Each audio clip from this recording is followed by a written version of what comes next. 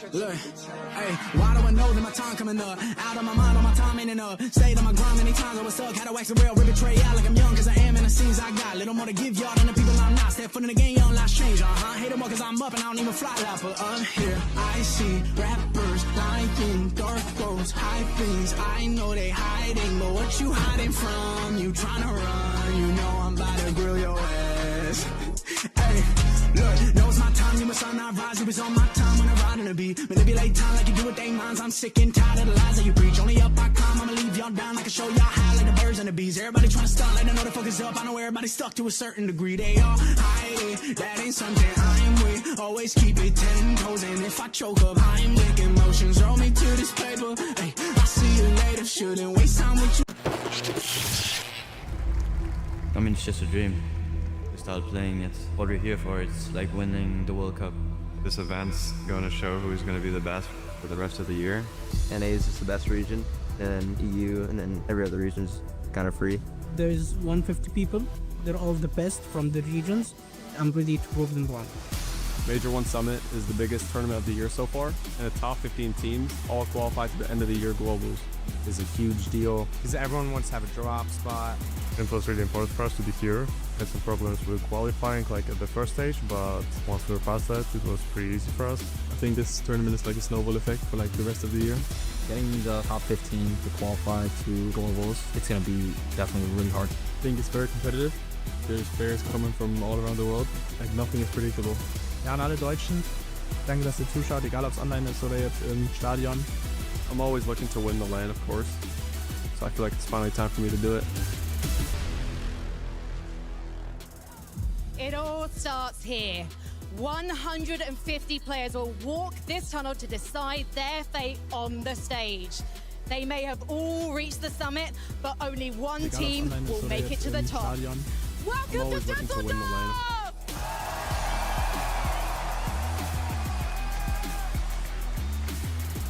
Boy, does it feel good to be back on this beautiful stage in front of all of you beautiful people watching here in the arena and at home.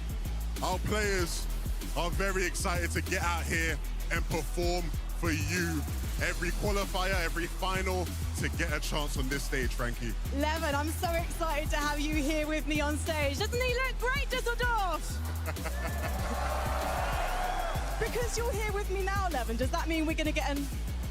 Are you ready? Ooh, I don't know. I mean, if they want it, maybe, but they're going to have to work for it, Frankie. I think they're going to have to work for it. Should we do a little test now? If you guys want to know you're ready this weekend, you're going to have to make some noise. So, Düsseldorf, make some noise!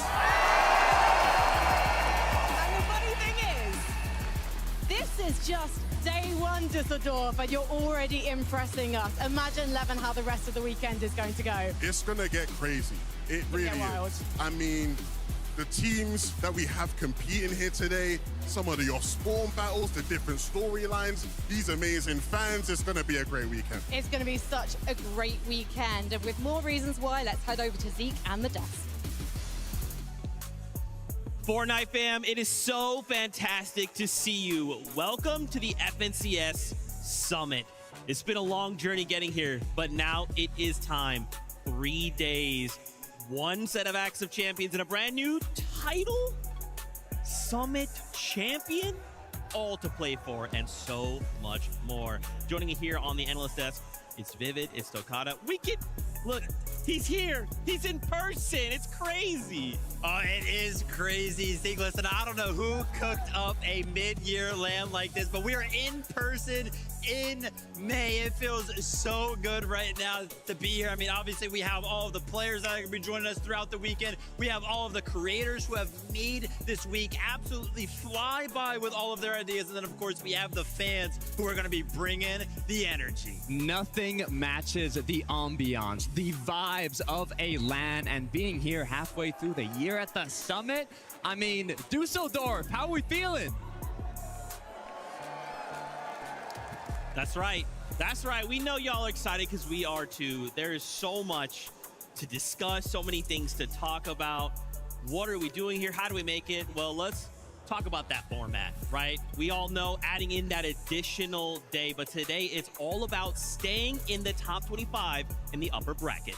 Yeah, we've seen a format just like this before, but it's been some years, right? We've all kind of fallen out of familiarity with this, so I think this weekend is going to be absolutely crazy. Everything's going to be switching up. Today, we're going to be focusing on the upper bracket 50 duos who qualified through their regional FNCS.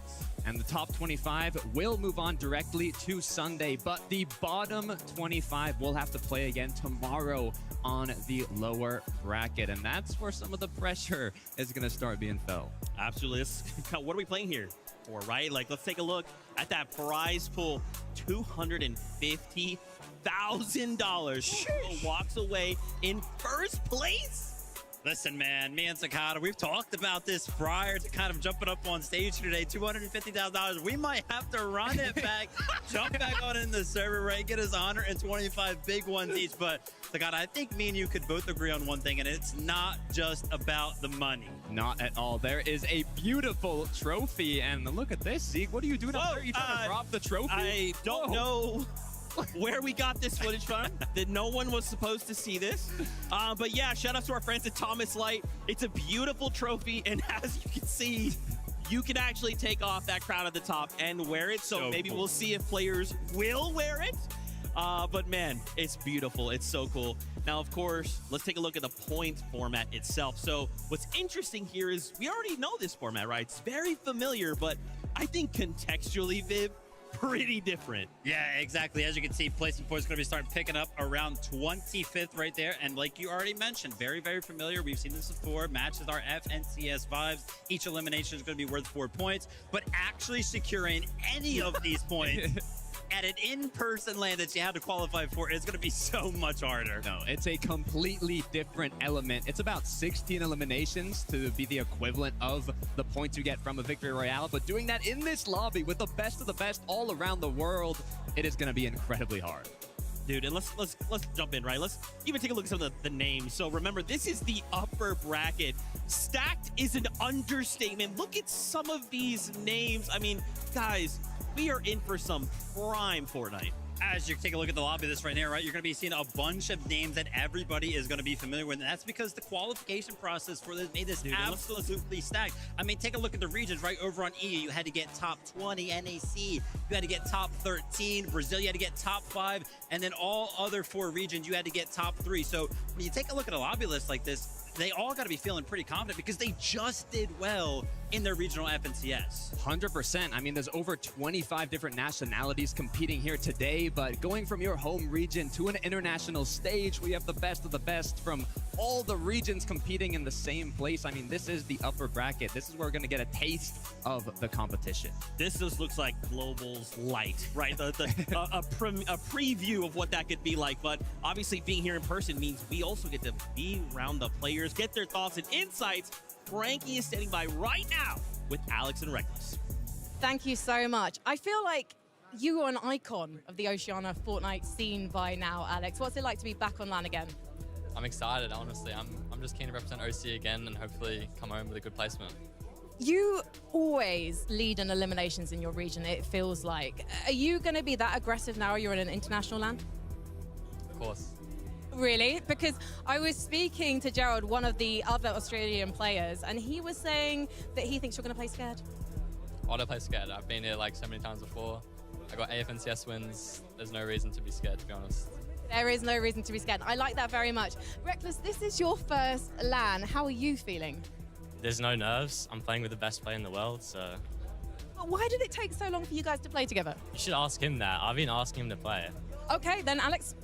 Honestly, we played a tournament ages ago. We won the tournament. I always knew Reckless was good. And just stuff didn't align until the start of this year. And I needed someone to play with. I was like, why not get the best IGL in the world? You know what I'm saying? Is the stuff not aligned because you retired for 2 years? And that, yeah. What brought you back? I just missed the feeling of winning. And now you've got the feeling of winning with Alex. We are gonna, at LAN, we're gonna feel that at LAN, but you've got to achieve it first, boys. There's 3 days of competition to go before we can declare you the winner. So we're gonna head back to the desk. I love getting to to be around these players, right? Get their thoughts, get their insights. Reckless sending some shots Alex's way. It's all good though, all for the love of the game. But that was one of your recent champions out of Major #1. So what better place to start, especially when we kind of get together on a single battle bus, than kind of check with our champs, right? Yeah, these, of course, are going to be all the duos that we're going to be keeping a spotlight on throughout the weekend. Namely, you know, because think about the meta right now. Our Major 1 was just simply a month ago. So all of these winners of their regional championships, they got to be feeling pretty confident coming into this thing. And they got to be feeling pretty comfortable as well. Or are they going to be feeling comfortable, right? When you take a look at the duo like Alex and Reckless, they won their regional FNCS from Sandy Strip. But they're actually opting to go ahead and switch that up, which I actually do kind of like, because they're going for an uncontested split shot, which is just to the south of Sandy Strip. So they're still going to be landing in an area that they are familiar with. A little bit of a change there, but they've had a month to prepare. I'm sure they're feeling good. Yeah, if we look at Alex's previous performances at international events of this caliber, we've got 49th, 45th, the best one being 24th. So Reckless was saying, what took you so long to pick me up? Well, maybe now's the time. They stopped going to the best POI on the map and being contested. Now, not as good as a POI, but uncontested. So will that be the difference they needed to get a top placement? That's so interesting, right? Because like obviously when you're in your own region and you're kind of running that region or making big moves or considered a tier 1, you're thinking like, hey, if I claim something, that's mine. But now you're gonna go, hold on a minute, there's all these other regions that may want to contest that as well. Kind of makes things a little interesting. Yeah, it definitely shakes things up, of course, which is why, you know, securing your drop spot at a, you know, a LAN like this is just so difficult because so many regions kind of come together and want those strong, powerful spots. But being uncontested, we've seen it before, we talk about it all the time, it is such a big advantage. It definitely is. And speaking about uncontested, moving on to the Brazil region, Gone and Knight. I love this duo. Look, talk about chemistry. They've been playing together for over 3 years. Wow. In the 2024 Duo Global Championship, Gon actually had to play with a backup player, got 17th with Quanti, unable to secure a major finals win.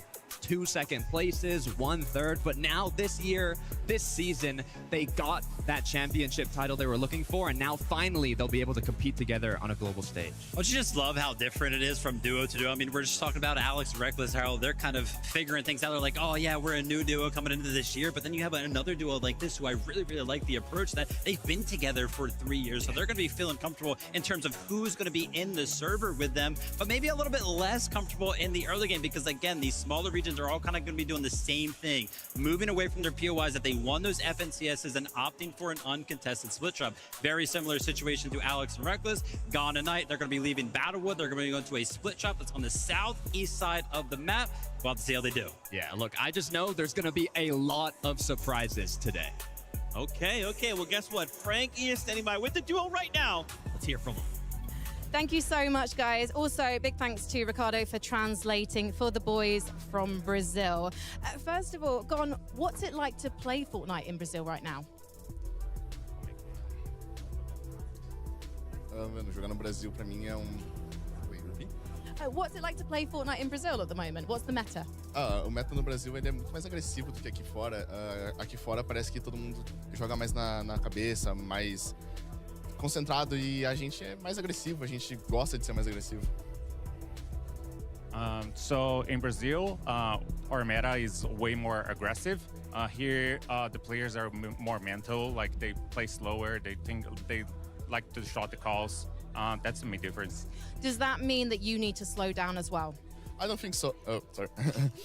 Eu acho que não, porque isso, pra mim, é o meu estilo de jogo ser mais agressivo. Eu sempre me dei bem fazendo isso. Até mesmo na LAN em 2024, no Pro-Am em 2025, então acho que eu vou continuar fazendo a mesma coisa. I don't think I need to slow down. I think I have a very good playstyle, and I think you can pull it off on this stage. Obrigada. Knight, this is your first LAN. We unfortunately didn't get to see you play together back in 2024. So what's it like to finally be here in Düsseldorf? É a sua primeira LAN. Como é que você está se sentindo estar aqui na Alemanha? Eu tô me sentindo muito feliz e muito realizado pela primeira vez conseguindo jogar aqui, né? Da última não consegui o Visa. E tô muito feliz de estar aqui com o Gon, principalmente. E é isso. I'm very happy. I'm very happy to be here with Gon. I got my visa this time, and I'm just looking forward. Well, good luck, guys. Obrigada. Let's head back to the desk. You know, Takata, I'm excited, right? In Brazil, they said to themselves, they like to get a little more active. They like to take the fight to other players, but this LAN setting might be a tiny bit different. Look, the good news for Ghana Knight is above them, there's 6 duos contesting each other. Not the same spot, but basically from how close they are to each other, so they will definitely have the opportunity to play aggressive. All right. Oh, go ahead.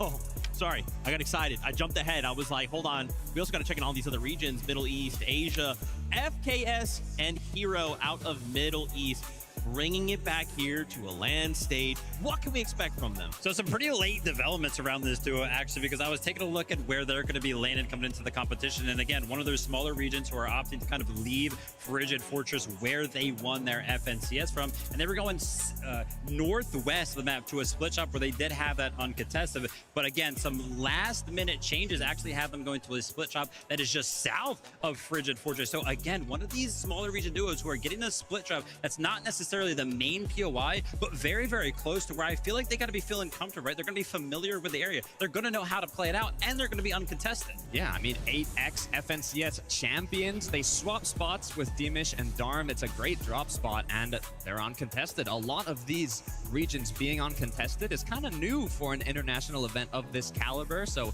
having the second most FNCS wins of any duo competing today, I'm excited to see what they do. You know what else I'm excited about? It's got to be Yuma. It's got to be Koyote. When I think back to this duo, kind of go to the same place. What kind of new tech might we see out of them? Obviously, there's would love to talk about that and their off-spawn situation. Yeah, absolutely. I love the fact that Z kind of points it out because I expect to learn something every single time that I watch this duo play. So I'll be looking forward to something crazy kind of happening this week where we're going to be like, wait, what? You can do that? I love to see it. I mean, not only that, they're always breaking records, making history. In the 2025 Major 3, they won 8 out of 12 matches in trios. They even, look, we had some practice games yesterday, and they ended up winning the first match. Now, it was a practice game, but I think they're feeling quite on fire for today. Yeah, but I feel like that's going to add so much to the confidence as well. Again, kind of continuing this trend here with these smaller regions. They're going to be leaving Dark Dominion and opting for a split job that's going to be just to the west of Wonky Land. So it'll be interesting to kind of see how that one plays out for the duo. Interesting stuff, man. You guys getting me excited. Like I'm trying to contain myself because I love being in this environment with this amazing crowd. We got to keep the conversation going, right? Let's bounce on over to EU, Sky and Scroll. The talk of EU, but what's interesting here is obviously their off-spawn situation. They're splitting with Venno, right? So what might that mean for this? Yeah, it's going to be kind of crazy. I got to talk about Sky and Scroll for a minute here, and I'm going to use 2 words to kind of describe this duo. The first word that I want to use is dominant. Obviously, we all kind of watched that EU FNCS, and that's exactly what they were. They almost won by 100 points, which is pretty much unheard of in a very, very tough region like that. The second word that I want to use is influential, and the reason why I want to go ahead and use that word is because shout out to a player that we're unfortunately not going to be seeing this weekend, Queasy. He went ahead and tweeted out a couple of weeks post Major 1 finals. He was like, wait a minute. All of a sudden, Higher Ground just kind of feels free in this divisional cup. Like what's going on? And then a well-known coach in the region, Raz, went ahead and replied to him and was like, well, yeah, dude, everybody must have VOD reviewed Sky and Scroll and how dominant they were from the low ground. And now everybody's on the low ground. He was like, dude, try playing low ground right now. It's an absolute mess. So Sky and Scroll played so well in EU Major 1 that they pretty much changed the sentiment for how players are actually playing the game. They literally changed the game. I mean, over 100 points from second place. They dominated EU. But if we focus back on that early game, I'm curious to how it's going to play out today. They have Curve and Venno directly south of them. And the thing is, what they excelled in the major finals on EU was, you know, we have Net Surge now, and they just did not take damage. They were so good at not taking damage. They would build up by their drop spot. They would get significantly more damage than they received, and they were just so consistent. So can they keep it on an international stage? Well, as much as we love talking about them, why don't we talk directly to them, because Frankie is standing by with them right now. Why not indeed, Zeke? Scroll. Before this year, you've never placed inside the top 5 of a major, and now you're going into LAN as the favorites. How did you turn this around? I think we just practiced while everyone was basically sleeping, and then we used it as,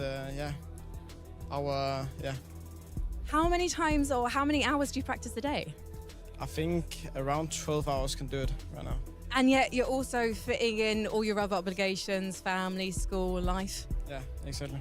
That's incredible. But you did place 28th at our last Globals in 2025. What do you think held you back there?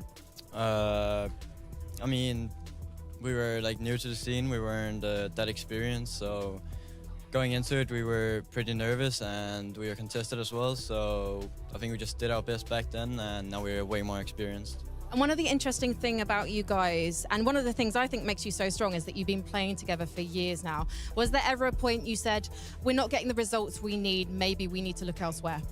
Yeah, I mean, there was a couple of times where I dropped school for a short period, tried playing with some other people, but it just didn't better, and we decided to play again and just stick together and improve. So I want to ask you about the fact that it seems like all the teams have been watching you and reviewing you, and now they want to go for the low ground as well. Does that mean you have to flex now and set a new meta? Yeah, I mean, we'll just go high ground every game now. See, I don't know. Can I trust you? Are you thinking the high ground is now king again? I don't know. We'll see. We will see. Okay, one quick question, okay? You are going to be dropping at North Battlewood today. Everyone here, all the other players knows that's your domain. But Venno and Curve dropping below you, we know they like to make those sneaky lurk plays. Have you got a message for them? We're ready for it. Are you? Because Venno, I think you might have just heard that. You're standing by, right, at the Telestrator with 11-2K and Mini Miner? That's right, from the north side of Battlewood all the way down to south, we are here with multi-regional FNCS champion Venno. There he is. He is here. Now, of course, you guys won from the north side of Battlewood. Now here this weekend, you're landing at the south. Why? I didn't want to contest them. I'm playing with a controller player, so it's a little hard on LAN to be able to get the guns. And they have very good drops, to be fair. Yeah, we saw that in EU, of course, didn't we? I mean, Battlewood Boulevard, a very good drop spot from Sky and Score. We've seen them play it in a very interesting way as well. The way that they actually end up playing this drop spot is really, really important, I think, in terms of the way they actually went and won that FNCS. They sort of based up on one of the hills just outside, as we'll have a look right here. One of these hills just up on here. We saw one of them going there, and then, of course, another one looting up in here. Then, of course, going back to that base up on top of that hill and waiting for the storm to come on in, playing a lot more of that storm. So do you think they can play that same way this weekend? I think they're going to try to also mix it up a little bit. I'm not entirely sure what their plan is, but can I mark? Yeah, of course you can. All right. So in the grands, they would play this position here. Obviously, one would play main and hide out. But I think one thing about it that I wasn't really a fan of was they played the same way for 3 months straight. Now, if you play the same way for 3 months straight, people are eventually going to find counter strats. And what I felt happened was people didn't counter strat it. The same people kept coming and you kept getting damaged. They kept getting damage along here, along here, along here, and I don't think they should have. If you play the same surge base for the 3 months, you really shouldn't be getting damaged. But they won the grands, so I guess what can I say? I think that actually is really important as far as how you guys played the spot on NA, right? Because on NA, you know, you spent a lot of the Div Cup sort of running to center, but then when it came to grands, you decided, yeah, we're just gonna fight everybody around us.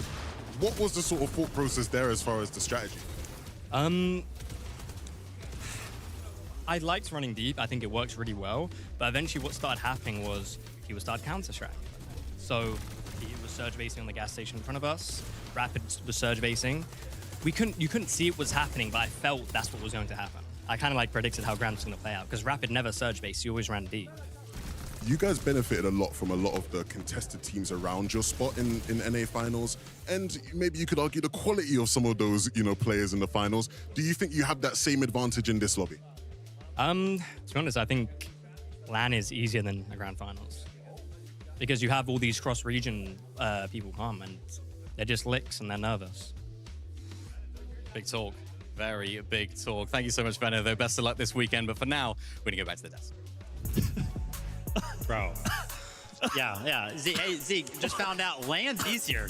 LAN's easier. Only Venno. Yeah. Only Venno. Well, when you're Venno, you can say that. I guess many people can't quite say that. Shout outs to Venno. Love, again, this kind of environment. We can talk directly to them. We obviously have our ideas and we can kind of put things together, but hearing from him directly, so awesome. Now, another region we wanted to talk about here is champions, Kanata and Victory. Kanata really said, all right, NAC, this has been a great time. I'm going to go play West and just see how it goes. Oops, I won. I mean, obviously, his plane ride wasn't as far as Veno's in terms of switching regions here, but Canada, yeah, opting to go ahead and go towards NA West after finding, couldn't really find a duo here on NAC, but I gotta tip my hat to the duo because they talk the talk and they walk the walk. Hey, listen, we can win on NA West very, very easily. They did it. No, they did it easily too. They pushed the teams on NA West off of their drop spot at Sandy Strip. They said that is ours now. Issue is it's harder to do that on an international stage. They've got players like Chino and Pablo right beside them. This is a duo that won 2 of the practice games. The only duo to win more than 1 practice game yesterday. Some of the best in EU. You also have Mini and Fu dropping close by, and even Cold and Rapid east of them. This is going to be a lot more difficult than some might think. Yeah, absolutely. Obviously, the way it's kind of panning out, looks like Canada and Victor V might get that west side of Sandy all to themselves and kind of let the other 2 duos just kind of scrap it out. I think that's obviously like a big advantage because you can potentially go ahead and pick on those duos while they're fighting if it ends up panning out. But, Canada, man, we know this guy for the experience. 29 total FNCS finals appearances, has yet to miss one. He's just so good. He has the experience. So if there's going to be anybody on the map that knows how to take advantage of a couple of duos fighting in the surrounding area, it's got to be this guy. Oh, man. And we've seen him get wins on LAN before, right? When that happens, we get the big reaction. Brace. He's loud. He's going to be jumping out of his seat. Someone's going to take a picture of him mid-air, and it's going to be the greatest aura moment ever. I'm excited for it. I'm excited to see it happen. Oh, my gosh. Anyway, you know what? I'm getting word. Frankie's standing by right now with Canada. Not just Canada, Mini PO as well. And first of all, Canada, you did so well, top 5 at Globals last year. So I'm curious to know why you're landing now at Sandy Strip, because potentially you're going to be triple contested here. Is this going to wreck your chances? I mean, I'm going to try my best landing here. The reason why I'm landing here is because I won out of West landing Sandy. And I feel the most confident landing here. And I know that the entire area around Sandy. So it's even if I can't play with all the loot and anything more than just the left side, I'll still make it work. I'll still make it happen, and I'll still qualify to finals, no problem.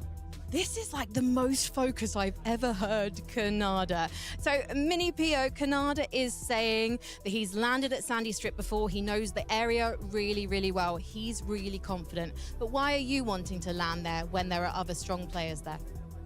カナダさんはこのランドマークよく分かってるし、すごく自信があるんですので、あそこに降下するんですが、じゃあどうして同じランドマークに降下してショートファイトしたいですか？今シーズンずっと降りてて、カナダたちも強いけど、俺らの方が強いですよってことを証明してみせます。So yeah, we've been landing the same spot the whole season, and obviously Canada is a very strong opponent. We understand that, but we're gonna still fight it, contest it, give our best, and probably win. Do you have to change your approach now that you're on LAN? 今オフ大会に来たんですので、普通より戦略が違うことがあるんですか？いや、そうですね。本番になってのお楽しみで。Yeah, I'm just enjoying that we're actually right here on this final, the actual tournament. Mini Pio, we're excited to have you here. Canada, one last thought from you, because you know that Pablo and Chino are the other duo who are going to be landing Sandy Strip. Have you got any words for them? Pablo and Chino, if they play their game right, they should easily top 5, I think. But if they're trying to grief us, we're gonna grief them right back. So. All right, can I ask that the observers, can we just watch Sandy Strip at the start of the first game, please? Let's head back to the desk. We might just have to, Frankie, and I agree with her. Canada, normally he comes out, he's big, he's loud, smiles all around. He's got a bit of focus going on right now. It's a little odd, right? Even Frankie immediately called it out. Where's the energy, man? He's not jumping up and down, screaming. I'm sure we'll kind of see it throughout the weekend for sure. But yeah, cool, calm, and collected, which hey, love it. Absolutely, bro. You know what? And if you've been any kind of tapped in to Fortnite at all, the story leading into Summit has been Clicks versus Peterbot. It kind of started with Peterbot kind of being like, all right, Clicks, let me kind of mess around. Let me see what's going on over here. And then he's like, all right, I've had my fun. I'm going to go this way. Then Clicks was like, wait, I'm contesting you now. Zeke, Fortnite fan, please excuse me for the next 30 seconds. I am taking my unbiased mask off, and I am putting on my biased one as I am from NA. What the heck are we doing, regionally speaking, man? Everybody just wants to go head-to-head. Everybody's like, oh my gosh, you're from NA. Why don't I just go ahead and land on another NA player? What the heck? I mean, obviously, Clicks versus Peterbot. We've talked about it all throughout Major 1. Okay, Viv is back. Dude, we get to watch like 2 of the biggest names from a region go head-to-head immediately off spawn. As I'm currently saying that, I do apologize, Fortnite fan, because honestly, I don't think anybody here up on the desk knows what's actually going to happen off spawn. I mean, Clicks and Higgs, they were talking all of the talk. They were like, dude, we're going to land on you guys, yada, yada, yada. And then we got here and practice games were happening and conversations were happening. And now, Takata, it seems like Clicks and Higgs are going back to wonky. I mean, that's the good news for you, Vivid. You said you didn't want to see it happen. I don't think it's very likely that it will happen. I mean, on the drop map, Peterbot and Clicks are marked as contesting each other. But based on the practice games, Clicks was winning basically all the off spawns in Wonky against Shark and Teeny. So we'll see if they decide to actually commit to the Squibbly, but I think more likely we're probably going to see them at Wonky. We hope, right, Viv? We hope. That's all we hope for. All right, Frankie is standing by right now with a duel. Frankie, good luck. Yeah, I think I need it because I've just seen some footage that these two were fighting in the back of my interview with Kanada and Mini Pio. Pete, can you explain yourself, please? That was nuts. That could have been anyone, bro. Really? I'm not so sure because there's only one Clicks. You said both of us were fighting. Only one of us were fighting. It was me fighting him. Oh, well, why are you trying to knock him out the game before you've got into the lobby? Well, he's actually landing on me. Is he though? Because it sounds like you're trying to land on him, but no one believes that you're landing on him. You know, media says a bunch of stuff, but the real truth is I'm 6-0 him today. I'm landing on him, and I'm eliminating him. Oh, so are you landing at Wonky Land too? No, he's landing on Squibbly apparently, but he's lying. There's no way he lands Squibbly. He's a good boy. He's gonna go Wonky Land. I mean, yeah. So, Pete, what would your reaction be if he did come to Squibbly Shores today? Honestly, I just respect him more because of what I do to him all year. So, I mean, I can't even be mad, you know what I mean? But haven't you beaten him off spawn before? Yeah, I actually, he actually conned me at Wonky. I 2v1'd him, and then they left like a good boy that you are. Am I talking to a bunch of good boys here? Definitely not. He's the good boy. He's the reason. He's gonna get that last low key. Okay. But you gotta understand, he actually looks up at me when I talk to him. As you can see, like, look, he has to look up to me. I'm 6'1". He's what, 5'4"? Okay, so just be a pair of good boys for me now. Sit, stay, let's head back to the desk. What is happening? What is happening? All right, anyway, so yeah, we still don't know. Still have no idea, right? There's this is only going to be settled once the game actually starts. But, you know, Takata, if this is real, if this is a situation in which they actually are looking to contest each other, I feel like for me, I'm kind of looking at, like, expectation versus legacy. Yeah, I was fully convinced Clicks was going to go Wonky, but after that, I'm not sure. Now, to answer your question, Zeke, we can look at Peterbot, and if you look just at the placements from Peterbot, they're really not bad at all, but people are like, is he starting his downfall? Like, what's going on? Because if you look at the prior 2 years, 2025, second, first in the majors. 2024, second, first in the majors as well in duos, and even winning the global championship with his duo, Poyo. Since then, it's really hard to live up to those expectations, but on the other side, you have Clicks, one of only 5 players competing here today to have qualified both to the 2019 World Cup and here at the Major Summit LAN. So if they do go head-to-head, I mean, I'm excited for it. Man, obviously you're kind of talking about the experience on one side, the expectations on the other. I'm a little bit worried about the mental side of things, right? I will say that they did look like they were in light spirits, right? It seemed like they were kind of being friendly, obviously, kind of bantering behind the Kanada interview when we did kind of check them out there. But for Clicks, man, it seemed like Major number 1 is locked in, right? Him and Higgs just seemed like they wanted one thing and one thing only, and that was to go ahead and win Major 1. But now it kind of seems like there's like some more jokes, right? Maybe that'll help them out. I don't really know, but it just seems like a little bit less locked in, which could really actually help them out if you think about it. Okay, but in a world where this actually goes down, and again, we don't know. I feel like we've just been pulled back and forth. We're like, we come in going, yeah, they're being contested. Then we see these practice games like, wait, they're over there. That's not where you're supposed to be. And now we're getting these testimonials from them directly. If they actually contest each other, how does this go down?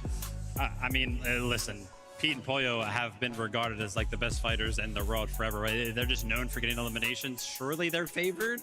I don't know. Look, if that happens, I'm looking at Acorn Bolts, NA's Last Hope, maybe even Cold Rapid. They're going to have to make something happen because with Pete and Clicks going head-to-head, I don't know how that's going to end up. Oh my gosh, that is so crazy. Obviously, again, I love hearing from the players. The vibes, the energy here, being on LAN has been incredible. There's so many things like getting to hang out with these players, hear from them. And we have a bunch of co-streamer booths happening here as well. The crowd is here, guys. The vibes this weekend have just been incredible.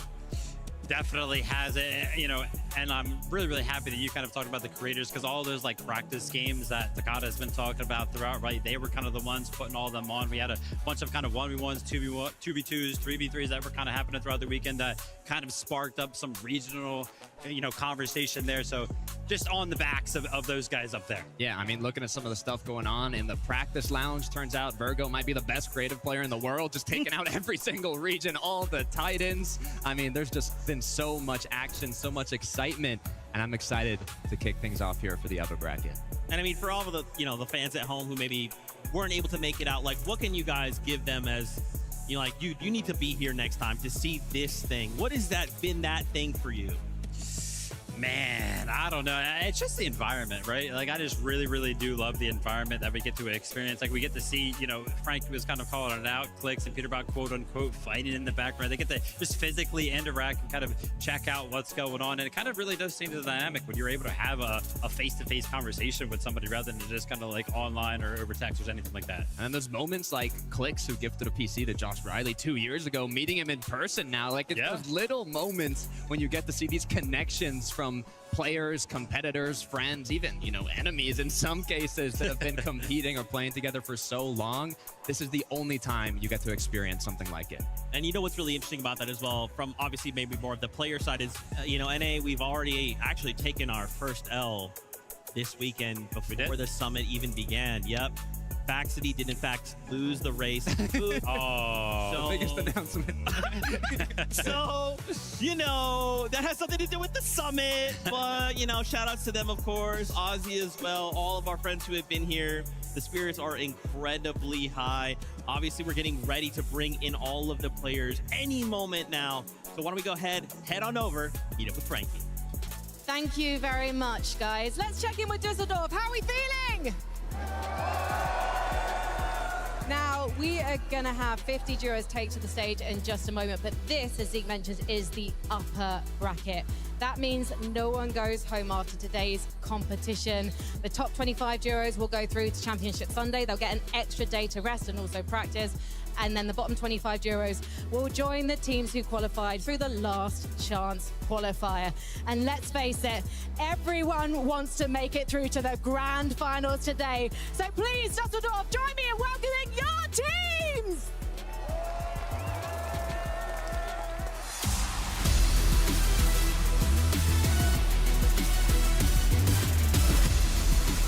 The journey to summit was slow and steady, but now it's a sprint to the top with Vico and Malabuka looking to take it all. Give it up for Fast Stroking and Repairs. With an FNCS fairy tale run, they're looking to make history. Check out the Leviathan duo Leiva and Romero. Es la hora de ganar para Argentina. Let's get it.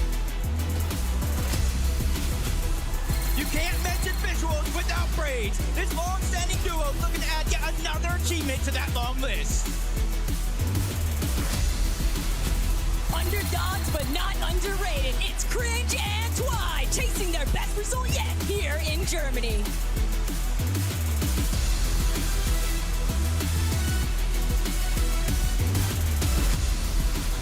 All rise for the kings of NA West. It's Ganada and Victor B. These guys are looking to add another crown to their collection. They're T1 players in EU for a reason. The Polish powerhouse Storm and Dimish, ready to shake it up. It's Yakko and Panzer. Catching fire has never looked so easy for these guys as they look to burn through the competition. Straight from Oshi, it's Resides and Tinka. A couple diamonds in the rough, but let's see if they can polish things up and come out on top.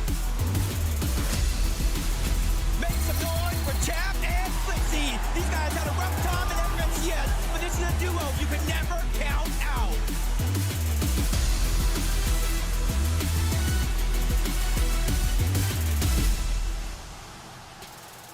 to talk to you guys, Vico and Malabuka. To me, it's crazy that you two aren't regarded as some of the favorites in this competition. So much success in Div Cups, 3 FNCS major wins between you. Why are people underestimating you right now, Malabuka? It's fine. We don't mind that we're like on the radar. We'll just show ourselves in the finals. Do you think people are going to give you space at Frigid Fortress today? I mean, they can try to stop us. We'll just force it out. And I think all the duos should be listening to this man. I'm just going to pop in between you. Vico, you tweeted today about being nervous. This is you. Do you need a tech talk? Yeah, I mean, I woke up today not feeling my best, you know, but since I got my GOAT right here, my best teammate ever, you know, I'm feeling confident. I talked to my mental coach, Pappy.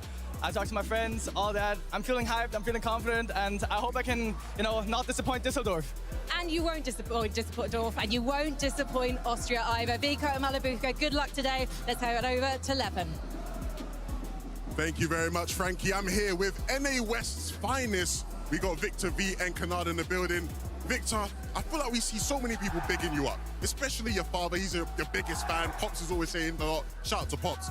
But I want to see you big yourself up. What does everybody in this arena need to know about you today? All you guys need to know is that me and Kanada, we're just going to dominate today. You know, make it off spawn, dropping 20 bombs every game. You know, that's just how we're moving today. Of course, Canada. The off-spawn situation, there's been a lot of question marks about it. It looks a bit confusing to people. What's going to happen today, from your perspective? What's going to happen is I personally think me and Pablo are going to qual up or to finals, and the Asia team is sadly not going to qual because they're conning our side. I'm not going to let that slide. What's going to happen if anyone comes to your side? I mean, obviously, we're going to eliminate them.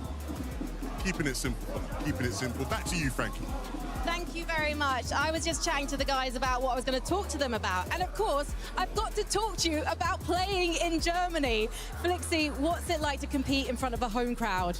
I mean, it's an unbelievable feeling playing in my home country. I'm really hyped and I'm happy to everyone be here.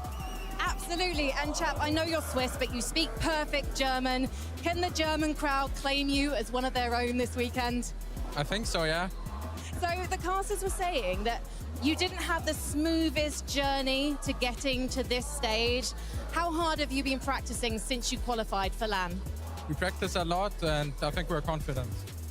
And Flixie, you have got so much experience at a LAN like this. What's the key to success? I mean, I think the biggest key to success is to just play like at home and like not be nervous and yeah, just be confident.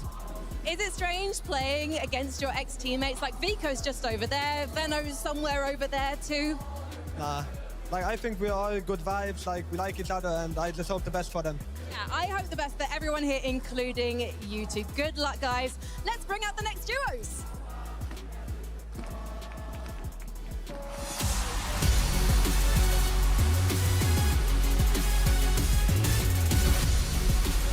It's Thomas HD and Focus. This duo's a lethal combination of experience and raw talent, and they're not going down easy. Walking in now, it's Cringe and Volko. These guys are in it to win it, so let's see their ambitions be made a reality. A new duo enters the scene, a man and Trickster. Rising through the Middle East, looking to prove themselves on the big stage. Coming in on a hot streak, it's LB Works and BOT. They rose to the top of Asia, but now it's time to break through globally. Hailing from the north, it's iDrop and Marius. They're here to showcase the massive potential of their raw skill.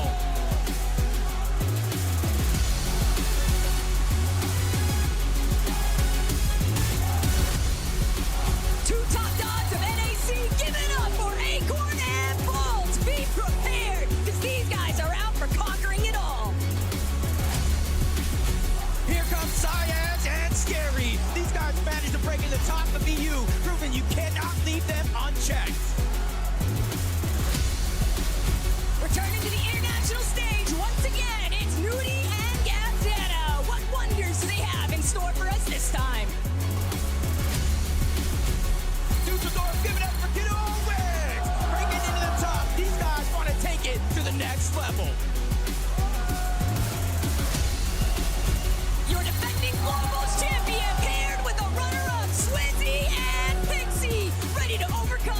challenge sent their way.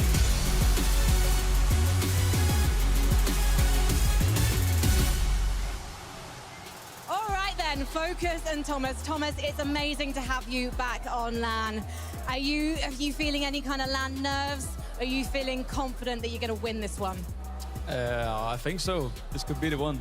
It could be the one. I know Denmark's behind you. For you, Focus, what's it like knowing that you have such a mechanically skilled duo?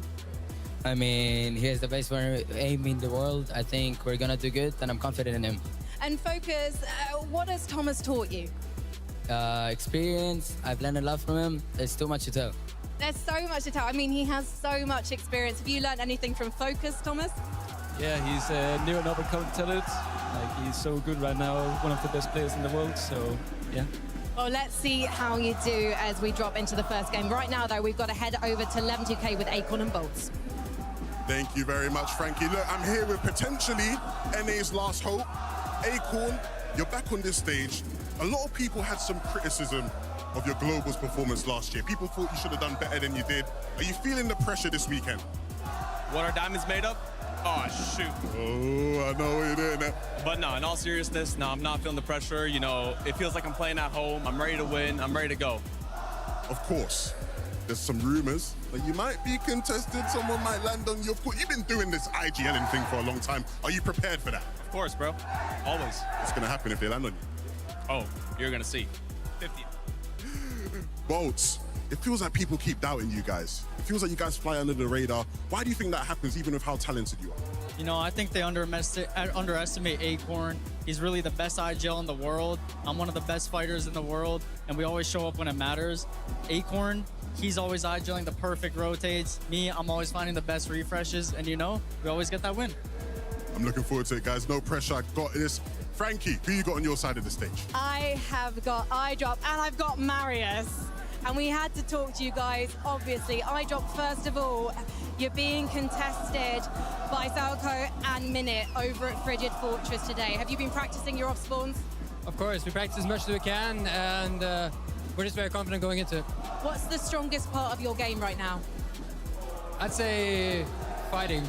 Like, we're just crazy at fighting, both of us. So in other words, you're quite up for an off spawn battle. Yeah, of course, always. And I have to talk to you because, Marius, look at your fans. The Gentlemates have turned up. Have you got anything to say to them? Yeah, I appreciate the love, and I love you too.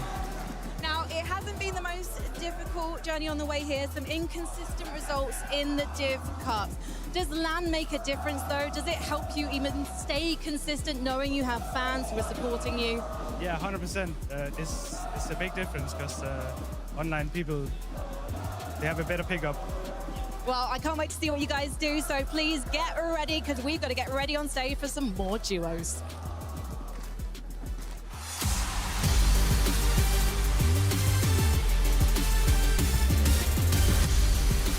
Couple Polish favorites, Cammy and Hottie. They've been flying under the radar in Europe, and now's the perfect chance to take over. Here comes Agers and Ritual with an impressive second place finish in the NAFNCS. They want to take it a step further. They want to take it all. Welcome Yargu and Carillion with a last-minute clutch performance to get them to the stage. They're not here to be counted out. Minori and Darkos in the house. They put in the work. They've earned their spot, and they're to make every second count.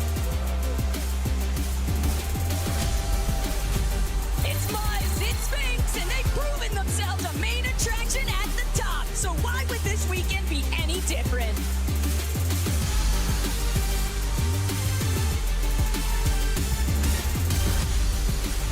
It's your NAFNCS champion, Benno and Curve. The team with 2 crowns and his right hand are here to take over the competition. The pride of UK, it's Nathan and Nebs. We know they're consistent, and now it's time to take some risk if they want to win it all. Welcome Randu and GRX. They clawed their way to the top of the region, but now it's time to ascend the summit. Coming in hot, it's Envy, Tyler, and Chance. A young duo brimming with untapped potential here to carry the next generation. you're not dreaming. It's Click, it's Higgs with a disappointing finish in Major 1. They're not here to play around. They're here for redemption.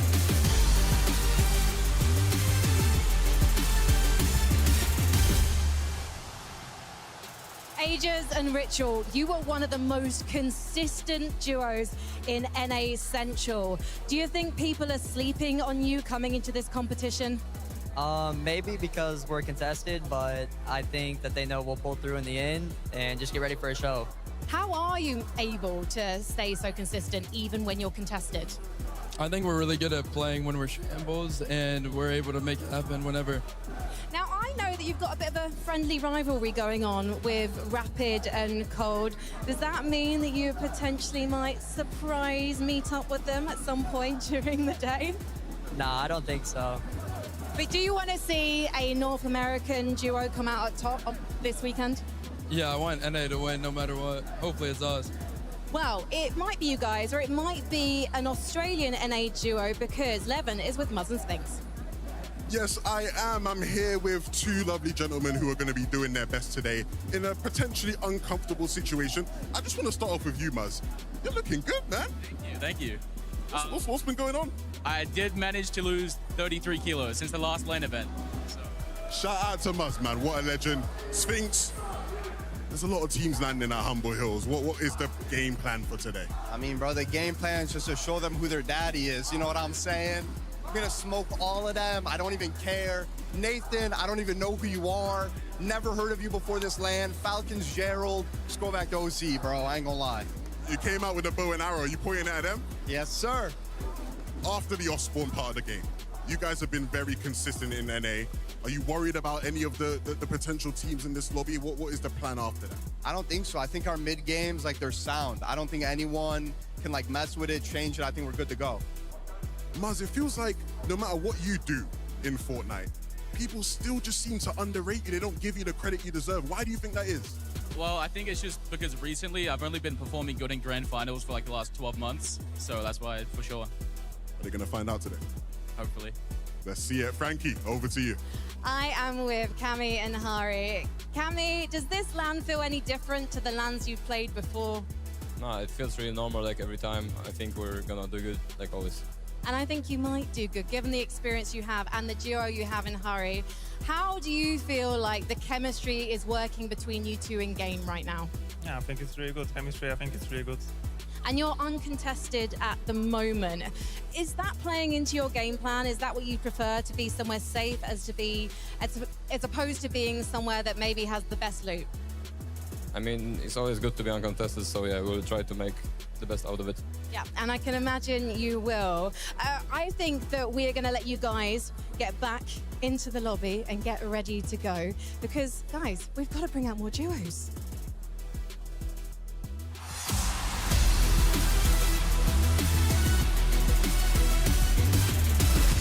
Shark and TD, the future of Fortnite, have arrived. The fastest rising duo, and they're looking to leave everyone in the past. Step it up, it's Cole and Madden. Their gameplay, it's nerves of steel, but can they keep it up here at Summit? Coming out of OCE, it's Faison and Gerald. Let the David versus Goliath story begin. They'll have their work cut out for them for sure. Say hello to Reed and Cooper. These guys are sure to put on a show, so let's see what you got. It's OCE's top dog, Alex and Reckless, the undisputed best on OCE. But it's time to test their skills against the world.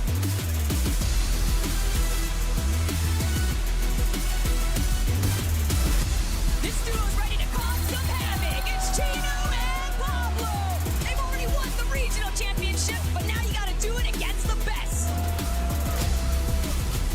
Give it up for X-Pawn and Doxy, some of the best NA West has to offer, and they're here to show they can't be counted out.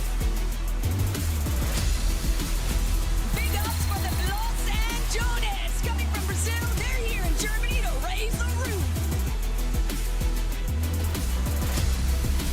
The Japan powerhouses Yuma and Toyota are back. They're looking to take on the international stage once more.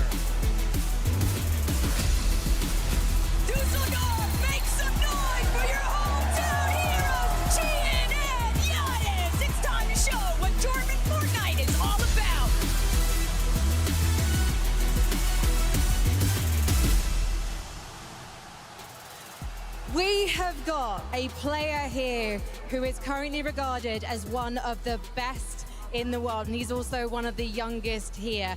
Shark, do you mind turning around for me so everyone can hear and see you answering this question? Because you actually reached out to Teeny last year to play with him, is that right? Yeah, And why was it Teeny you wanted to play with? I wanted to play him for like so many years because I just like the playstyle that he's playing. And you used to watch him before you went pro. Yeah. Teeny, what was your reaction when Shark, I guess an up-and-coming player at the time, reached out to you and said he wanted you as his duo? I mean, I was looking for duo at that time, so yeah, it was great. And did it surprise you how well it worked? Not really. Not really. So tell me about Wonky Land today. We think that Clicks might be landing on you. What are you going to do if he does? Just eliminate him. Just eliminate him. It's as simple as that, I think, Levin. Sometimes it really is that simple, Frankie. Look, I'm here with Cooper and Reek, and boys, it's not the best of situations to be in, right? You're fighting off spawn against, two of the best players in NA. What is the plan today, Reek, against those guys? Honestly, it just depends how it goes. See what happens off spawn. Recently we've been splitted in some tournaments leading up to this, and I guess we'll just play it by ear. If we get some good loot, might run them down. If not, we'll see what happens. If you do split it, but the games ain't going how you want them to go, is there a chance you just stop splitting it?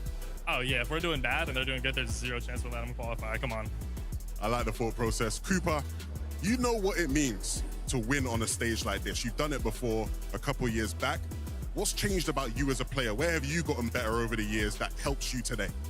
I mean, I've gained a lot more confidence since then, for sure. I've struggled with consistency. But, it's my first time being contested on LAN. I'm going in here with nothing to lose, so I'm gonna let everything out and I'm gonna do the best we can. Reek sort of said it. You guys have been fighting them a lot. Like, you've had a lot of practice against them. What do you think their weakness is? I think their weakness is, they're just trying to split it too much. Like, I feel like we're just gonna get our games griefed if we just keep splitting it. So I hope they bring the fight to us because we're ready for it. I like the sound of that. Look, Frankie, I know you've got some great Danes on your stage. What do they have to say? I do have great Danes. We've got Pablo and Chino. And boys, you are one of the favorites in this competition. You just exploded in Major 1. There were some questions at the start of the season, so how did you up your game? Just work hard and just don't give up. Just try to fix all the mistakes. And it looks like you've done that really well. However, it's going to be difficult today at Sandy Strip because you've got Canada and Mini PO's duos also landing near you. What's the plan? There's not really a plan. We're just gonna do whatever comes to mind, and we're gonna dominate this. Pablo, people are saying that Chino is the top 3 clutcher in the world. Would you agree? Yeah, And what about yourself?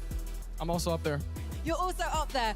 Top 1, maybe 2, maybe 3. We know that these guys have got each other's backs. Let's bring out our final teams.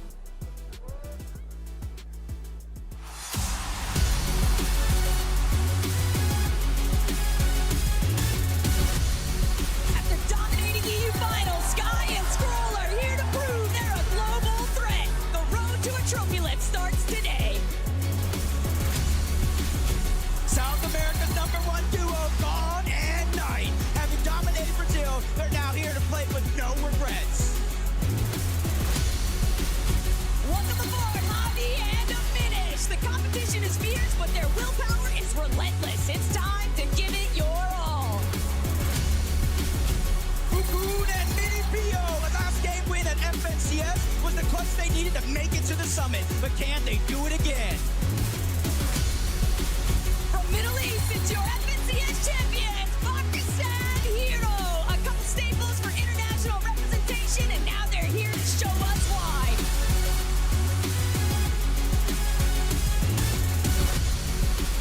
It's the terrors of Alavi, Peter Pan, and Pollo. One of Fortnite's most dominating duos are looking to have a flashback performance today. Give it up for Minute and Salco. A last-second pairing with Dream for first. It's time to make this summit one to remember. It's not hot in here, it's cold and rapid. They might have switched up drop spots, but the plan remains the same. Global domination. Watch out for Haman and Controller. They may have been second in Middle East FNCS, but now they're here to showcase their strength. Call to home field advantage as we open over early, and Reed's in here in Dusseldorf.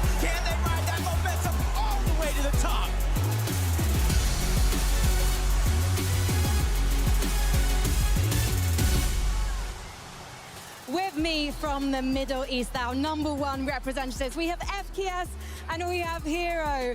And this is your 5th FNCS LAN, FKS. I think that makes you the most successful Middle East player in Fortnite history. What's it like to be back? I mean, I'm so excited to be here, and I hope that I can win the tournament. Do you think that this is the best we're going to see a Middle Eastern team do today? I'm sorry, I can't hear you. Do you think this is the best we're going to see an ME team place this weekend in a LAN? Of course, I mean, we're ready. I think you are. And Hero, we know that the skill gap is now closing because normally you guys win by hundreds of points in your region.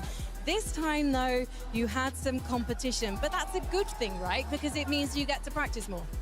Yeah, Middle East is improving and we're ready to compete against the world and be in the top of the world. I can't wait to see you try. Okay, now, Germany, I think Levin has got a treat for you. We got the fan favorites. Everybody make some noise for Noah and Rita! Boy, oh boy, Noah. There are a lot of players on this stage who grew up watching you, trying to be like you. Does that influence you have? What does it prove? What does it show? What does it mean to you today? I mean, it just makes me happy. I mean, we're both old, but we still got it. You know me? Absolutely, absolutely. Reason, everybody's supporting you out here, man. I saw someone who had a sign of your face somewhere out there. We got people representing you all over the building. What does it mean to have the fans here in full support of you? It honestly means everything. It was always a dream of mine, and I think every of the players here as well, so I thank you all. Of course, you have a lot to do today in-game.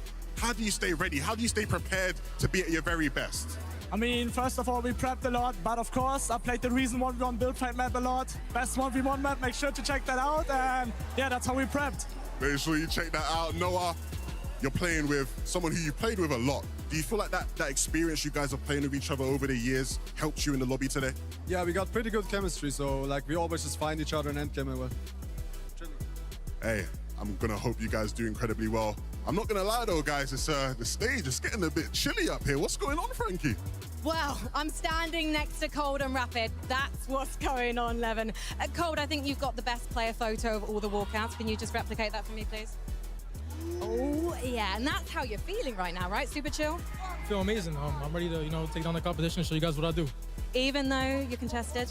Of course, those guys are horrible. You guys are gonna see. Okay, we're definitely going to have to keep an eye on 4 fields. Rapid, sometimes people are saying that this man, he doesn't practice, but that's not true, right? No, that's not true. He plays a lot. So what have you been working on the most going into this LAN? Wait, say that again? What have you been working on the most going into this competition? Definitely our end game and our chemistry. And what was up with the end game? We just weren't staying together, but now we fixed it. Okay, so there's not going to be any solo clutching. You're always going to be the 2 in the 2v1 situation, Cold. Yes, sir. And who is your biggest competition here on LAN before I let you go? Who have you got your eyes on? Nobody. Keep your eyes on these 2 desks. I mean, Fortnite fam, how can you not be hyped seeing this? I mean, all these players come out. This is the upper bracket. This is so insane. I mean, you heard duos coming out, getting the reactions from the fans. It is electric here. I mean, man, I feel a little vivid. As I kind of start to think back to the game, right? As I focus in on like having a good time, like, wait a minute, the game, it feels like there's one thing that's super important. It's having a game plan.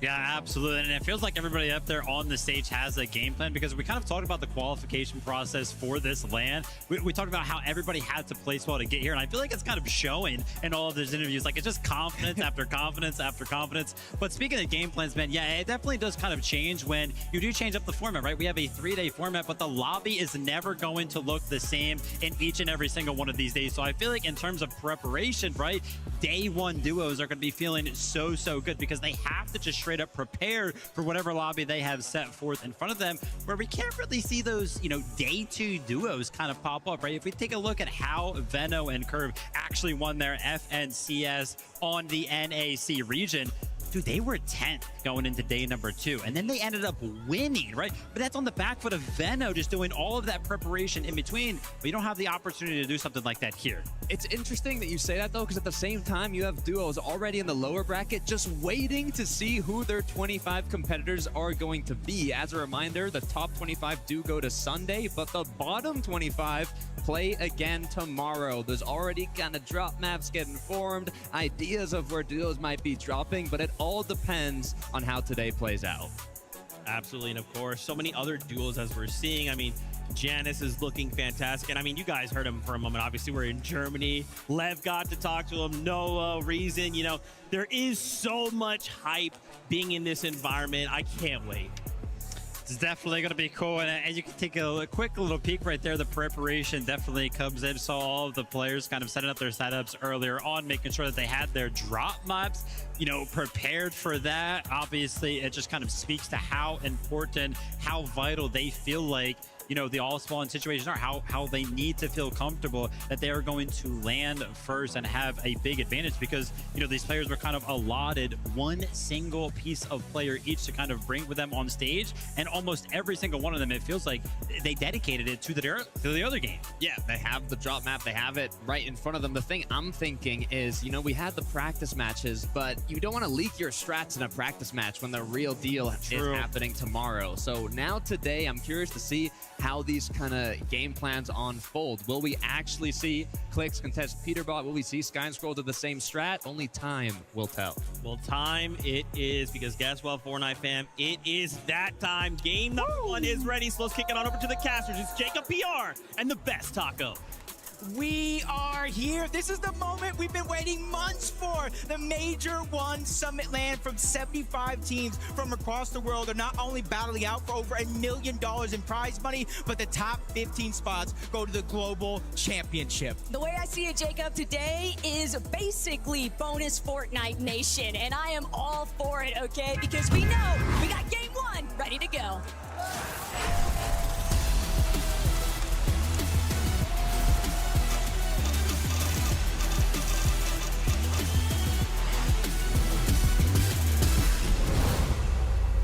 Just like that, Dusseldorf, our first opportunity to really gather what is actually going to pan out here across the minimap. Jacob, we've heard so many rumors, we've seen so many shakeups, and yet here today, it's time to figure it all out. Yeah, for months you've heard Clix and Higgs, Peterbot, Poyo, the rivalry for so long. They said, no, we're going over towards Scribbly Shores. Clix is claiming, hey, we've had enough of going against Peterbot and Poyo on their terms. Now it is our terms. It's now going to be under their own conditions, but we've also seen, we heard our analysts talk about it as well, in some of those practice games, Clix and Higgs actually went back to Wonky Land, and we're seeing it again. Clix and Higgs are going back to the drop spot they know the best.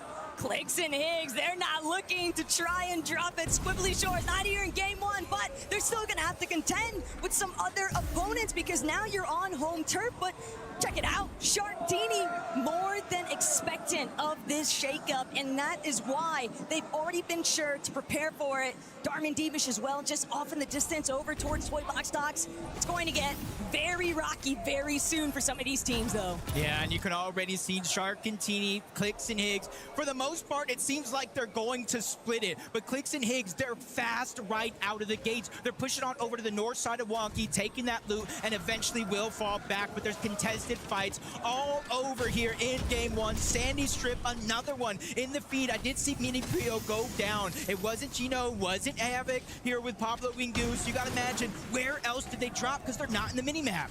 Chino and Pablo, though, they don't seem to really be all that minding of it. They're more than content to just keep gathering whatever they can find here at Sandy Strip. They know that there's bound to be a bit of a clash eventually with Victor V and Kanata, but it's no real surprise to see that everywhere else, it's not so sweet. Chap trying to escape over by New Sanctuary. necessary. Things have gone awry because Flixie, he's already been knocked, so now Chat has to play for the recovery. Yeah, they're already kind of searching where that actual elimination is. We want to know as well, it's actually going to be Flixie on top of the mountain. He did get it down onto Romero. You can see him battling in another 2v1 situation. He wins the fight.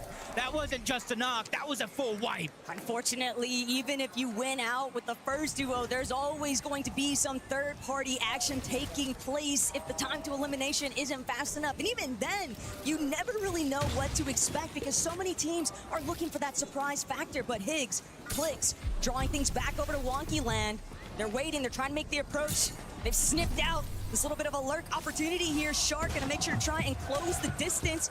Wants to ensure that he can back up Teeny if necessary. Overdrive grenade just to get a little bit of the movement effects here, but they've still yet to really tango. And Shark trying to push Higgs back. Clicks a little bit separated, but he's still got the high ground leverage. Yeah, Shark and Higgs trading shots very, very quickly. You can even see from underneath, Teeny trying to join the mix, but there's a little bit of a health advantage here for Clicks and Higgs, and right now it looks like they are trying to be the aggressors in this fight. We've talked almost all morning long. Will they split it? Where will Clicks and Higgs go? They're going back to Wonky Land, and they're hoping to wipe out Shark and Teeny. And right now, down below, Shark and Teeny relatively healthy, but a couple of missing item slots and really, really low on materials. And you just know that this is more than just a drop spot on the line here, Jacob. This is who's going to strike first and win with their pride. Clicks, Higgs, they're not looking to fold under pressure. Shark, Teeny, they knew that this was going to likely be taking place here today, but both of these duos, all they realistically need, 1-2 solid lobbies out of our 6 games matchup. Yeah, but the longer this one goes, right now they're lucky they're fighting inside of the house, but Acorn and Bolts towards the north, Darman Demas, that contested fight a minute, Sauco, I drop Marius, they can all eventually look on over to try the third party, but Taco, the EUFNC as champs, Sky and Scroll, you probably know them just a little bit more than I do, but I just remember a few years ago, these guys just kind of showing up on the map, the top of the leaderboard, people didn't believe in them, but man, has every tune changed this weekend. We'll get a chance to check back in with them shortly, because right now it's all about what Cole's been cooking, and right now it's Mini Theo on the ropes. Cole going to immediately take over, just fully boxes him up and finds that first elimination here, really trying to get some momentum building. And Cole, he said it himself in that pre-game interview, Jacob, he's ready to show what he can do. Almost no fear at all, but wait a minute, we heard the talk. Are you gonna contest us? We figured out as the game's going on, no, but Peterbot and Poyo are slowly making their way up towards the north. We've seen this in divisional cups. They're looking for eliminations here, and they did get that mythic AR, so Peterbot is gonna be able to shred through these materials. They already got a knock and elimination onto Koyota as well, which is why you see Yuma by himself in this situation. Yeah, and poor Yuma, he's just hoping that Darkness by Singers, but Peterbot shut down. Peterbot is out of this conversation. Yuma just fully closing things out. He doesn't want to leave it up to Poyo. He's forcing Poyo to make a decision now, bail out for the reboot, but he might be stuck in the middle because everybody in the vicinity saw that elimination light up in the feed, and now Yuma, he might have just bought himself so much more time because other parties, they're looking to intervene. Poyo with his back against the wall, trying to figure out where he can escape to. Yeah, the only saving grace he has now is multiple teams look to third and fourth party in this situation. So the two solos, Yuma and Poyo, have a little bit of an opportunity to try to escape. But what they're waiting for here is for the two duos to actually start to fight it out. Until that happens, Taco, they really have little control over their game, because if they try to move out too early, either one of those duos will spot them out as a solo and try to play aggressive. All I can think about is what took place at Globals, Jacob. When we saw Peterbot in that game one, he made the aggressive effort against Victor V, got put down, and it definitely made a serious impact for the rest of those matches. Will that happen here today? Is he reliving the past moments? But only Poyo can really save him in this one. Yeah, and you got a huge shout out to Asia Yuma. That is not an easy elimination there. That's not an easy player to take down, especially when you had already lost Koyota. You're by yourself, back up against the wall. If Yuma went down, he's spending 20 or so minutes watching his screen trying to figure out what happened. But big boys make big boy plays, and Yuma is looking to stay alive. I like this, though. Definitely a bit of a 180 from some of the action taking place a little bit northwest of where Acorn and Bolts are at. But Acorn, always regarded as such a strong IGL, and I'm very excited to see what exactly has been stratting out, because every single one of these teams here today has just been anticipating some kind of bamboozlement. Nobody feels safe, nobody feels secure in their original strategies. You've got the counter strat for the counter strat for the counter strat, and now we get to see it all come to fruition. Yep, now looking at Swizzy and Pixie. An interesting moment coming into this. Pixie, knowing he has a global champion by his side in Swizzy. When it comes to Dark Dominion, Taco, you don't see too many, when it's uncontested, players leave Dark Dominion early. They build this surge base here. Swizzy's going to be responsible for a lot of their early game damage. Meanwhile, Pixie, he's farming up extra materials, extra heals, so that way if they have to overstay their welcome in the zone, it's not a worry.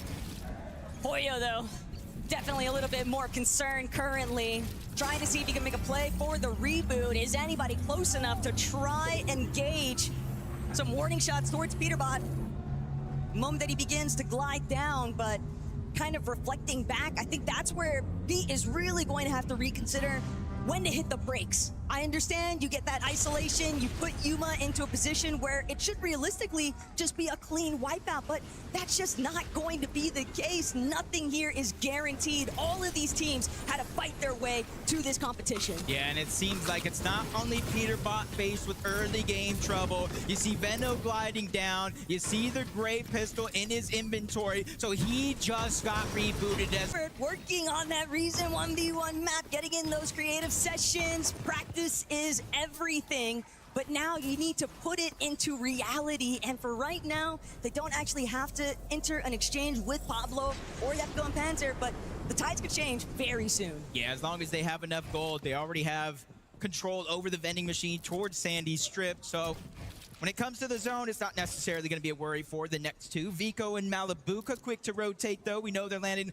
over towards that Frigid Fortress, the actual main POI, so they're going to get majority of that loot. But instead of staying up there and getting early game surge on players like iDrop, Marius, Minute Salco, the contested fight, even Noah Riley and Reason, they went ahead and rotated towards the south early. And you're seeing a few teams do that compared to online leading up to this. A lot of them would kind of stay in the zone, especially if they had those extra movement abilities.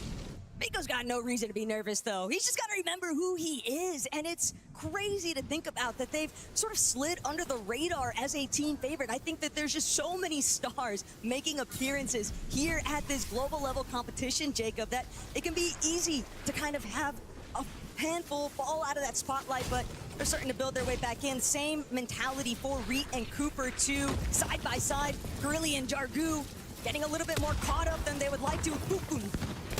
On the other side, big damage. Carillion to Jargu, a little bit of the bait and switch. You distract him on one side, I'll get the wall and the elimination on the other. Mini Pio, I think, making the right decision. Why stay when you're weak already to try to fight a disadvantage 2v2? He immediately tried to rotate on over, saying, hey, I know we're not going to be working together for now, but I'm going to come back for your reboot card later. Love the fact that Focus and Thomas, though, have just fully infiltrated what I believe is the leftovers of Sky and Scroll's initial surge base. Comes as no real surprise, though, to see Teeny and Shark still caught in the action here with Clicks. They really want to try and see if they can get a clear elimination spree against this duo, but it's just not going to be easy because Shark, Teeny, they're the ones that are actually underneath on the surge threshold. They're forced to try and take this fight. Shark knows that he needs to be quick on his feet. He's got to try and find some consistency here. Maybe he can chop on the floor. Maybe he can break into the box, but 1 versus 2 can always be dangerous. Yeah, and Shark is somebody, when he plays online, there's a little bit of ping differential here. He has a little bit more freedom, but they're not able to break through the boxes. I think Clicks and Higgs know exactly what's going on. They're above that damage threshold. They're just trying to keep them out. Wait for the timing for when Storm Surge actually activates, because when it does, Taco, every 7 seconds, 25 damage. But why wait for that? Team Teeny is down. Higgs gets that first elimination. We thought maybe they could split it, but Clix and Higgs don't want to, and now they realize Shark's by himself. 2v1 situation. They have options here, Taco. Do you disengage or do you go for the eliminations? And right now, it's looking like they want both of those. Shark, you've been here before. You've done it so many times in the past on your region, but here in a LAN environment, things are going to be moving very different. But Higgs, he's dropped down to his last bits of HP. Fortunately for him, he still has Clix to try and play a little bit of that supportive measure, but Shark, he's not finished. He's trying to make sure that he can get that full finish onto Higgs. He needs to break through, but he can't get the damage. Shark and Teeny are out of this first lobby, and Higgs Clix have claimed Wonky. Get a little bit of a preview of what Higgs thinks of that entire situation. And he was the man that got both of those eliminations. And this is the moment that started it all. It was a lurk play from underneath. He drops Teeny down. He gets the knock and even gets his med kit canceled against Shark. But by then, Taco, it's a 2v1. It's lights out. It's exactly what Clix and Higgs needed. You're trying to establish dominance off rip, and that's sending a very clear message. But for Tyler and Chance, a lot of trouble currently brewing here. Minority and Darkos are not willing to let this one slip away from them.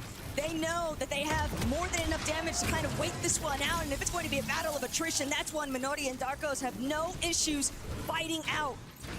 They'll be able to claim one elimination in all that mess. Yeah, you don't necessarily see where the other teams or players are at in terms of that Storm Surge leaderboard, but if you're a team like Minori and Darkos, you're above that damage threshold deep in the zone, and the team is just trying to bulldoze into your box, that is a huge red flag, and they played that one perfectly. As we rotate out of Dark Dominion, you see players rotate through the top, but right here, Venno and Curve, knowing the map perfectly, they go right underneath and they try to take those tunnels. Tunnels can be dangerous, though. You have to remember, there's usually going to be at least a solo, possibly even a duo, trying to camp these out. It's an affair that Swizzy and Pixie are all too familiar with, and I'm sure Venno, he's definitely been strategizing, definitely been trying to factor in every single possibility, but as the zones close in, as some of these teams get more and more desperate, Furia's duo in a spot of trouble here. Night and Gone, they need damage. They're only 28 below. They're trying to see if they can apply some pressure to a look like Chap and Flixie, but they're still sitting just underneath that threshold. A singular tag would do it, but will they be able to find it? Everybody is just refusing to budge, even the other duos that are in danger. It almost makes you wonder how many players at this edge of the zone as it continues to pull towards the north are below or on the line when it comes to that damage threshold. 1 second you see Night and Gone, they're 1 damage above, but in that split second they fall below. 25 damage. Flixie, Chap, they're in that same boat. They had an early game fight, and this is the struggles you deal with after, whether you're above or below. There's not a bunch of confidence with single-digit numbers, and that's why Flixie and Chap, they also need loot. This is just one tough situation to get out of. Flixie's gonna get dropped. The onslaught just continues as Chap falls as well. Cringe is just on a rampage of his own demise here. He's got Twy coming in behind him, but now Sky looks to be a solo overhead. He's got Night and Gone, but Matt and Cole, they got to deal with Peterbot, who's now the solo. The reboot has been a success up until this stage, Jacob. Now Pete, from 6 zone onwards, has to try and fare as a solo. And with so many other teams already looking at him, will he even get a chance to touch down? Just barely, but even then, only 2 overdrive grenades, a sliver of materials. He's running through his build so rapidly, he doesn't have a chance to breathe. Yeah, basically needs a full elimination here worth of damage. No extra heals, and you can see his material count so low. But oh my God, he takes down Scroll. That is a second chance at life that does not last long. Peterbot and Poyo go down outside of placement. That was exactly what Venno and Curve were waiting on. Venno loves to make that approach a little bit after the fact, especially since they had that tunnel position control, and now getting to excellently take out some of those teams that were a little bit more scuffed in that backside of zone. And they're still looking to see what else they can get away with here. Gonna pick up that leftover Chug Jug, decent amount of builds to work with too, but Reason, O'Reilly looking to try and get a little bit more of that high ground basing, slight cliff base. Malabuka and Vico also in a rather isolated position. It's all about who's going to expose themselves first, though. Yeah, and I think this is going to be a tough zone for a lot of the teams, especially those that might not have the materials. It's not a drastic elevation change, but you're seeing we're guarding to go up the side of Frigid Fortress. And you see Gino, Pablo, 50 below. They land some shots, but they're still 8 below that damage threshold. But these guys are experts. They know these single-digit numbers is not a reason to get desperate. You can find damage all along the way, and that is their plan. From point A to point B, they're trying to elevate themselves on top. They fall below the damage threshold once more, but Pablo and Chino are doing their best to get high ground. It's insane, though, just how quickly that surge threshold can turn against you. And Pablo, Chino, they're still sitting at just 75 below, but when they base all the way up towards the high ground, they'll have a better opportunity to try and scope things out. But Clicks, Higgs, they're looking to make the jump. They're looking to go up. They want to see if they can be the ones to take over, and they'll at least force Chino and Pablo back for a moment. But it is just topsy-turvy, upside down, because Cammy and Hadi from across the way just looking to take everybody out. But Clicks, he's still got the ball rolling here. Chino has fallen. Higgs credited with the elimination, but Pablo as a solo, what can he do from here? Yeah, some people would say 7th zone, 8th zone might be too early to take that high ground, but Clicks and Higgs, that's something that's been their game plan since the NA Central FNCS. Bahari, Cammy, they did all that damage. They disrupted everything, but it's them on top of the castle. They already have 2 elims, and when you look at their loadout, from the slap pizza to the medkits, they have 2 different win conditions. They've got all sorts of tools at their disposal, but whether or not teams are going to look to challenge here, Clicks and Higgs, they'll opt for frontside low ground instead. They know that they have to forfeit the high ground temporarily, but Cammy, Hadi, they got to reestablish Malabuka and lost Vico along the way, though, and just underneath them, Ritual Agers, they won't get a chance to take shots. Malabuka boxing up, but only hard mats left, and they are going to be spent at a cost here. Cold and Rapid seemingly pinpointed this solo operation. Oh, and Malabuka's daring. He tries to go ahead and get aggressive on the Cold and Rapid. Saw that one coming, immediately answered defensively, and now they're peeking over the top. Do we have high ground? Is it worth it to invest? I think it is yes, or at least for now, but you got to be careful. Agers, Ritual, they're in the rings waiting to try to, for a moment like that, to strike onto high ground. Clicks and Higgs, they lost it because of the builds. They had no more. They were forced down below, and look at the spot they're in now. They just spent so much material when they were challenging Chino and Pablo, not realizing the kind of disaster that Cammy and Hadi were actually causing against them. And Higgs, Clicks, they've now been eliminated from the lobby. Hadi, Cammy, though, can they make this shift in elevation? They're forced to continue dropping, but there's already teams at the bottom of the hill, and Pablo is going to be the next to fall. That's another solo player out, so that's placement points going in. Agers is knocked. Ritual realized that can't be the hero. He's just trying to stay in the zone long enough to try to get the materials, but I don't think he had the chance. Fox is going to get that elimination. Noah Riley trying to do the same thing. The last of the heals, though, as the Chug runs out, but they're still running outside of zone. That elimination onto Ritual that he just got is going to give him the siphon so he can make his way back into the zone with Reed and Cooper. But Cooper, Reed, they've got a little bit of advantage here now. They know that this is only Noah Riley. They're going to take him out, no problem. Cooper with 3. Reed has 2 as well. Rapid and Cold, though, still in full control of the high ground. And with the way that the zone has pulled Jacob over this shifting elevation, it has posed so many issues for these teams down below. Cold and Rapid also continuing to apply so much steady pressure. They've got the floater Amos grenades if they need them. And Acorn, unfortunately, he's got to do it all his own. Yeah, and at this stage of the game, top 8, you got 5 players running around as solos. At least half of the placement points have been awarded. So this is the stage in the game where you really become a difference maker. As Garm picks up that elimination on a Minori. Pixie using the last of his heals. He's just trying to scrape together any extra placements. Maybe a free shot from the backside of the box. Hero, he tries to get it, but Pixie gets sent right back to the lobby. He truly might be the hero. And Hero feeling good after that one. 7 eliminations in total is a solid start here in game 1, but Reed, Cooper, they want more than that. They want to see if they can win this one outright. Frontside, fully in their control. Looking back, where Reed's gone down. Cooper was starting ahead, and Reed wasn't able to withstand the pressure. Yapko, Panzer, they're going to be the ones taking over. They hopped in the box and took them down with ease. We know Cold and Rapid all around high ground. Yapko, Panzer, they're on below. Hero is still in the backside of the zone. He's disrupting everything until he eventually falls. Yapko and Panzer, they do get the elimination. They make a desperate attempt to go outside outside of the zone and pick up the materials. But Rapid and Cold, they see how weak they are. They're dropping down from above. They're trying to keep the win condition intact, but he gets sent flying up. Rapid blocks it with a ram. Cold gets the down. 2v1 situation here. Panzer, Cold, they trade shots, but Cold will not go down without a fight. They win game 1 with ease. Cold and Rapid just had the ultimate cutoff there. They knew exactly what needed to be done, and they took every single step possible to take over. Guys, that was an absolute masterclass in the high ground. Stand up so Dusseldorf can see you. Cold, how did you know that the time was right to take height? I mean, that's all Rapid, you know, this is what he does, you know, he's the best IGL in the world, and he showed it right there. So all you needed to do was listen. So Rapid, how did you make that call? Makla, Descent Height. That might have been the easiest lobby ever.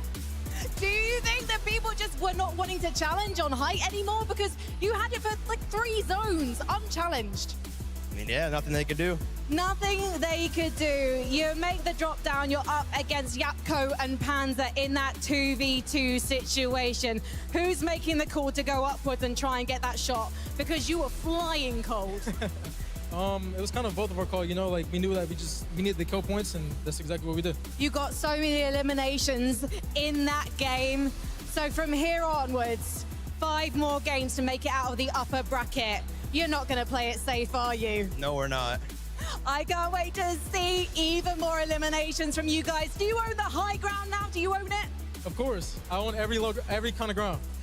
Well, these guys, they found that victory royale a little bit too easy. So let's see if any of the duos can make it tricky after the break.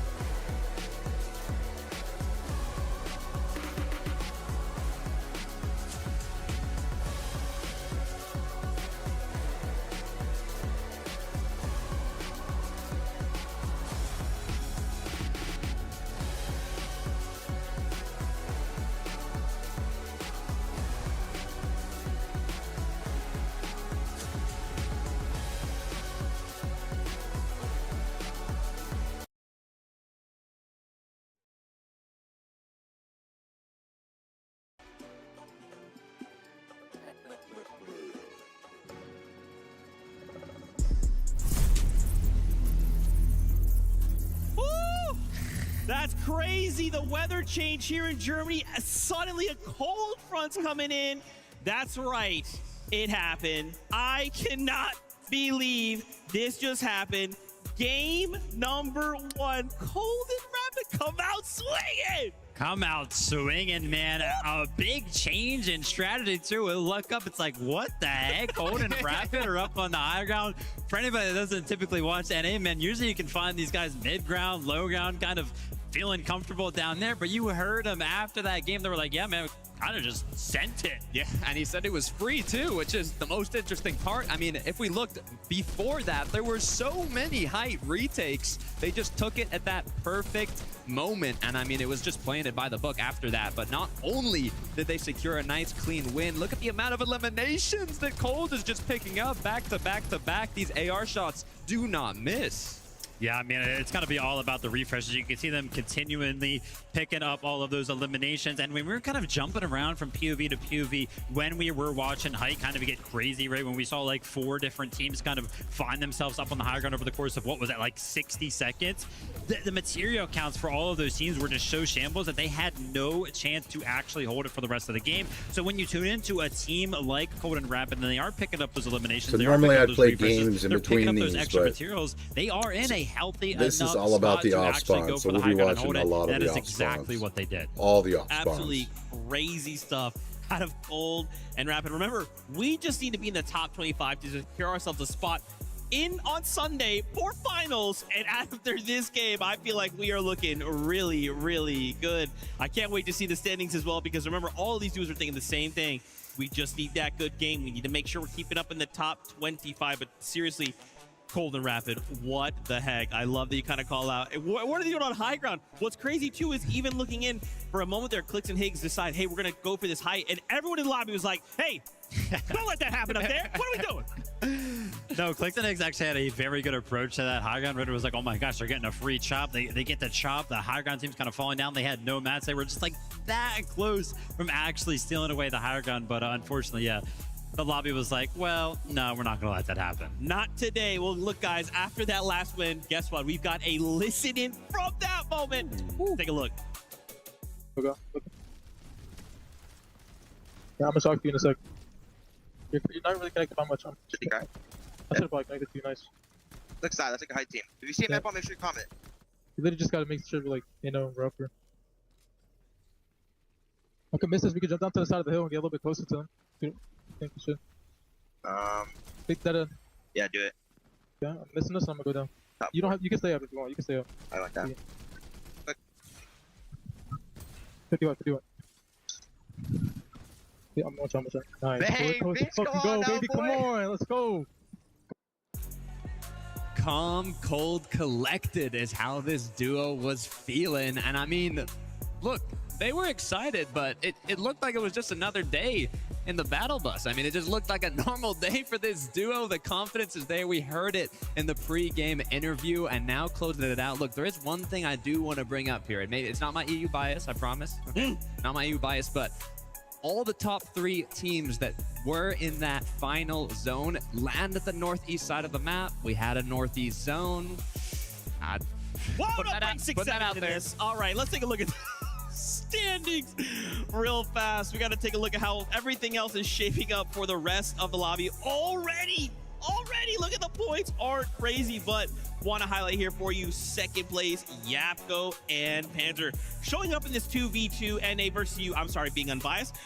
This was crazy, right? We even saw some shots out of Yapko and Panzer taking down Rate and Cooper, just crazy. Yeah, I mean, shout out to the 3 duos here, right? You had Cold and Rapid, obviously, full chilling up on the high ground. And then you had Yapko and Panzer, one of the only 3 duos left. And the other duo that was kind of alive in the mix once we got into the top 10 was Rate and Cooper.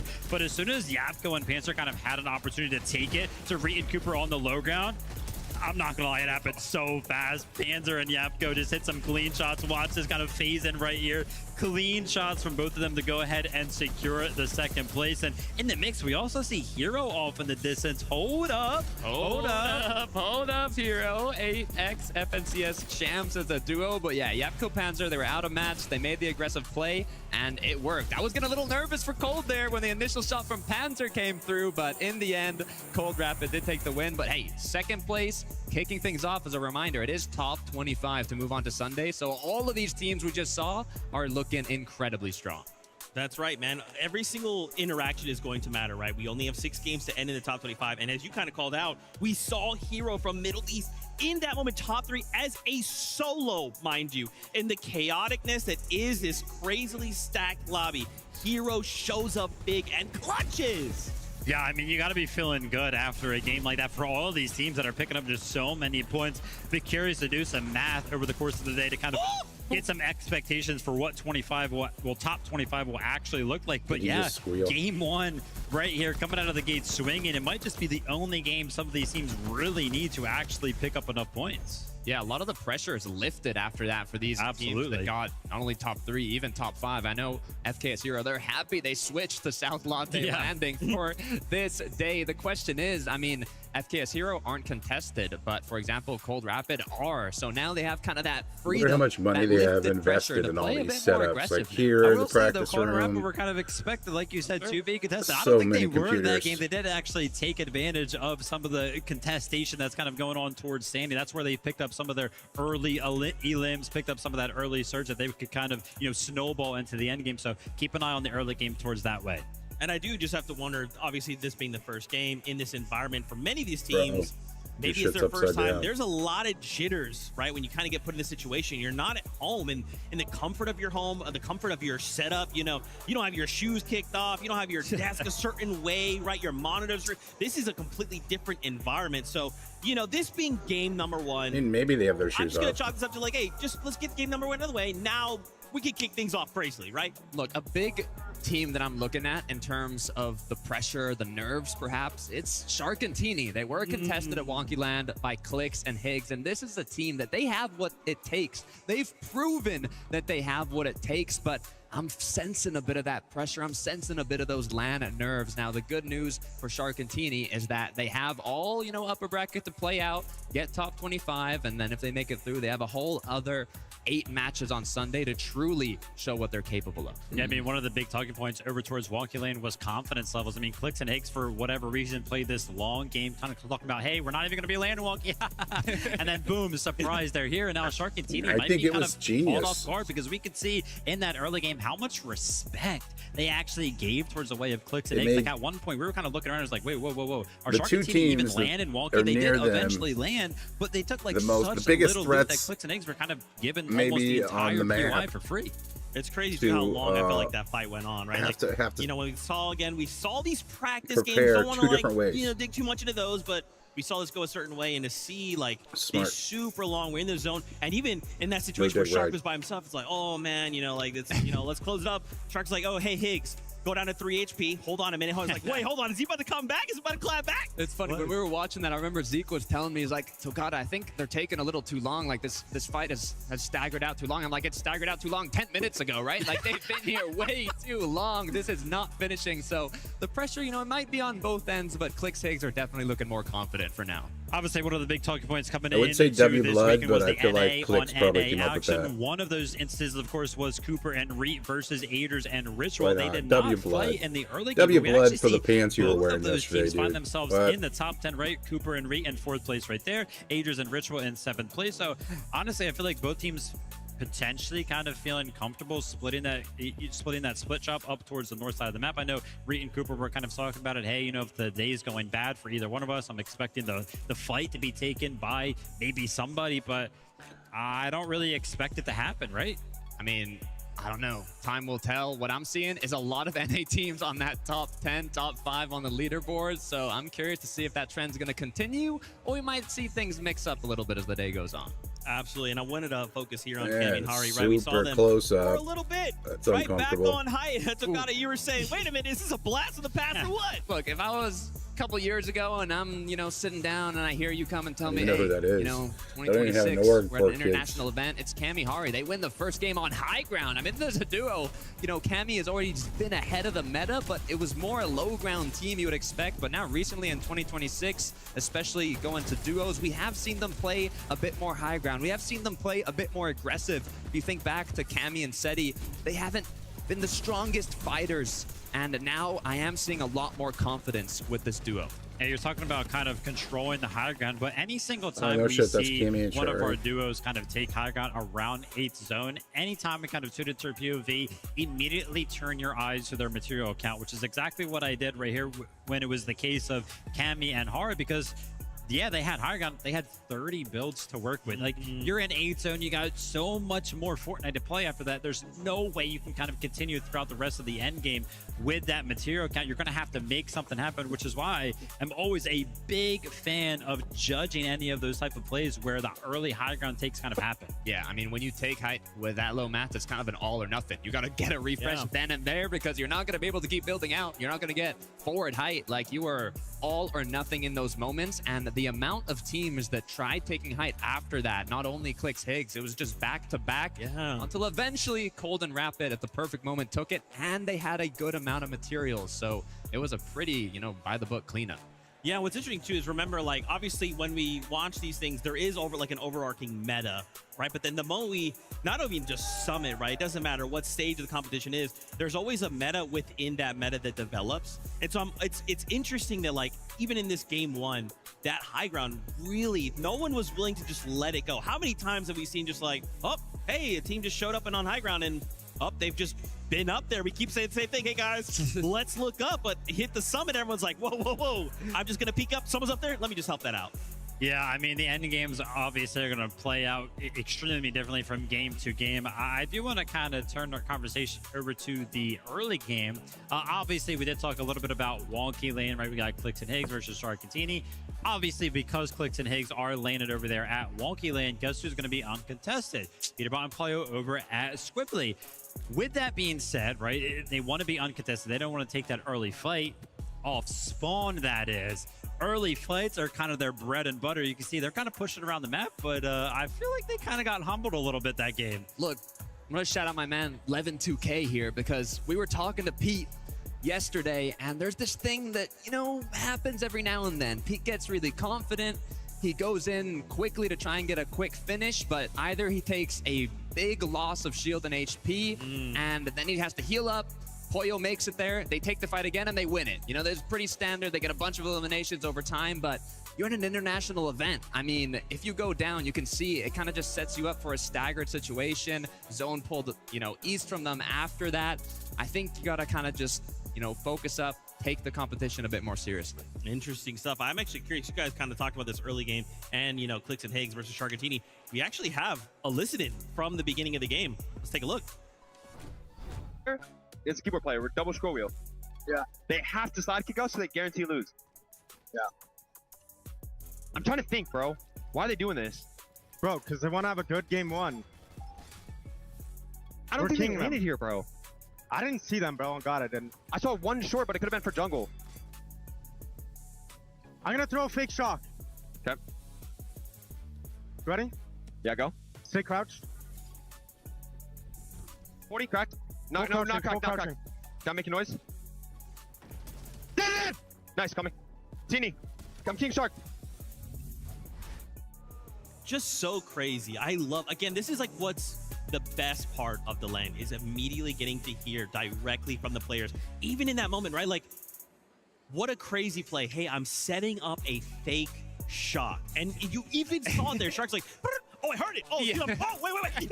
And you got to think, right, for Sharkatini, over the course of the rest of the weekend, they're going to be thinking about that moment. Any single time they hear one of those overdrives go, they're like, wait a minute, I don't know if they're actually... not buying it. Yeah, exactly. I think it's also pretty cool that we kind of listened in at a pretty pivotal part of that early game, in the sense that Clicks and Higgs were kind of confused as well. They were like, wait a minute, like, did they land here? Like, where were they? He was like, oh, I think one landed short. I think one was like over there. So they actually didn't even kind of know what was going on. I mentioned that. I was like, wait a minute, are they even going to land there on them? So Clicks and Higgs were kind of feeling the same sentiment. I was just as confused because Sharktini had a very similar drop to Demish and Darm, who are, I mean, right, those timers on the breaks are a little misleading. And I'm like, well, what's going on here? I Like, probably where are had they? time It was to the play same a game confusion that Clicks and Higgs were in having, between. but then the fight ended up staggering a lot.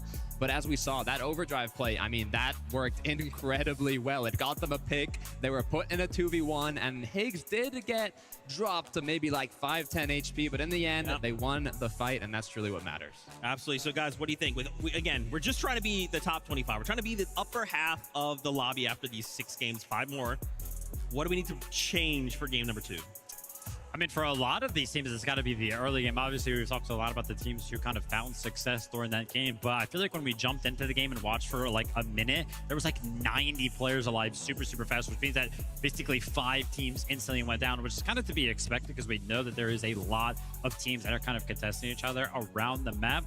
The approach to the early game is going to be the difference for a lot of these teams. Well, it's time to see if they can make those adaptations. Again, this is game number 2. Nobody freak out. I'll do it for you. Casters, over to you.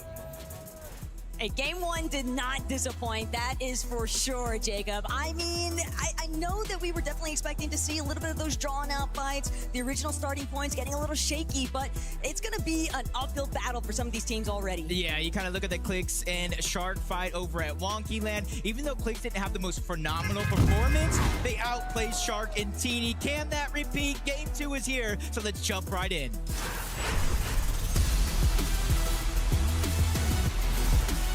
Am I tripping, or did we not see this for the first game? Like, the Battle Bus. As each game passes, you kind of have to look at your spot on that leaderboard. We know it's top 25 that get that qualification to Championship Sunday, and the bottom 25 have to do it again tomorrow. So you don't need to win every single game. You just need to do good enough. And for Muzz Sphinx, all they really want to win right now is the off-spawn contention. Nebs, Nathan, though, a little bit faster the punch, but not going to be able to connect the shots. No lineup. Muzz skirting off into the building. We'll be able to gather some resources, so these two are going to have to meet head-on at a later point. Yep. For now, it's just kind of load up, give ourselves a little bit of a fair fight. Chap, Flixie, Romero and his duo. This is something that we caught very early on. I believe it was Chap that was able to get both of those eliminations, and then we saw him down later because of the third parties. And now it goes, they both grab their respective floor loadout, and it's Flixie that gets the best of Romero first.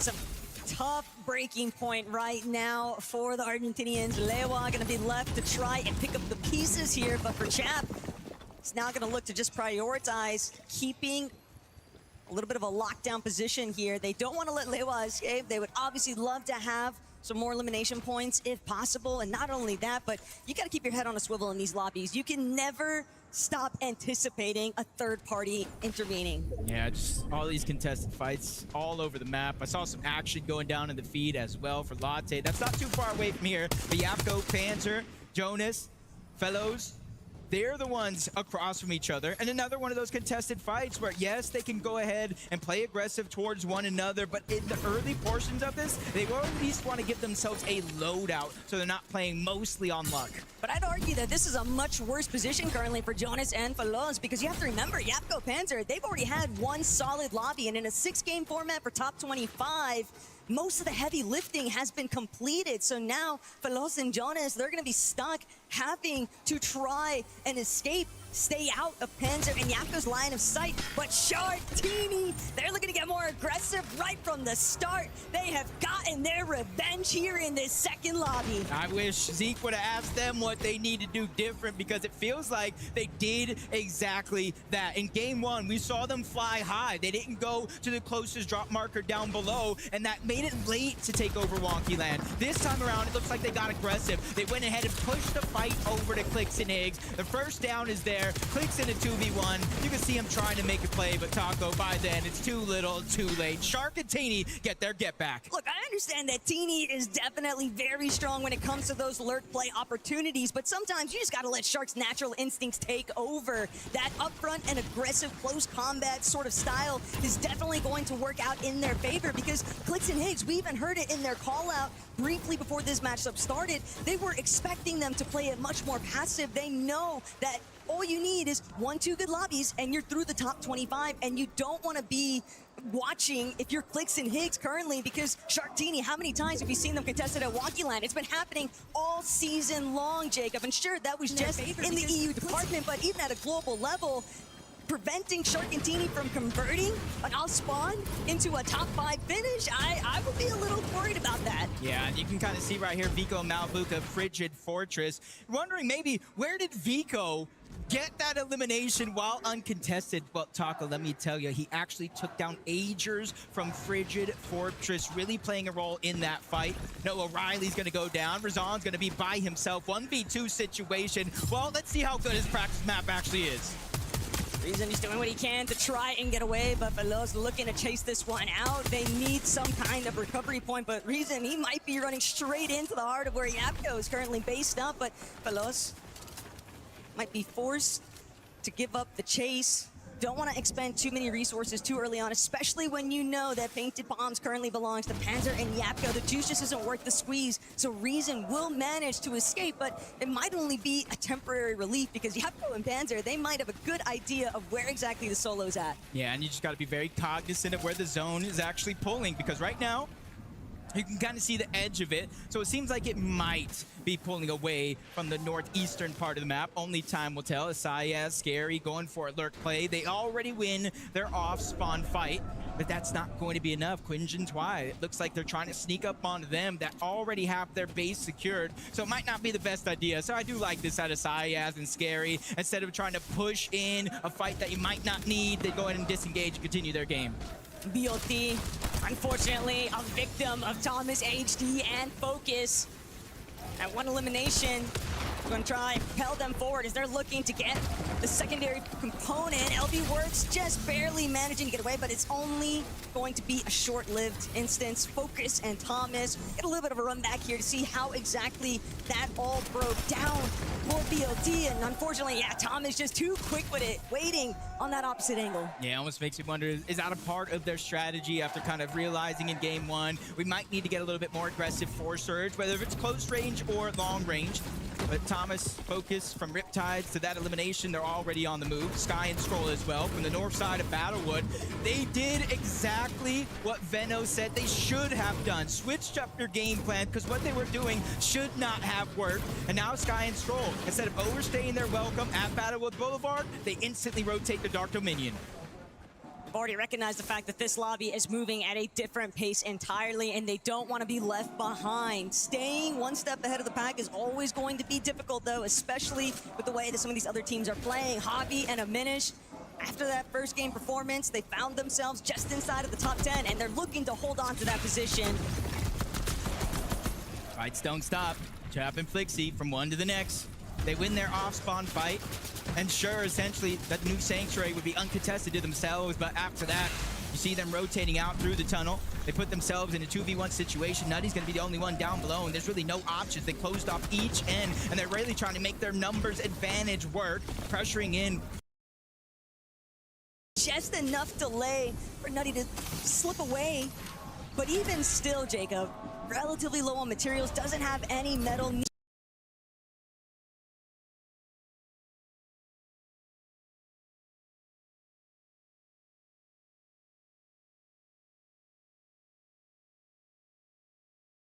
It's gonna be a mountain zone, though. It's Very good for easy Acorn. for Nutty to find this Big up Della, baby. anytime soon. Yeah, for Chap and Flixie, though, I like hold that on. Who's lack lurking? of Who we got? desperation for that elimination. They say, hey, he's going in new Sanctuary, he's going to have to come out eventually, and they're just going to wait instead of waiting and moving in and possibly getting lurked, just like you see Janus and Cheaton doing here to Controller. Come on, I'm not sure if he's there anywhere nearby, but he desperately needs to get some sort of a signal because they are gearing up right now to break through the wood, land a good shot on a Controller, but he got the signal just a little too late. He's in the box. They're not trying to let him out, and they do not let it happen. Wait, whoa.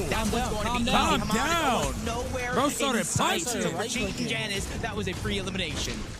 They definitely need to start establishing some territory pretty soon here. In sight. So for Cheaton Janus, that was a free elimination.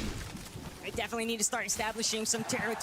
story pretty soon here. Armando stuck inside of their surge base, but if he's that high up, Jacob, you have to wonder how exactly were Cheatin and Giannis able to slip by the watchtower, and now Haman forced to try and figure out, do I stick around? Am I going to be able to disengage? Or will I just be lit up the moment that I try to escape my position?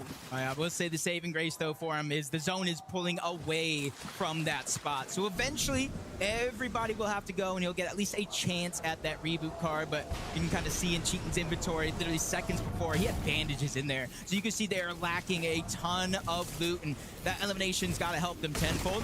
Let's jump on our winners of game one, 101 points, Cold and Rapid. They said, hey, this one for them was a little easy. They got high ground. I don't think anybody had a chance to look up. They were playing that first lobby as if it was an opens, Jacob. It did not seem like it was a Summit Major LAN appearance because they just had so much control and they never once hesitated with any of their decisions. So the composure very clearly matching their mentality right now. But Yuma, Koyota, scenes over by Frigid Fortress.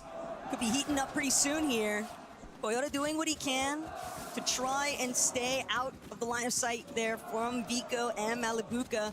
You know, they're likely to be lurking. Rapid Coldo, they might have just caught Mibia and Pupu completely off guard, completely sandwiching this duo. They're both so low on HP, and Rapid, he knows there's only one good pump shot left to make this elimination happen. Yeah, Cold, Rapid. It almost feels like they chased these guys down in game one. That's how they're able to get their early surge and eliminations, and they're trying to stick to the game plan. Zone is moving over towards the northwestern part of the map, so as soon as they can find this elimination here and clear a path, they won't have much to worry about outside Reed and Cooper. We're at Latte Landing. They know they have their long launch pad then, so they're not in a rush either. And this has kind of been the meta this season. With the shockwaves, with the gauntlets, you can go ahead and travel a long distance in a short time. So you're seeing with the surge changes coming in, more and more teams staying inside of the zone early on. But the bigger issue that was building there was where Cooper was actually based at. He had the full cutoff point there for Mini Pio. He's forcing them to rotate through Painted Palms, and eventually they're going to run straight into where Apko and Panzer were at just to try and evade two other duos. So it's not like they have a clear-cut path in front of them. Meanwhile, Peterbot and Pollo, they're also taking a little bit more of a scenic tour. They definitely want to start trying to build a little bit more cushion zone in the points department, because 8 is not where we would anticipate to see this duo after that first lobby. Yeah, and underneath, Venno Curve just rotating on by. I thought for a second maybe they're just lurking around, but nope, you just can't freely pass Peterbot and Pollo when they're that high in the sky. They got a huge vision advantage over everybody else. But Venno and Curve sneaking by, making sure they don't take a single shot of damage. Up top, Peterbot and Pollo, they're gonna use the Fizz, the Shockwave. That's how they're going to make it to zone. Alex and Reckless, they moved in from the far eastern side of the map over towards Sandy Strip. And typically for teams that do land on the outskirts, they do rotate into POIs just like Sandy Strip to go ahead and replenish what they're missing from their drop spot.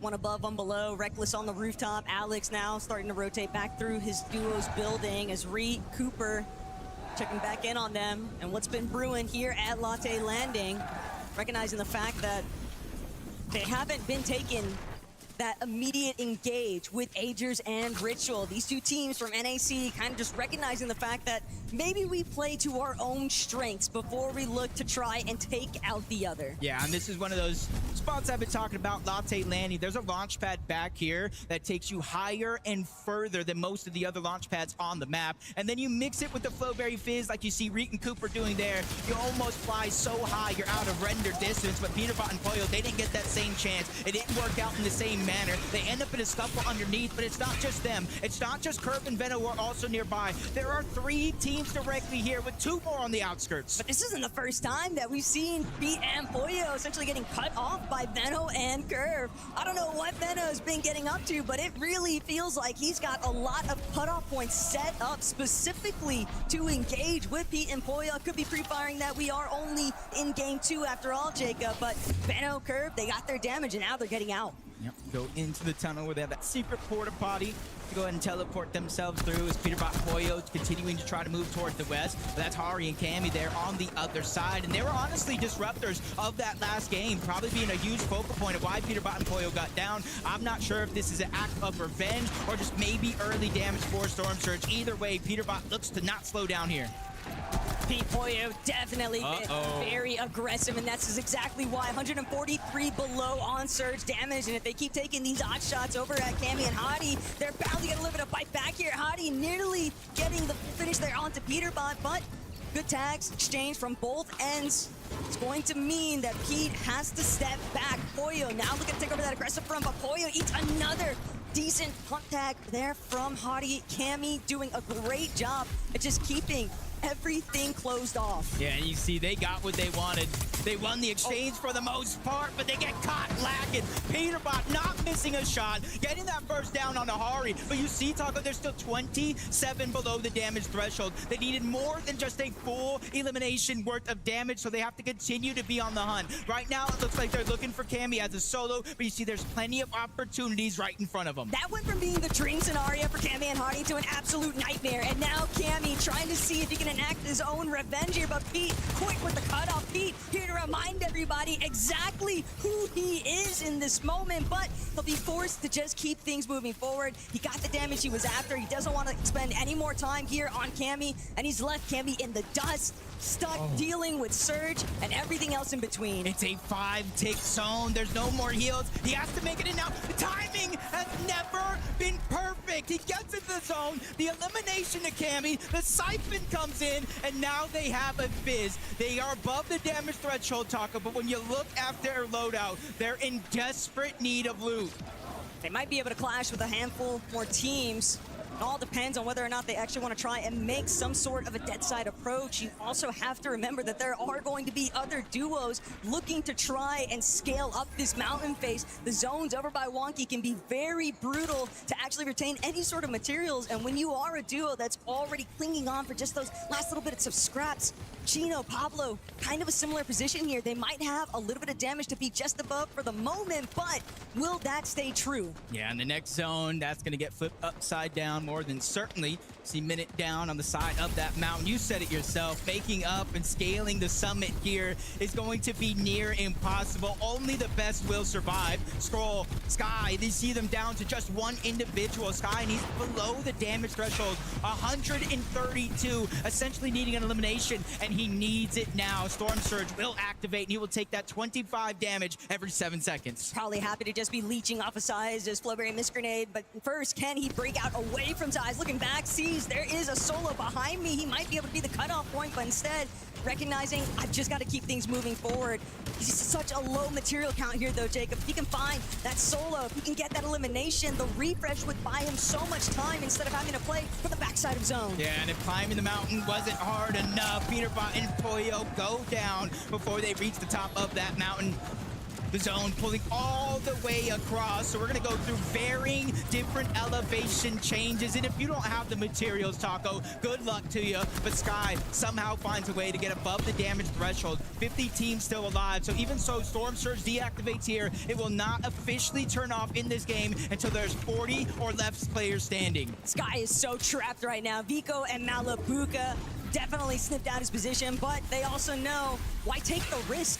They have the options, the opportunity to try and make their way towards the next high ground point, and Sky still as a solo from behind takes down Science, takes out Repairs, the siphon kicking in, the lifeline has been extended, but can he actually make it up the mountain face? Another siphon to bail him out momentarily, but for Strokey, he might just be the one to shut Sky's fate down to a limit here, and Sky can't continue working his way up.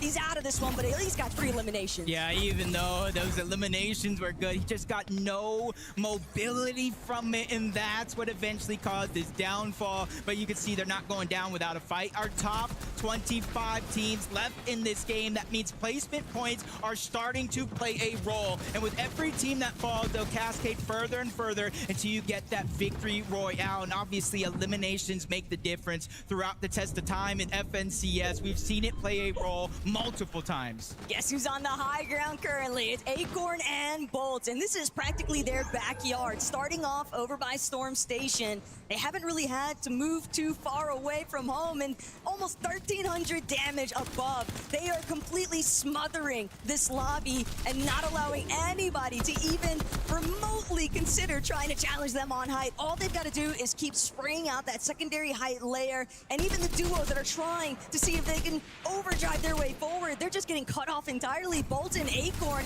along with the rest of the lobby, the catastrophe is taking place. No one can survive. Yeah, as we see, going off the side of the mountain again, going down, maybe a little bit of hills in the way for Pablo.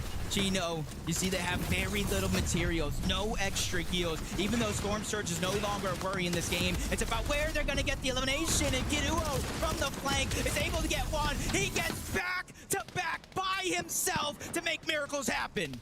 Hey, better than a last-minute fill, and what else could you possibly ask for than getting those points delivered at your front door, man? But Vico, Malabuka, now looking to see if they can have possible challenge here on height. Malabuka still looking. They're going to drop, but it's momentary. They see Tyler, Matt and Cole, too many duos. A little bit too close for comfort here. Malabuka without any material. He's waiting to see if Vico can actually play catch-up, but Vico left behind. He's just got to find his own elimination here. A refresh is everything currently, and there's no one in front of him. Oh, we found old builds. This is absolutely perfect. No material left. Even with them both still alive, they reunite finally back into the same box. But this is where they need elimination. The zone is going to push some players over, not directly in their path, but give them a chance, just like that. A much-needed Elim was found by Malabuka. Yapko and Panzer are still doing their thing, though. 5 eliminations already for Yapko, 6 in total for this duo, but they know there's still a team hanging out all the way in the high ground. Will they get the chance to chop? First, we're going to bring down Giannis. Next, they're going to look towards Victor B. They're seeing if they can chop out his floor, but I think just barely managing to escape in the moment. Acorn and Bolts, though, just look at what they are doing to the rest of this lobby. They are forcing all of these teams underneath them to just burrow underground. Look how many builds they have, Taco, because it's going over their mountain. Yes, I said it. Acorn and Bolts, they've claimed this mountain. It pulls up towards this drop spot, and they are not letting up off the gas. This is their Acorn perfect looks like he's my opportunity. age. Not only climb up that leaderboard, but potentially take first. But there's still so many waiting in the wings. You see Shark, Teeny still alive. Vico fighting for every inch in this game. He gets the down on a Darm. The Siphon is needed by Vico, but the onslaught won't stop. Demus is there, trying to get revenge, but he falls as well. Vico stands tall. Vico's right at home, finding that fragger opportunity, and now playing catch-up to the rest of the lobby. But Shark, he's been taken out. Yapko and Panzer are going to be the first to catch up to him. Bolt's Acorn still causing so much of a delay, though, in terms of where Yapko goes next. He's forced to drop, trying to just stay out of their line of sight, trying to see if he can huddle underneath some of these leftover builds. But Bolt's Acorn, they're taking their sweet time. They know that there's a handful of solos underneath them, so why rush it as Vico's clearing out the lobby all by himself? Still trying to find more eliminations here. Top 3, most of the placement points, but essentially 2 solos against the duo of Acorn and Bolt. And now the zone pulling down the mountain again. A perfect scenario for Vico to stay alive just a little bit longer to get that top 2 situation. But now what do? You're going against Acorn materials. They have 2 different win conditions, because if they want to wait until the last zone, they can shockwave out and win by heal off. Look, I am all for everything that Vico has been able to accomplish in this lobby so far, Jacob. The fact that he has converted this into a second place opportunity for him and Malabuka is incredible scenery. But now, with the full bag, Vico is left trying to just stay in alert position. Bolts is off on the hunt, but he's still staying right next to Acorn's side. They just have so much white heal ammunition. They don't need to rush it. Vico only has so many more options before he completely runs out of space to work with. As Acorn Bolts, they continue to spray away at the builds. Vico doing everything in his power to try and stay alive, but I fear we are only watching the inevitable unfold here, Jacob. Vico might be able to try and shift things up, but he's going to need to pull pull out all the stops here, and it doesn't look like it'll be enough as Bolt finally going in for the closing shot. The elimination's good to go, and we've got a victory royale. From the backside of the mountain to the top of the summit, Acorn and Bolt have just won a game, and that's back-to-back with NA on top, and they have to be feeling out of this world, Frankie. Acorn and Bolt, the Cardinals were saying, you must be feeling out of this world with that victory royale. Yeah, very ecstatic. We pulled every zone, you know, very lucky. But of course, Acorn was IGLing very well. Nice height tarps, and you know, we're one of the best duos in the world, so nothing's gonna stop us. You're looking like it. Acorn, sometimes the commentators say that you take a little bit of time to warm up on day one. You don't have day one here. You've only got 6 games to do it, but it looks like you're feeling yourself right now. I mean, yeah, I seen Cold Rapid win a game. You know, we had to follow them. And they on top, baby, let's go. Have you guys all had a conversation in North America back in the player lounge to say, you know what, let's do this. Let's take this away from Europe. Oh yeah, we're all doing it for NA, you know, and Twisted Minds, of course, one of the best orgs in the world. Well, guys, you definitely gave us all a show. We're going to head to a break. When we come back, game number 3.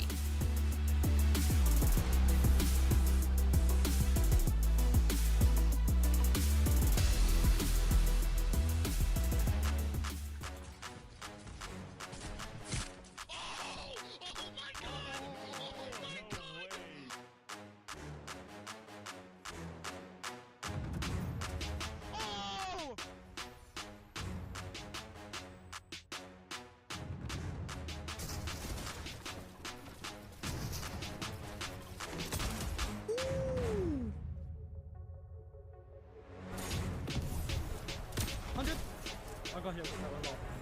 I'm popping a med bit. Wait, short. Got 6 builds? No, max up. Wait, if you're mid, wait. 100! 100! Oh my god! Oh my god! Oh my god!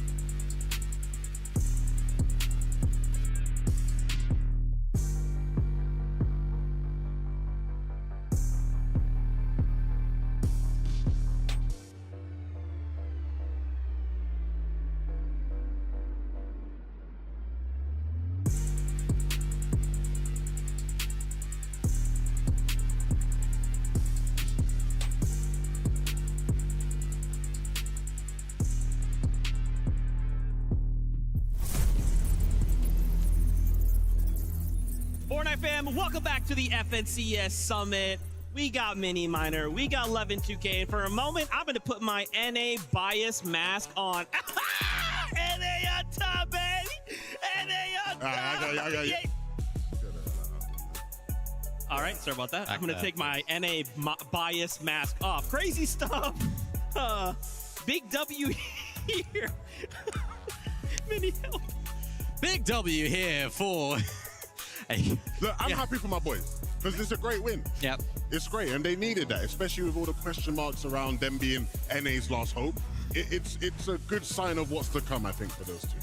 Yeah, really nicely played from these guys as well. I think they identified, of course, that the zone was going up on this absolutely gigantic hill. They took height really early, and I think if we've watched a lot, if you guys at home have watched a lot of Fortnite at the higher level, we've seen that if you take height early, Levin, it doesn't usually go too well. But because these guys still had so many of those builds, and more importantly, all the teams down below spent so many builds trying to get up that hill, they could just ride out for success here and did really well at it. Yeah, and ultimately a comfortable game for these two, right? It's a very favorable zone. They didn't have to spend much of the game sort of running about all over the map, and it sort of gives them that sort of momentum as they get into the end game to play for height. We know it's something that Acorn can do, even if it isn't what his go-to strategy is. And, you know, Bolt said it in my interview with him. He believes Acorn is the best IGL in the world. That confidence to follow him and then deliver with the fragging, it's a great combination. Dude, so sick to see this, right? Like, again, and what's tough, right, is there are so many incredible, like, any duo in this lobby could win, and I'd be just amped, right? Because this is kind of like a sneak peek at what like a globals could look like. So to see them come out on top, massive stuff. Take a look at these beautiful standings. Yapko and Pans are currently sitting in that #1 spot. What's interesting as well, the teams just in front and just behind them fall early on, right? This is a huge window for them to make a move. And man, with duos like this, Mini, the moment you give them that opportunity, they will strike. Yeah, that's absolutely right. I mean, they're making the most of those games, those early 2 games right there. 17 eliminations for them as well, Evan. This is a duo we've seen on EU performing very well here as well. I think Zeke might have pulled the trigger on the whole NA on top thing a bit too soon, better, because that was an EU team on top, broski. What's going on? No, my NA bias mask is currently off. Okay, That's right. It's fallen off quite quickly, actually. What happened there? Let me come back to EU. It's all good. I'll come back over.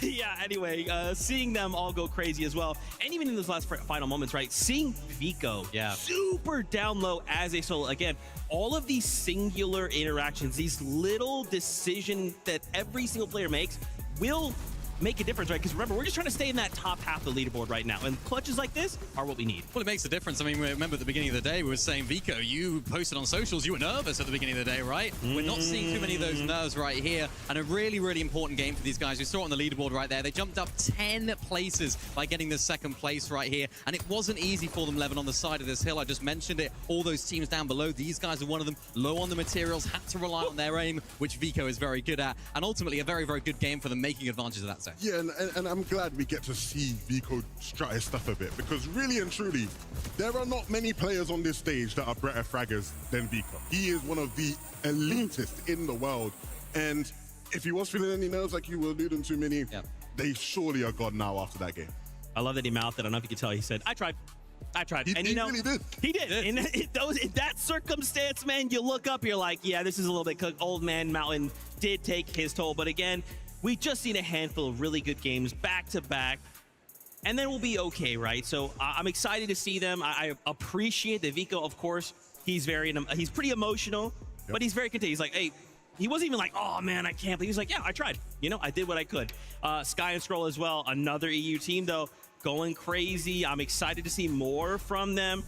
But man, again, it's just like with so many names in this lobby, dude, it's just like, it's like a feast, right? It's awesome. I was glad to see them make it a bit deeper, because that first game, Mini, it scared me. Yeah. We obviously watch EU, right, together. A lot. We're not used to seeing Sky and Straw not deep into an end game, and so I thought, I hope the occasion hasn't gotten to them.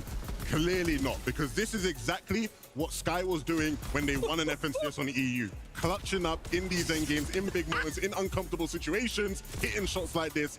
And again, we want to see more of it today. And this is one of the things we were talking about all season long. Both of them are so good individually that no matter what one of them goes down, the other one still has all of the firepower necessary to clutch up. And that's what Sky just did right there. Yes, of course, it wasn't an amazing game for them. Yes, of course, they're not moving their way up in the leaderboard absolutely massively. But what is important for them is just keeping them in the tournament, keeping them inside, of course, that contention for the top 25. Because realistically, I mean, we expect these guys to qualify through. So when they make it to endgame as a duo, when the zone is on a massive hill, expect to see these guys on top. And earlier with Tokata and of course Vivid, we kind of talked about the meta within the meta. What are you guys seeing now with about a minute out? Obviously, kind of what you called out, Sky and Scroll, dude, we're seeing them win games, we're seeing them go crazy, but suddenly we're finding ourselves in a solo clutch situation. it's got to be the quality of this lobby, right? It's difficult. It's also very difficult to sort of predict what's going to happen in these lobbies. You play EU, you play the scrims, you know the teams around, you know how your drop spot's going to work, how they play Surge, and that's a key element of their strategy. But when you come up in this lobby against all these other regions playing their own styles, their own strategies, ultimately it's tough for them to predict what's going on. I think as far as meta within meta goes, right? One thing we saw in Game 1 and here in Game 2 is teams who maybe we don't traditionally consider height teams being opportunistic, being aggressive towards height when getting favorable zones, right? Cold and Rapid, again, it was a zone where they had a bit more to work with than the rest of the lobby. They thought, let's take height. Same thing with Acorn and Bolts there. If you are a team who maybe you don't usually play height, if you had a favorable zone, maybe you do have to go for it. Yeah, man, again, it's with the top 25, you know, we just need those few games. I'm almost wondering, like, is there still a bit of those nerves? I know we're only 2 games in, but we're almost halfway through, right? We need that pop-off game.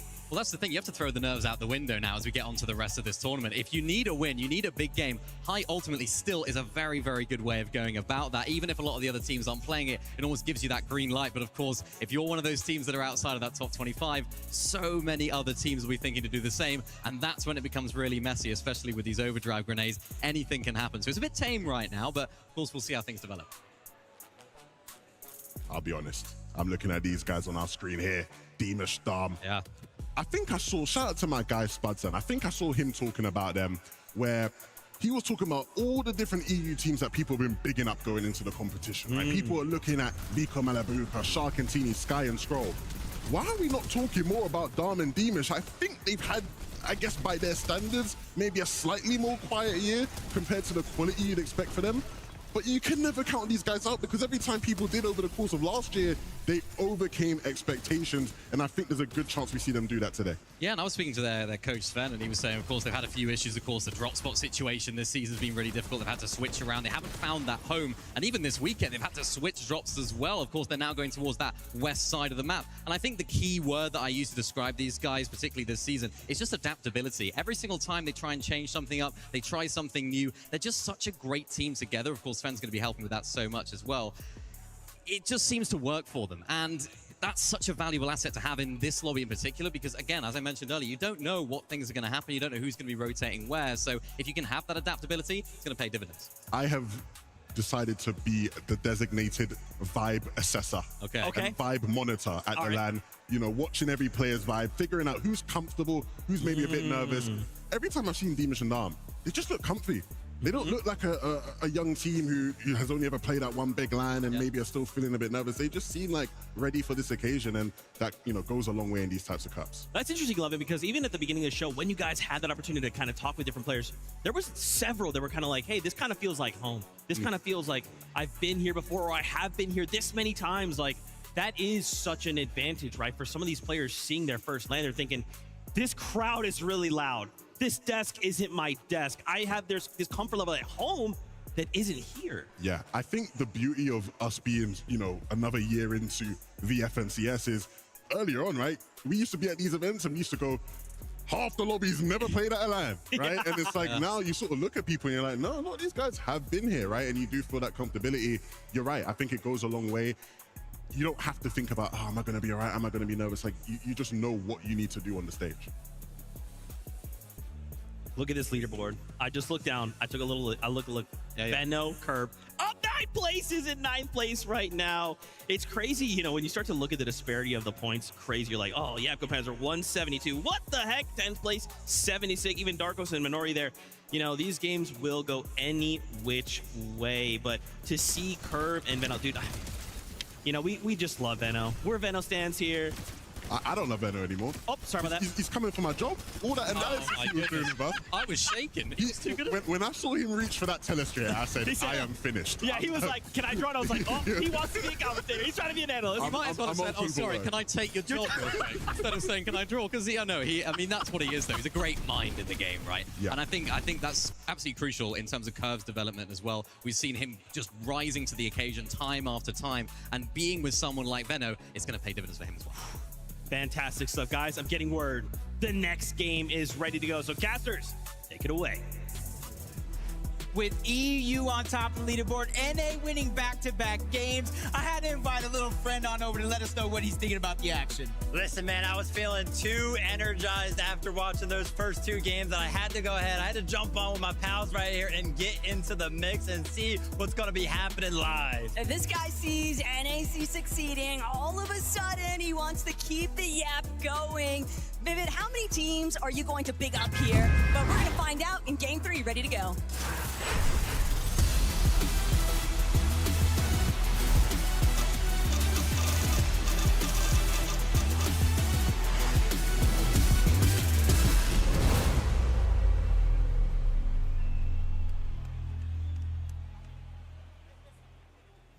I'm going to be hyping all of the teams while I'm up here, taking the opportunity to call out all of the boys. But we know kind of where the focus has been in the early game. I feel like Wonky Land, we got to go ahead and mention that. We got to go ahead and take a little peek that way, because if we take a look at the score overall, it's got to be 1-1. But a quick moment before we jump over there, Chapped and Flixie on the other side of the map.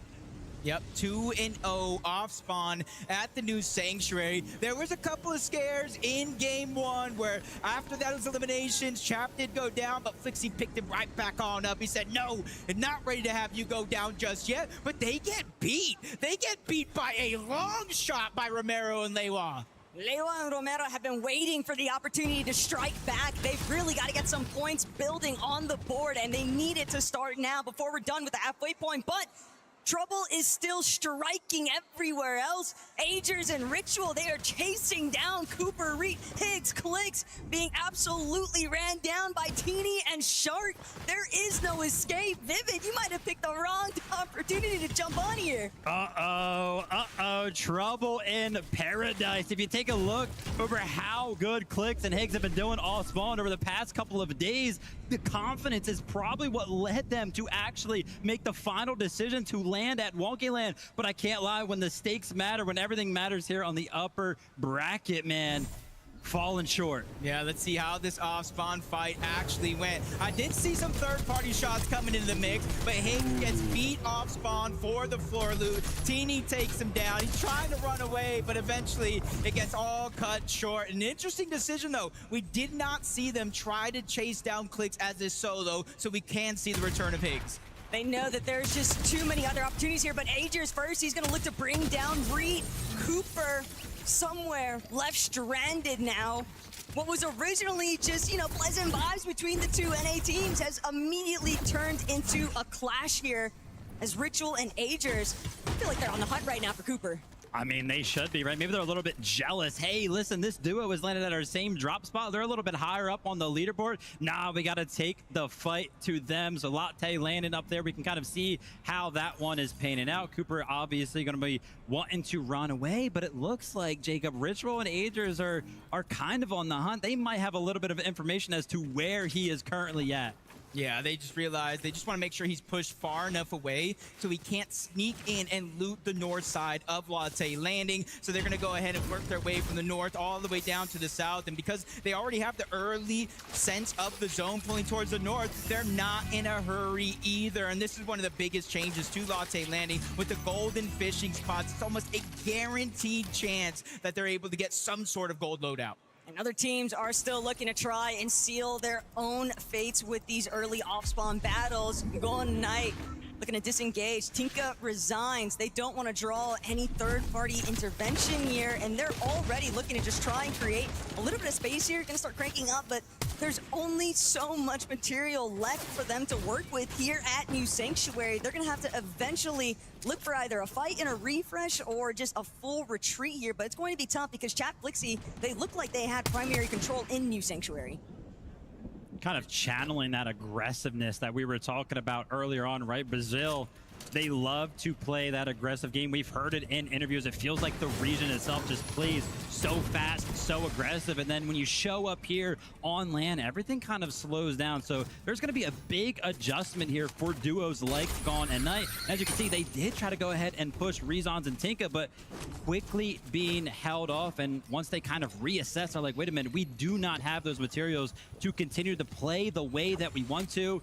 full reset, and they do got to be careful because these type of fights, they make a lot of noise for all of the other surrounding duos. Yeah, and this is just one of those sides of the map where it can get messy. From the new sanctuary inside of that bowl, which is the surrounding land, it's almost hard to get out as you jump on board Peterbot and Poyo, making a quick rotation south towards Humble Hills. They're trying to go ahead and interact with some of these contested fights that we know Muzz and Sphinx, Nebs and Nathan are doing at Humble Hills. They've seen them go north, but they've been followed by Hari and Cammy. So it's interesting decisions how we're going to see them play this one out, because 16 points. I don't think anybody would have guessed them this low on the leaderboard coming into game 3. Now, things have definitely dissipated a little bit there too. 4P and Poyo, you could tell they weren't able to find anything in Humble. They're just going to default back on over to Squibbly Shores, but Pablo, Chino, here at Sandy Strip, they have plenty of company nearby, probably more neighbors than they're actually looking for, at least for the early starting measures. But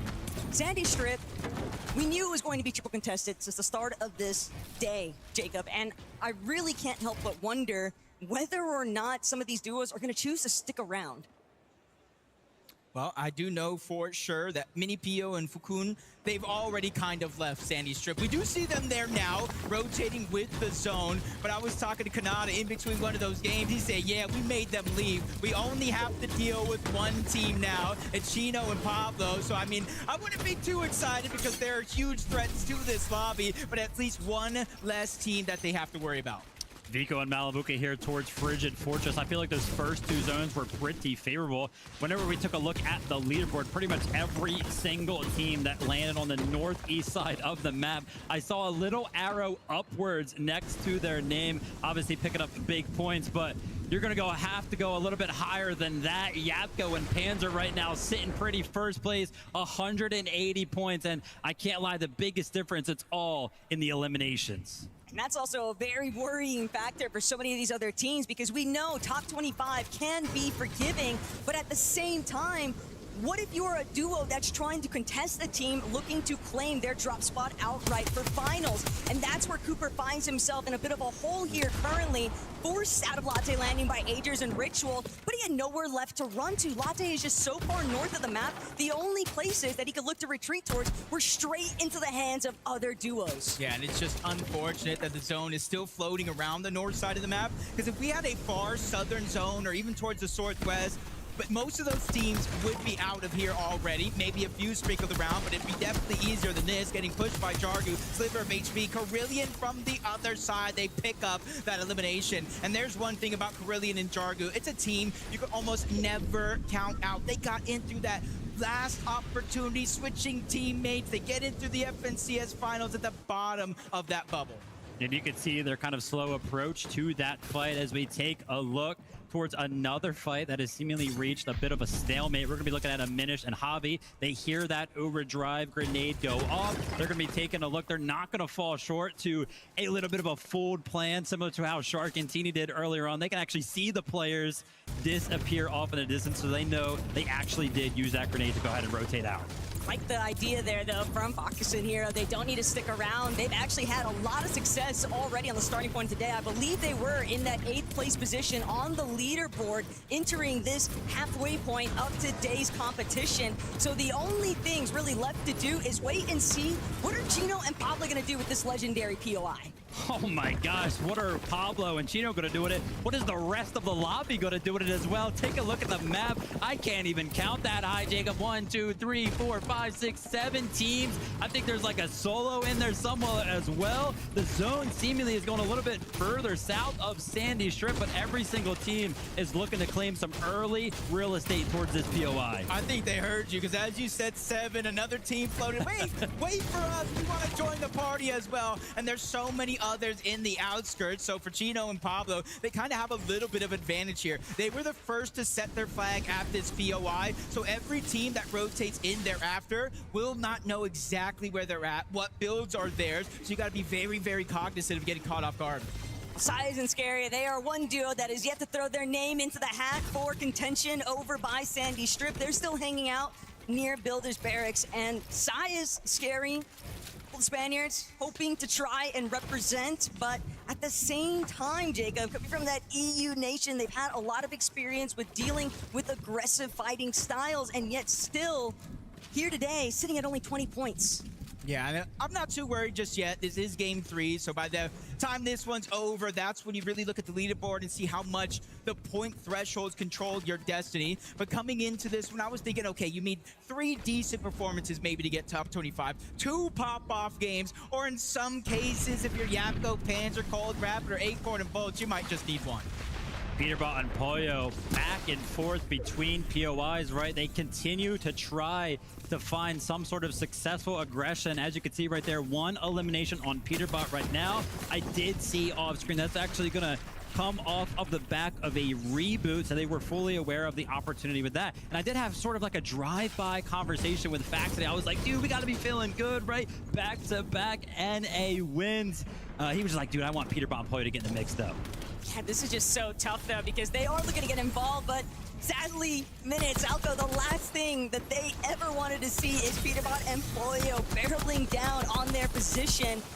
Cammy and Huddy still hanging out by the lighthouse though tells me that they're just gonna be looking to trail P and Pollo. They're not going to allow them to freely rotate, and that's gonna potentially be a thorn in the side there for P and Pollo later on. Yeah, huge annoyance because they're a team that, you kind of said it yourself when you were talking to Fax, that they like to get aggressive. We want to see them get aggressive, but this isn't just an NAFNCS. This is the best of the entire world when it comes to Fortnite. You're not going to get the same opportunities. Those windows will be smaller, and I think they're learning that with each and every game goes by, and that's why you think you see a huge drastic change out of the game plan in Game 3 for Peterbot and Pollo. Yeah, and keep a close eye on all of these teams like Noah and Reason, who actually went ahead. They left Sandy a little bit earlier on, right? We did see them kind of base up on one of those tall buildings. As you can see on the north side of zone as it currently stands, what do we have? 4 duos kind of posted up here, ready to catch all of those rotates from all of those Sandy teams that we just kind of talked about. Because the zone pulls a little bit further south, all of those teams are eventually going to have to leave Sandy, which provides a great opportunity for anybody that left early to kind of base up and get all of the damage that they might need. Reason just being proactive, shooting out trees, preventing other duos from having the opportunity to hide behind that natural terrain coverage. Curve and Veno, though, entirely different strategy. They're still hanging out in Battlewood Boulevard. They're hoping to see if they can pick up some additional points here off the eliminations, and they might just find exactly what they're after. Hamed trying to escape. Dixter nowhere left to run as Veno just easily clears those 2 out with Curve. Yeah, that's one thing I've learned on NA when Veno won his inter-regional championship from EU and NA is you don't mess with the guy in his drop spot. Multiple times in that major final, teams were trying to steal away his loot. He just chased them down and sent them packing back to the lobby, which kind of helped his game plan because of Surge. But not everybody has that luxury being uncontested. Muzz and Sphinx know that to be a fact. Nebs and Nathan are contesting them off drop. It does seem like in this game they're splitting it, but what does that do to their loadout and their confidence? Little check-in here with Pablo and Chino. We know that they land Sandy Strip, 280 damage above right now. They're going for some control. They're going for a little bit of a sneaky play onto some players, but everybody in the surrounding area is taking full advantage. They've done big damage on the Pablo and Chino. They're going to be forced to refresh right now. When we tune into them, they were 260 above, but as soon as they went ahead and took that fight, seemingly took about 100 damage, and their net surge dropped by just that. Ager's Ritual, they might have been one of those duos involved.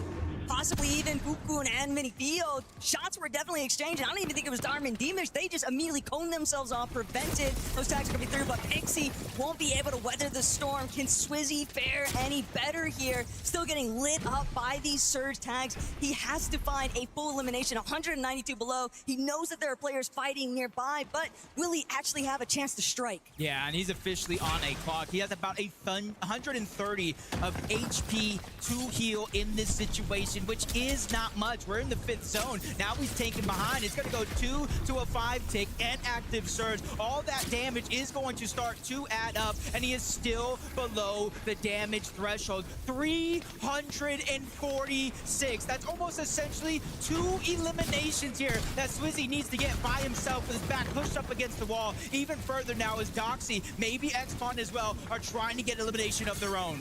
Yes, Mary, no opportunity to go ahead and let Swizzy get any damage here as they're going to be using the overdrive grenades to go ahead and disengage. That is worst case scenario for Swizzy. For somebody that needs to do 300 damage, you want to be close, you want to be personal, because the shotgun is going to be your best friend. But as you can see right now, the chase is on. Not only does he need to go ahead and pick up both of these eliminations seemingly right now, but he needs to get in the zone. Finally, a tag comes in, 12 HP to work with, 2 ticks left. Swizzy's going to be going down. There were only so many places left for Swizzy to actually venture through, and Doxy X-Spawn, they just played that one excellently. They knew that he was trapped. He had nowhere left to run to, and just like that, we're right back here at Sandy Strip, and the cube is going to be his worst nightmare right now for him and Theo. It sent everyone flying, but Chino, what kind of aim course is he running over here? I need his routine right now. That was one of the most insane things I've seen in quite a while. Not only getting the knock mid-air, but cleaning up the eliminations, and that is exactly why they land at Sandy Strip. They know teams will float around and try to use that as a mode of rotation. We've seen multiple teams, not just them, get caught out because of it. Super hard to make those rotations when there are just so many teams around. Speaking of hard rotations, Peterbot and Pollo landed all the way on the west side of the map, had to make their way all the way over here to Sanctuary. That being said, I feel like they found themselves in a very favorable position. 500 damage above, as I say that, drop that down to 300. But they have pretty much the higher ground secured as it currently stands. We know they love to play higher ground taco. Can they actually hold on to this throughout the rest of the game? This is definitely the best sort of position that we have seen Peterbot and Pollo all 3 games so far today. Sky Scroll, on the other hand, though, way off in the distance, separated from the rest of the lobby, trying to see if they can just break in to the edge of zone, hoping that they get a chance to try and take out any duos that might be looking to try and cut them off, but instead will find a secure position to start tarping out, securing space, and now they can take the chance to look back. Yeah, this is the point in the game where you have to stay alive. You've been in it for 7 zones. There's 26 teams. One more falls, and you start to get those placement points, so you don't want to have to look back and say, we wasted a lot of opportunities here throughout the tournament. Placement points are now starting to come in. 25 teams still up, but you see 49 players. That means someone in this lobby is running around as a solo. Malabuka and Vico, right? They almost found the opportunity right there on Yuma and Koyoto. As you can see right now, the zone is actually pulling north. And when a pull like this happens, any team that's already based up here is going to have the opportunity to pick up the higher ground. And that's going to be Yuma and Koyoto as it currently stands. Tuning in with Sky and Scroll. We just looked at these guys 45 seconds ago. They had 21 materials to their name. Elims are going to be helping out with that. And that's exactly where Sky was able to get the party started here with Chance and Tyler. The moment that they claim that front side low ground position, they are right back in the most comfortable driving seat. That's exactly where they had so much success in the EU Major 1 Finals, and it looks like they finally managed to replicate it here in Game 3. But Deemish, Darm, talk about a duo that has been on the upswing all 3 games so far today. They've just been establishing their own territory, but Vico Malabuka, big knock opportunity here, taking out Veno. Yeah, they don't even necessarily need this fight. 3 players go down, no more Storm Surge. 1,100 for them, some shots coming in, so they're gonna fall down just a little bit, but they're holding their ground. They know they have extra materials, so they're not afraid to overbuild and spend those mats. Taking a look bottom right, I see Sky and Scroll already kind of establishing that low ground that they are known for. Cold and rapid throughout the day. They've been known for coming out swinging, right? Winning game number 1. But I would imagine now that all the other teams are kind of feeling comfortable towards the higher ground, maybe they go ahead and go back to what they're used to. But even with this elevation not really being a huge turning point, because we are in that south section of the map, Teeny Shark, they're still on the high ground. They're still looking to take players out along the way. Shark able to help bring down Yapko, and they are still looking for more, Jake, as they continue tarping overhead, but you are never safe. You are not high enough to avoid the rest of the lobby just yet. Yeah, especially in a meta where you got Shockwave and you got that Fizz Grenade, so you gotta expect things to happen at a moment's notice. Even Hari came, he trying to go ahead and Shockwave forward, but they stayed on both separate ends for Sky and Scroll. They're making sure nobody can get a free flank. Meanwhile, Peterbot and Pollo, they're in the thick of it down below. They're trying to get as much damage, maybe even elimination. As of now, they're good on their loadout. They're good on loot, but they know eventually they're going to need an elimination. So easy for this duo to quickly kind of change targets. Why nobody is pretty much safe when you are anywhere near that duo. They're going to be needed an elimination. And just as I say that, Rezon finds himself on the opposite side of things. Peterbot's going to be dropping down. The mats come in, but now they go ahead and need to make the rotation necessary that they need. And I'm sure we're going to be finding another elim that they're going to need, of course. Well, we saw a big solo clutch for placement points out of Vico in the last lobby. Can Malabuka do the same here in game 3? Overdrive grenade with a little bit of a stimmy effect on the movement, but look at Cold and Rapid.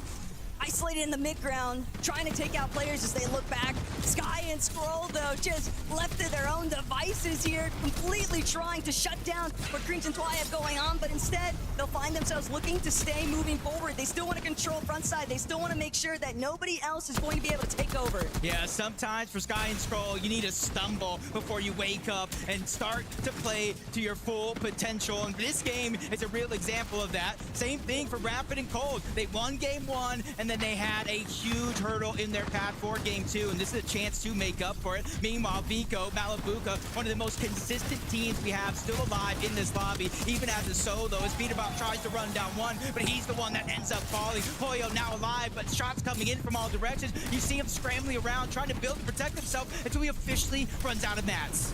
We'll have to see what Poyo can do right here, trying to find some sort of calm in the chaos right now as he takes one quick breath right here. Malabuka, no opportunity for him to kind of slow down right now. He's kind of feeling the pressure from duos all around him. He's going to be taking the opportunity to go ahead and jump into the storm as Scroll and Sky, look how comfortable these guys must feel. They have claimed the low ground. Thomas and Focus had the right idea. They wanted that front side line, but Poyo still doing it. Resigns, taken out. Malabuka now as a solo won't be able to keep the ball rolling here as Sky finds that elimination, but now back on height, it's Rapid and Cold already looking to try and drop a little bit further. He wants the refreshes, he wants the eliminations, he knows that he can trust Rapid to just hold things down on height, but Poyo trying to take out Teeny. It's an even exchange here, but Poyo coming out on top because Twy is no longer in existence. Yeah, gets that elimination, almost stolen by Cold and Rapid up above, but now they drop down. They said, hey, we're not going to steal that one, but they're going to take you out. Cold and Rapid on top, on high ground right now. Winners of game 1. Sky and Scroll are EU FNCS champions, and then you have Cringe. He can play the Thorn in this entire mix. But take a look at Rapid. He's looking for opportunities to go ahead and help secure this 2v2. He's trying to pick up all the materials that he possibly can, trying to look for some angles. The overdrive grenade comes up. Sky and Scroll want to take the fight to Cold and Rapid. Scroll does that, finds the Elan, finds the knock on the Cold. They're going to be looking for the opposing player as well. Rapid, though, somehow, amongst all the chaos, ends up on height. And Scroll, just like that, realizes his duo's in trouble, but Scroll, he's gonna take over. Rapid has been eliminated now, the 1 versus 1. This is everything right now for Sky and Scroll to finally get their chance to strike back. Cringe from overhead, he gets the leverage. Scroll with only 2 builds remaining. Can he find the closing shot? Just needs to get that max hit off the Chaos Reloader, but sure enough, Scroll can't do it. Cringe has won it out, and that's gonna be game 3 for Cringe and Twy. We had Cold and Rapid, we had Sky and Scroll, we had Cringe and the Shadows, and like thieves in the night, these guys have just stolen away game 3 at the Major 1 Summit LAN. You got to imagine at this point in time, when you're playing that long as a solo, to come out on top and actually win the game, they have to be feeling great. Cringe and Twy, can you believe you just took down Sky and Scroll? Sky and Scroll, really? It was Sky and Scroll. It was that 2v2 situation. Talk me through it. I mean, like, shit was just easy, I'm not gonna lie. Really? Was it really that easy? Because it looked quite tense for all of us watching. I mean, bro, it wasn't that easy. He had to solo clutch it. Well, you know what? British players, you know, we have to talk a big game. So talk to me about your game then. What is the plan here in Dusseldorf? I mean, you just run around, eliminate everyone, and just win every endgame you make. And it's interesting because I feel like some of the European teams have actually struggled with the zones with Net Surge. How have you been finding it? Net Surge? I mean, you just run deep and chill. That's about it. So all you got to do is just W that key. Yeah. Yeah? King the W? Yeah. So, Dusseldorf, what do we think of Quiet and Cringe? Okay then, that's 3 games down. We're going to have a short break. When we come back, we'll be assessing all the action so far.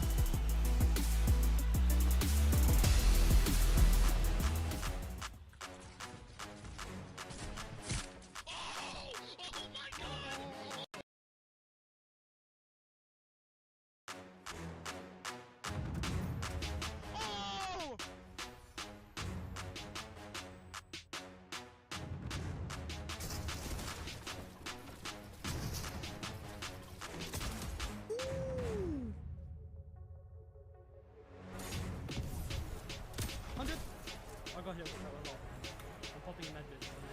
Wait, short. Got 6 build? No, max up. Wait, if you are mid, wait. 100? 100? Oh my god! Oh my god! Oh my god!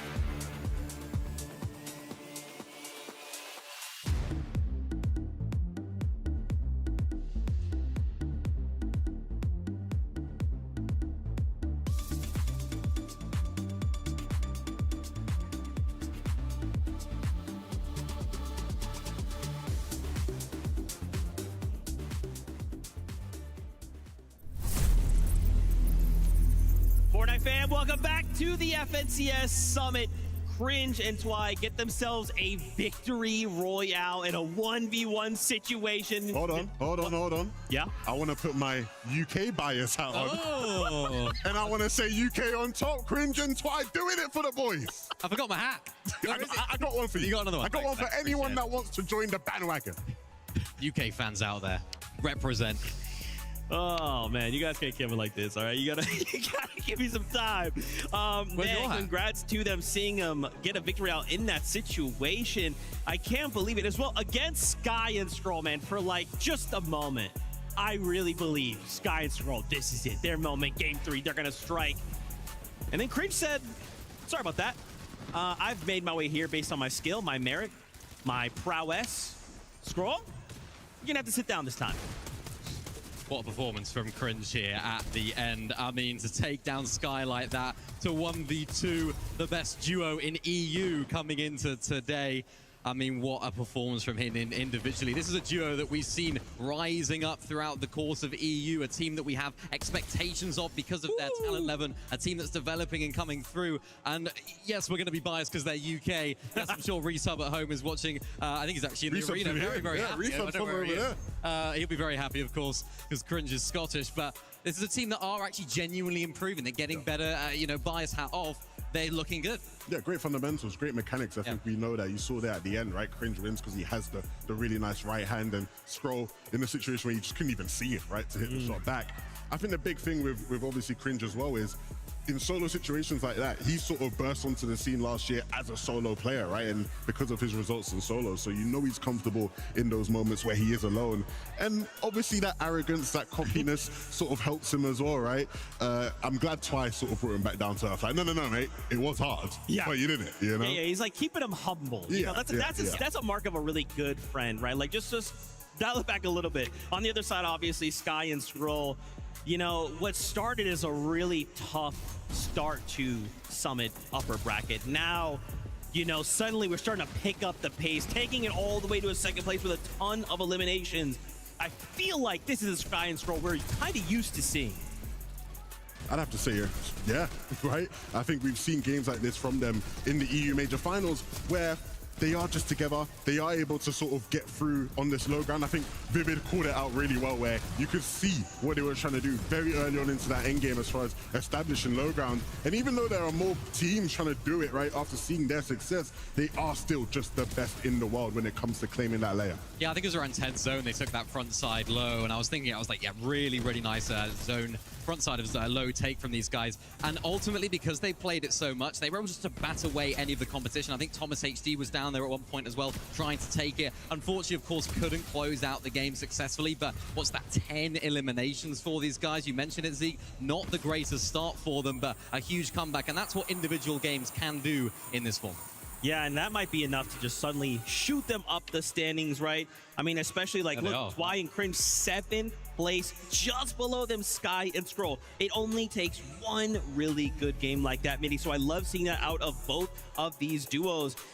It just looks so good, right? And even all the way at the top, Yapko Panzer still firing on all cylinders, Vinny. Yeah, it's great to see. I mean, we've all known that Panzer has been a very, very exciting talent ever since he sort of burst onto the scene in trios with Mr. Savage and Mongrel. A lot of people were saying he carried them to the success in Major 1 of trios. Then he's just keeping on developing, keeping on improving throughout that entire time. And now in duos, finding that teammate in Yapko that's really complementing his game style and gameplay is really paying dividends for him right now. Yeah, I think the thing with these two is they've been rather inconsistent in EU, right? If you've been following EU, they have weeks where they look like, okay, this is the real deal. These guys are going to be one of the big teams in EU. And then they have a lot of weeks where it's pretty anonymous. And I think a lot of us were wondering which version of Yapko and Panzer we're going to see on the stage today. We got the best version possible, and I'm happy about it. Dude, they've got to be happy about that too, right? Like, hey, we're looking good. We're on top right now. Let's just make sure we bring that energy back for finals, right? Wanted to also highlight Peterbot and Pollo. Finally, we get a game out of them where they are together.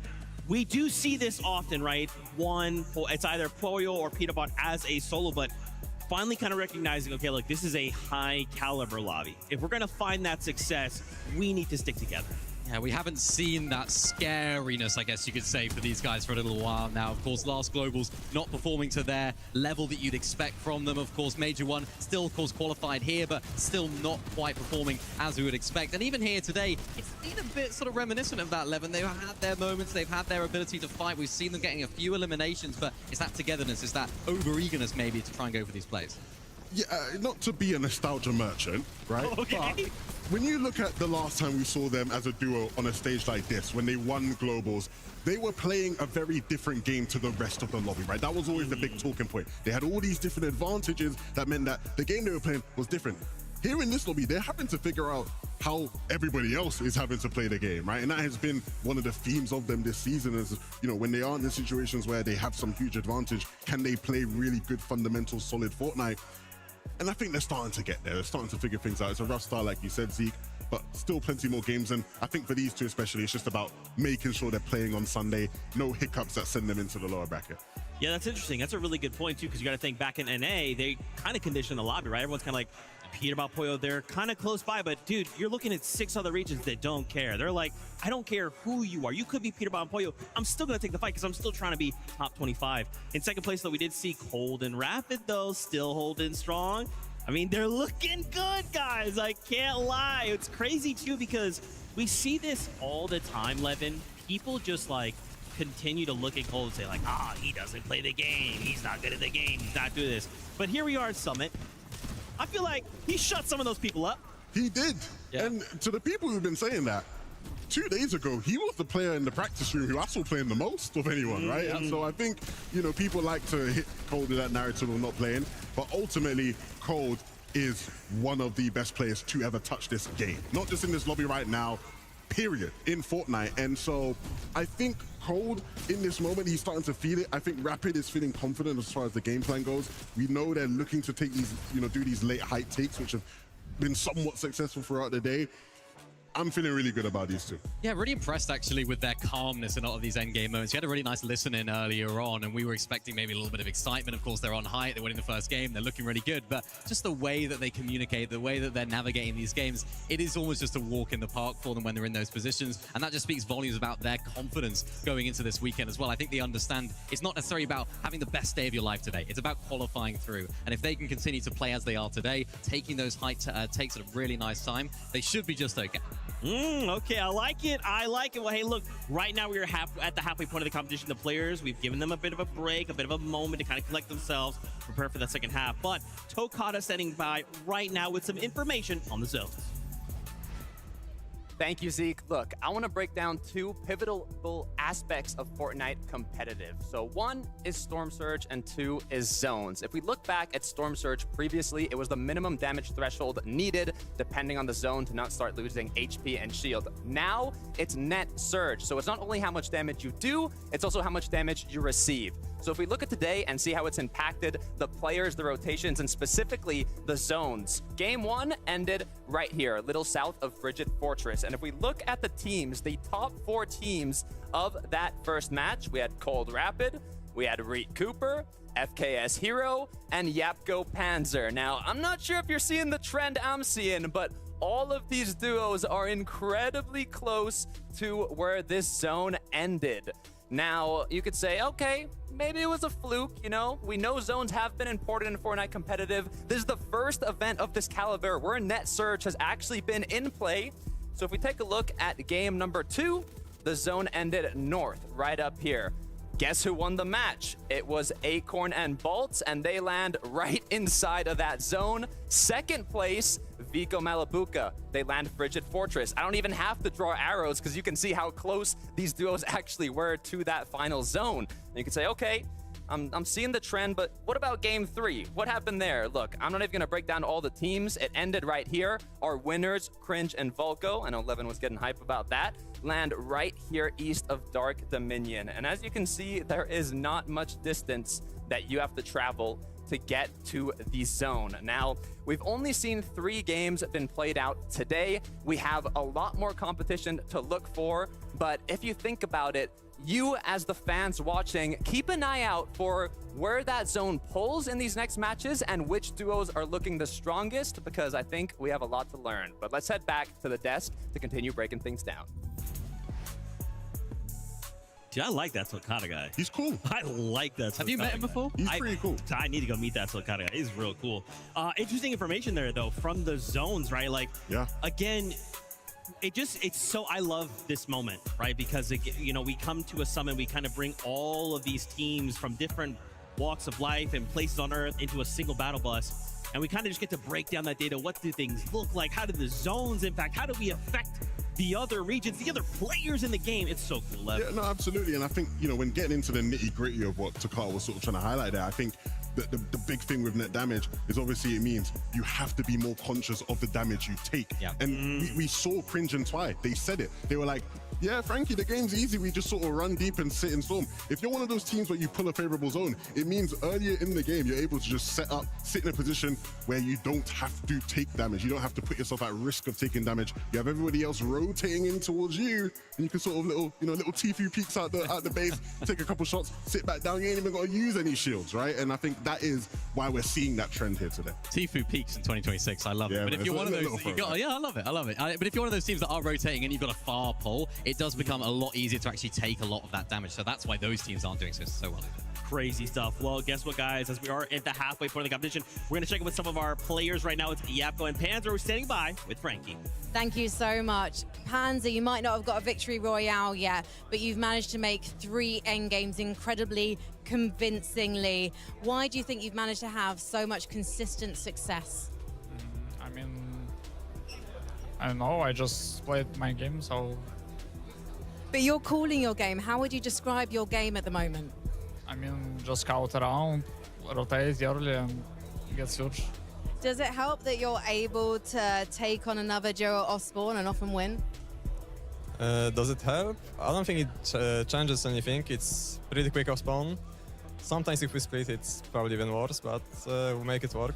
What do you prefer to do? Do you prefer to get that early surge? I don't even know. I don't mind. I think being con or uncon, the surge doesn't really matter because we just like kill them insta right now. But if we fight more, it's worse, obviously. But I feel like you're not a team that's going to play it safely for placement. You're always going to be looking out for those elimination points too. So how do you judge the risk in each situation, Panda? How do you make the judgment call as to whether to fight or leave it? I mean, if you have loot like a spawn, we're just gonna kill them, obviously. Like, I got shockwaves, I'm insta-running them, like, so. And what's held you back in the endgame so far from actually taking a victory royale? It's probably the last moving. Like, we just need one more refresh, maybe like one more zone pull. Just a little bit more luck and we can probably win next games. Well, you might as well give it a shot, guys, because you've already qualified for Championship Sunday. So congratulations. Let's head back to the desk. You know, it's interesting. I feel like there's just like a thought in the back of my mind is like, are we seeing the very best out of all those players? Or are they kind of thinking, hold on, let's just save a little something for Championship Sunday? Oh yeah, no, definitely. This is not the strats that they were preparing for Championship Sunday. Particularly if you're a team that expect to qualify through, I think you have to keep some of those strats under wraps. You have to adapt to the lobby that you're in, of course, but there's definitely going to be some things that we can look to see what they do, I suppose, on Sunday. The key word for today: conditioning. Right? If you secure a spot, you qualify early. How can you condition the teams around you? Make them perceive you to play a certain way. Make them expect things that are going to throw them off when you decide to change things up on the Sunday. It's all about conditioning. I like that, the kind of preamble to the game that is finals. Ooh. Now, guys, I'm getting word. We actually have a very special interview lined up. Typical gamer. Where is that you? What's up? Oh, you're dressed up as your icon. Yeah, this is me. Now I'm still got some pins in me, but I think for the special meet and greet I'm having tonight, I'm gonna be looking like my skin, which is really cool. Dude, first off, of course, congratulations. You've got yourself that icon. How does it feel? I love the video that you can put out, like, I've been waiting, and then it's happening. You're celebrating. How did you feel, though? Oh, it feels incredible to finally have an icon outfit in Fortnite after all these years. I mean, oh man, there was a lot of emotion, especially during my launch stream. I didn't expect to get hit by a wave of emotion like that, but it was all great seeing everybody come out and support. What an incredible moment. That's awesome, bro. And I love too, many people may not know, but the fact that you kind of got a little, kind of like a nod to your wife, right? I remember commentating her all the way back in like fall skirmish, bro. Talk to me a little bit about that. Oh yeah, well, she outplaced me in the first program that happened. So Samara's been playing Fortnite for a very long time, and it was so great to be able to get a nod to her. She used the Ruby skin a lot, and I was able to call it Red Wave Ruby, which is of course her last name. So also the back bling that we have in there, it's just like a personalized version of what she uses too. So, and I have my wedding ring, which is awesome. Dude, I love that. Of course, how's it feel, you know, knowing, I don't know, you might have one of the coolest pickaxes we've ever seen. Yeah, I mean, it's actually crazy to see people rocking it during the tournament, and I think we'll see a lot more people rocking some typical gamer stuff on Sunday. I just have a feeling. Yeah, just no big deal, just a slight little feeling. Well, I mean, interesting. Don't you have your own thing happening right now?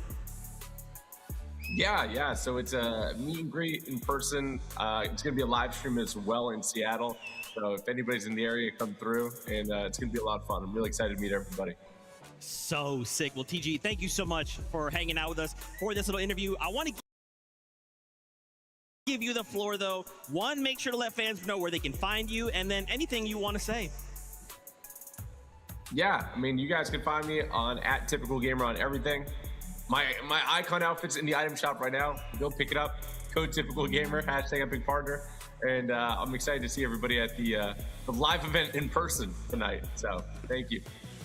Thank you so much, TG. Congrats again, man. Thank you so much, Zeke. Have a great day. You too, bro. Man, TG, dude, it's sick, bro. It's sick. TG is such a legend. I actually have a story about TG. For the people who don't know, way back in the day, there used to be a bundle in the game, and it was called 11-2K, like a taco time bundle. And I remember there was a clip of TG. This was back when everybody wanted to see, him get in the game. And he's reacting to the bundle in the store, and he goes, "Who's this 11-2K guy? They just give anybody bundles now."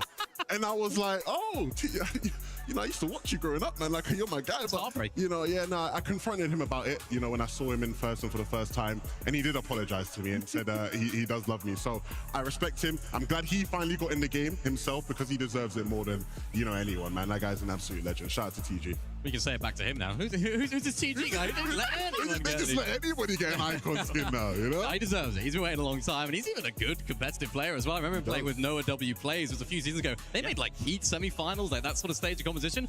Pretty good competitive Fortnite player as well. So definitely holding a few skills in that locker as well as his new icon outfit.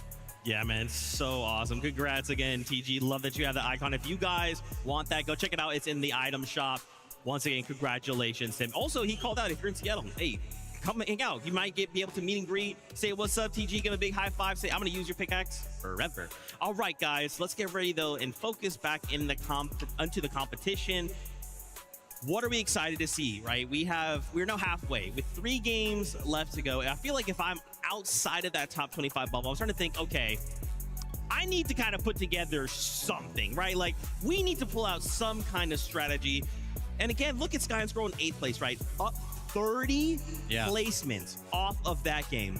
Yeah, I mean, I want to know who's outside of that top 25. I'm really curious if there's any big surprises. I think initially the first name that's jumping out to me, Aegis and Ritual. We saw them have a good start, right? I was really surprised by how good they had done after game 1, but they fell out. And that is not where you want to see them right now. I'm looking at Pixie and Swizzy as well. Of course, a team that a lot of people were looking at going into this weekend. They're a team that have sort of been improving throughout the season. They had a bit of a rough start, came into the major finals absolutely, I suppose you could say, dudded day 1. They was way down on the leaderboard. And then day 2, they came out flying. So they're a team that knows how to perform in the latter half of competitions. Can they do it now? Oh, no. Uh-oh. Clicks and Higgs, 35th. That is not where they want to be. The past 2 games, Shark and Teeny have given them that work off spawn. And it's not necessarily what we were expecting, especially after how impressive they had done in some of the practice games yesterday. But Shark and Teeny reminding Clicks and Higgs, we are top dogs in the server, off spawn, wherever you want to fight us. And if you think about it, you could almost say going into this weekend, they had 2 plans. It was either land on Peterborough or it was land on Shark and Teeny. If they now think, oh, let's go to plan B, it's now landing on Peterborough, right? That's not a very nice plan B to have. So do they have plan C? Do they have plan D? We'll have to wait and see about that. But I think this is the point of the tournament, Zeke, where you have to sort of categorize yourself as a team. It's like, right, are we a team that's trying to break into that top 25? If so, how do we go about doing that? If you're a team that's already in the top 25, how do we hold on to that position? Do we take as many risks? And if you're a team that's in that top 25 comfortably for Sunday, how do we then condition the rest of the lobby? Yeah, I'm not going to lie. I'm looking at this 41st to 50th, and there's too many, Brazil teams, Middle Eastern teams. I want to see some of these smaller regions really sort of push their way in. One of the most exciting parts of Summit for me was, the 15 qualification spots. This was the best chance, or this still is the best chance we have had in a long time to see a lot more of the teams from those regions take up some of the global championship slots. And I think it'd be a shame to see them fall short here. Yeah, man, it's got to be weighing on the back of your mind, right? There is so much pressure, and you could kind of say, like, all right, maybe we take it to lower bracket, but again, if you make the same mistakes, you just have that one chance, right? And then that's it. You can't even look to compete for one of these top 15 spots. So, but yeah, as we remember, we can't forget Yapko and Panzer, rather, at the top of the leaderboard, currently leading in eliminations as well. It's very, very difficult. Take a look. Yapko at 12. Actually, just kidding. Tied with Vico. Ooh, Vico. Big Vico. Get it right. Mr. Big Vico. I think my bad. The thing we said about Vico earlier, right, is this guy is one of the best fraggers in the world. Showcasing it here on the stage. I think the great thing about all of these guys here is we know how great they are as fraggers. In the case of Dom and Sky, it's interesting you have two players who actually are the IGLs or the leaders of their team, and they're still leading the way when it comes to the fragging. Again, it just shows how talented some of these boys are. A lot of EU, I might add as well. A lot of EU on there, yeah. What's that about, Zeke? Was your hat gone missing? Was this an EU only list? Is there like another list of the top fraggers that I don't know what you're talking about. us? I'm completely unbiased, Zeke, right now, okay? You have to Calm be. down. I'm sure you guys can kind of hear it as well. You can see it on camera. Players are starting to return back, start to take their places up on that battle bus to continue the competition. And, you know, as I'm looking at some of these faces, man, I'm seeing some of them excited, happy. Others, I can tell, they've taken this time. They've really utilized this time to try and say, hey, we have a plan. We need these 3 games now. Yeah, we saw it in the background of those interviews. They were actually VODing. They were looking at some of their VODs. They can't do it up on the stage. I think some people maybe at home don't know that. You can't sit and watch the VODs after you go out of the game. So that's going to be some vital time to not only do that, maybe talk to some of their mental coaches, some of their in-game coaches as well, even some parents, just people to help you calm down a little bit, particularly if you are a team that's lower down on that leaderboard. This section of the tournament is really where the experienced players, the players that have played on this sort of stage before, will now come good because they're able to utilize that time really effectively. Yeah, I think for a lot of these teams, you know, especially the ones further down, a lot of it's going to come down to looking for opportunities within the lobby in their area, right? Is there any loot we can cut off? Is there any way we can just get an advantage on some of these teams that have been getting the upper hand on us around where we land? And yeah, you just have to pull out. All you need is one really good game for some of those teams who are just on the outside, right? And so you just got to make it happen now. Yeah, and you can't forget as well, if you're a team like Yapko and Panzer, right, who are currently sitting in first place, you're thinking to yourself, all right, well, I'm good. I've qualified. Maybe I could even look to maybe contest some of these other teams, push them down to the lower bracket. You know, that's where this situation starts to get really complex, right? That's where the mind games start to come into play. Well, I know Mini and Lev, they kind of go here. I'm doing okay. Maybe I go show up there, slow them down a little bit, right? It can make a difference. I mean, that's something that you were talking about earlier, Levin, that conditioning. Easier said than done, though, of course. I think you have to identify whether you are a team that's actually guaranteed to be qualifying through before trying anything too crazy like that. But you're right. It's something that those sort of teams, Yakko, Panzer, will have been looking at. How do we now condition the rest of the lobby so that we have a potentially easier run on Sunday? We've seen a couple teams said it before the tournament even started.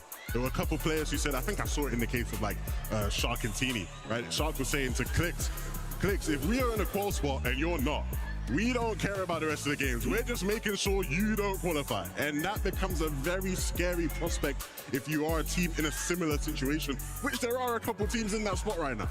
Yep. Use that example though, right? Clicks and Higgs are thinking, okay, so game 1, we got it. It took a long time, but we wiped them, and now game 2, we come back, they clap back instantly. Like, what the heck? We have 3 games to try and put something together. And again, like, think about that day 2. Think about that lower bracket. Even if we use the same example of Clicks and Higgs, they're currently in that upper bracket, right? They suddenly drop down in the lower bracket. Well, their plans have changed. Maybe someone else is looking to come to Wonky. Maybe someone in the lower bracket says, hey, wait a minute. If they come down into the lower bracket, maybe we would be willing to contest Wonky, right? And that's just one duo, Lev.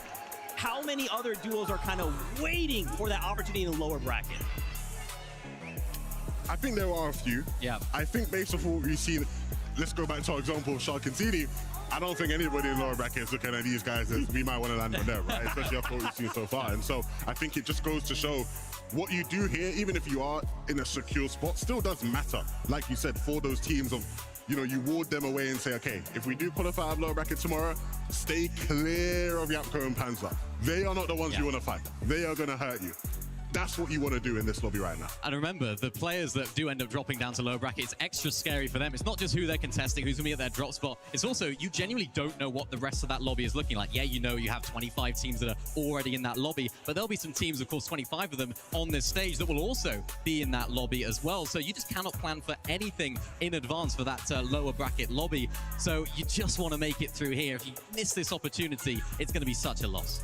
Yeah, no, for a lot of these guys, you just don't want to even put yourself in that situation, right? Shark and Teeny, look, Shark's first time on a stage like this, I think everybody was curious as to whether or not he'd crumble you know, with the pressure on him. I've tried my best to speak to him a bunch throughout, you know, the days we've been here, and he's just adamant. Every time I speak to him, he's adamant, Levin, I'm fine. Like, it's like, everyone keeps making this a big deal, like, oh, am I gonna be nervous? I'm okay, like, I'm gonna be fine. And we know Teeny has done this many times before.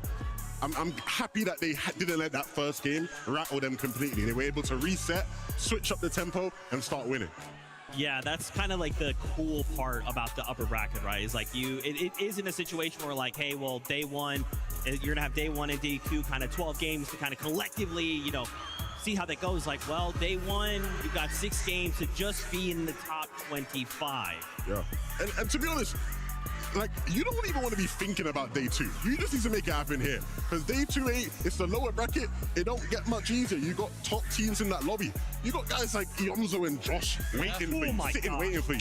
It's like Ionzo is like a hungry bear, right? If I told you, hey, there's a hungry bear in that forest, you want to go in that forest? You're going to tell me no. You don't want to go there, right? And it's the same thing with lower bracket. You don't want to go there where these guys are waiting. They're hungry for an opportunity. Those were the guys who did well in the second chance. They took that chance incredibly well, and they will take it tomorrow if you aren't careful and if you slip up. And so you have to make it here in these next 3 games. Yeah, you're right. All those teams have performed when their backs are against the walls. And that's exactly what's going to be happening now tomorrow. You just don't want to be going there. You can't see it as, oh, if we don't do well today, we've always got tomorrow, because you cannot rest on that whatsoever. So for those teams that are outside, I'm really excited to see what Clicks and Higgs do now. I genuinely don't know what the solution is for them, particularly now that Shark and Teeny have started to come into it. They're looking really good. How are they going to affect their gameplay? Do they switch up their entire drop spot? Do they end up landing on Peter Watt? We haven't seen those guys having an amazing performance so far today. How are they going to do contested? Is it worth wasting a game to try and contest them? It's going to be tough to say, but it's been a fantastic day of competition so far. And this is when things really start to heat up. And what's interesting too, and I love, like, this is so complex. The more you think about this whole situation, the crazier it gets, right? This is, upper bracket is a double-edged sword, right? You come in, you kind of show off maybe some of your strategies, some of your plans. But you got to be thinking in your back of your mind, well, those 25 duos are watching me day one. Yeah. So I'm already burning myself mentally trying to play and show that I can be in the top 25 day one. Oh, I missed it. Now I'm going into day 2 and everyone's looking at you going, hey, I just watched your entire day yesterday. Yeah. Those things that you might have tried to do yesterday, I've already come up with an opportunity to strike back. But then you can think of it in the other way. It's like, is it more valuable to get the experience on the stage, to play day 1, to look back at where things are going wrong? Or is it more valuable to watch what happened in day 1 and look back at those VODs? I'm very happy to see this duo looking strong, looking good. Again, close to that threshold, but no reason, if you've been watching them in EU of late over the past sort of couple months, even the past couple of years, it feels like they always just sort of teeter around that line, Mini, where they're almost there, and in the last couple games, they make a final big push and qualify. And I think there's a good chance we see that happen today. Yeah, I hope so. I mean, we're looking, you know, at Reason as one of the really consistent LAN performers. He's been slowly but surely improving on each one of these LANs that he's qualified for. Yeah. So it's actually nice to see him in this position and hopefully doing the same on Sunday, because his trajectory has just only been going up. It's just straight improvement. Yeah. He's been at every single FNCS LAN since Invitational, and at every single one, his placement has improved and improved and improved. Is that trend going to continue, or is the reason 1v1 money too much that now you don't even care about the competitive? I hope not. He seemed to suggest not. He seemed to suggest, you know, he's using the map to keep his skills sharp and performing at the best level. He wants to win, doesn't he? He's one of these sort of characters. He wants to win. You know, I think that's going to only make him sort of take the chains off a little bit in terms of the 1v1 map. It'll hopefully, you know, help improve as well. But no, he's gonna be really confident this weekend, especially since he's just been performing so well on that. Yeah, and you got to think too, in front of a crowd like this, home turf, like, there's even that little bit of added extra pressure, right? Again, that's these situations are so complex. I know sometimes you can kind of look at a situation like this, well, yeah, top 25, easy, or whatever, upper bracket, lower bracket, finals, okay, cool. But the more you just start to dissect and really dive into these little tiny details, it just very quickly gets out of control. Now, of course, like we said, this is the halfway point. 3 games left to go. Boys, if you had to give advice to these duos outside of that bubble, what's the advice? I think stick to what you know for this next game. You don't want to try anything too crazy. But if it does come down to those final 2 games, even the final game, go for hype. The meta allows for it. Although it is messy, you could be that team that takes height and wins the game. We saw it with Sky and Scroll, but jumping up 30 places. For the teams that are just outside here, probably not worth it, but just try something different, try something new, because yes, you do have day 2, but you want to get it done now. Mini says, stick to what you know. Here we go. I say, pick up your game plan, rip it up, and try something new. Let's go crazy. Let's get wild with it. You know, you only need the 2 good games. Okay, well, Levin, it's time to find out which plan they're going with, because the next game is ready for us. So, casters, over to you. Hey, I'm right there with you, Levin. I think you gotta tear the original game plan to pieces at this stage, Vivid, because they don't have much time left to work with. It's only 3 lobbies, and the margins are very slim for error right now. I'm sticking with Mini Miner. I've said it multiple times before. I like sticking to what you know. What if it doesn't work, though? What if you're in that game 5, game 6 situation? I agree with Levin that you might have to just kind of throw it all to the wall, leave no stone unturned, and really leave no regrets behind, because at the end of the day, there's nothing to lose. The second half of the day, game 4 is ready, so let's jump right in.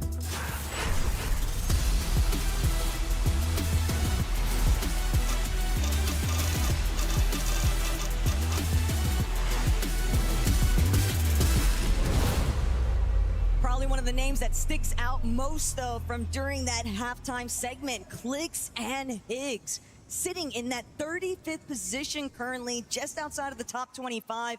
Granted, Sky and Scroll have already proven one good match, one strong elimination counter can change course entirely and catapult you to that threshold you need to just go straight to finals. Yep, now we got another team joining back into the mix. They may have left at least one game before, but Mini Pio and Fukun are back at Sandy Strip. So we're back on over to our triple contested fight. Interesting enough, it really hasn't affected Kanata and Victor V on that other side. Yeah, taking their quadrants there. Quick little peek over here towards Wonky Land. Clix and Higgs, they got to be feeling the pressure. During the halftime, I got the opportunity to talk to Clix, and he was like, yeah, we're fully aware of the situation. It feels like Shark and Teeny are already qualified. They can pretty much do whatever they want to us right now because they got to be feeling comfortable. And that's exactly where Shark and Teeny are headed. It is setting up home base here in Wonkyland to try and prevent Higgs and Clix from having those comeback measures. Still, job's not finished. You have to remember that because of the lower bracket's existence, nothing is necessarily solidified just yet. You still have tomorrow, worst case scenario. Yeah, while you have nothing to lose, don't want to give up on those opportunities. Both go in Fringe, just outside of the bubble as well. Contested fight against Visual and Braids. Both of these teams performed phenomenally on their respective regions, but when you're in a contested fight like this that honestly made some changes before the Summit LAN, and they weren't necessarily the best for a contested fight, so you really got to go ahead and get all of the loot to yourselves. I'm going to be a hawk when we're taking a look at all these POVs. As we do take a look towards the elimination feed, Cole does go down, but on the screen, we've got Vocal, we've got Cringe, both picking up their respective eliminations, and that's going to be a clean wipe for them. An 8-point swing is going to put them on 50 points. And when we were taking a look at the leaderboard, right, that 25th place threshold was right around there. So that's going to be helping them out tremendously. Well, it looks like a decent amount of teams that weren't necessarily faring the best here have already decided to try and switch things up. But Clix, Higgs still entangled here with Shark and Teeny, who have decided to just take the fight straight to them. They want to be direct. They've had so much success in these past 2 lobbies. The moment that they've instantly tried to collapse, but now it's Shark, 100 pump. That's going to be all of his shield. He has to fall back. He's waiting for Teeny to take the reins here, but Teeny, patent alert strategy, trying to see if he can find a separate angle, trying to see if he can get that closing shot onto Clix or Higgs. But for right now, the leverage sits entirely with Higgs and Clix. Yep, even though Shark and Teeny almost all but qualified here to Sunday, you can kind of see why. They're just trying to shut down Clix and Higgs, not let them feel comfortable, get them out of the game early so that way they have a much harder chance making it through the lower bracket and eventually possibly contesting them. So it's really going to come down to how much Shark and Teeny want to continue to put this pressure down. On the flip side, though, for Clix and Higgs, you know, I was talking to a couple of the co-streamers myself, you know, from Boob to Faxity and Ozzy, to where it's like, what does Clix and Higgs need to do? And right now, we kind of all were agreeing. You either need to fight Shark and Teeny, or you just need to run away. And right now, it looks like they're going to fight Shark and Teeny. Absolutely. They do have the position as they currently kind of get out from the boxes that they have been sitting in for so long. They now officially have the higher ground. Patini's looking to take the fight to Clix. He gets one shot in, gets a shot on the Higgs as well. He's done so much damage, and they've got the advantage, but Clix does get a little bit of a return shot. That's going to be 58 damage towards his way. Shark's going to have the advantage right now. He's going to be coming in with a spray. Clix is looking a little bit lost. He has no materials to work with. He's going to be playing zero build as he does get knocked. The problem there is that Clix is looking one way, but Shark and Teeny, they've got him straight in the middle, and Higgs, only so many options remain here currently because Shark, he's immediately trying to get on the impressor one more time. 100 pump, and that's going to do it. Higgs trying everything in his power to escape, but it's Clix who gets pickaxed in those final moments. Clix and Higgs have left the lobby so early in game 4. Salt on the wounds, the pickaxe into the emote. Again, Shark and Teeny are in a situation where they literally almost have nothing to lose. They are so far inside of that top 25. They need multiple games of going down off spawn. Even in the replay, Clix gets caught out of position by himself. And Higgs, even though there was an advantage in terms of HP, he just tried to lurk. They caught him through the builds and then eventually pickaxed him back to the lobby. Man, my reaction was if I had just eaten a sour candy. So brutal to kind of watch that one happen. Still 2 opportunities left for Clix and Higgs. Let's hope for the best there as we're taking a look at some of our other teams around the map. Reet and Cooper, Carillion and Jargo still up here towards the north. The Storm is going to be playing a part of this as it currently stands, but they're happy to kind of chill out and hang out up here. Carillion also definitely very content to get this first knock onto Ritual, but he's not finished. He's still looking to keep everything pushing forward. And Carillion, while we will take a moment to sit back, Agers gets put into the dirt there. Double elimination pickup. It is a very quick start for some of these teams. Yeah, this is almost like a Cinderella story for Jargo and Carillion. They were literally almost not making it here. A few roster changes at the last moment, and it works out. They catch fire when they need it most. Thomas and Focus kind of doing the same things, landing over at Riptides. You know, they usually make their way down towards the south, but this time around, they went up north just a little bit towards Squibbly Shores, and they're still finding the picks that they need. Vico and Malabuka, yeah, they're getting all of Frigid Fortress to themselves, but they know there are some teams surrounding them to the south. FKS and Hero are going to be finding their early demise to a team that's not too happy. They're taking some loot in the surrounding areas. FKS just gets beamed in the open.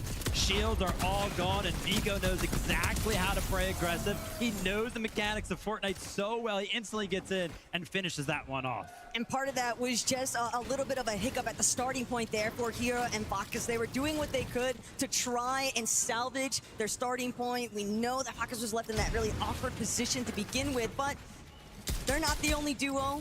It's kind of just looking up and seeing what's going to happen to this leaderboard development after Game 4. iDrop and Medius, they're dealing with Twy and Cringe currently, who are riding off the momentum of that third place victory royale. Yeah, and right now, with our top 2 players in damage, Hold and Panzer, our top teams out of this lobby, this is going to allow for the players at the bottom of the leaderboard, right up to the middle, to get more points, because those guys were winning games. They were siphoning them out with eliminations, but now Cringe and Twy, 119. It's not necessarily a battle for first. You only want top 25, but you also want to push your competition out. You want to beat them both in-game and mentally as well. And establishing the idea that, yeah, I was kind of mentioning around 50 points was that 25th place, and that's at the halfway point. So we've just kind of doubled that over the course of the next 3 games. You can kind of expect that threshold to be around 100 points. And look at this, just a patented strat from Venno and Curve. Anybody that finds themselves anywhere north, near the southwest side of the map, just gets lurked on. His focus is going to be on the receiving end of that one. And the big thing here, the one word that's sticking out to me right now is what Levin highlighted on the desk: conditioning. Curve and Venno, they haven't necessarily ran the same thing back twice, but they are trying to condition this lobby to not be able to anticipate where it is they're looking to set up base. They're pushing out into Riptides, they're pushing the south sections of South Boulevard, and it's just very difficult for these teams to find their footing. And Focus, Thomas, the strong competitors, but Venno is just going to immediately send the lights out there for Thomas.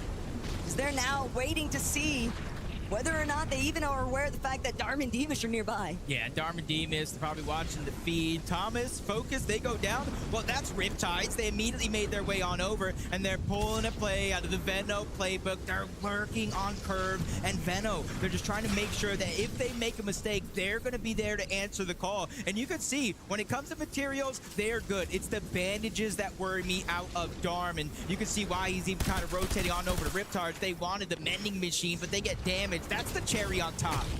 And that's all they were really looking for. You could see how long they waited for Curve and Veno to kind of retreat, for them to actually go ahead and open up the shots right there. They didn't really want them to be close. They were just interested in getting some of that damage. So the eliminations were not really on their mind, just kind of playing it safe and making sure they can kind of find themselves in the end game.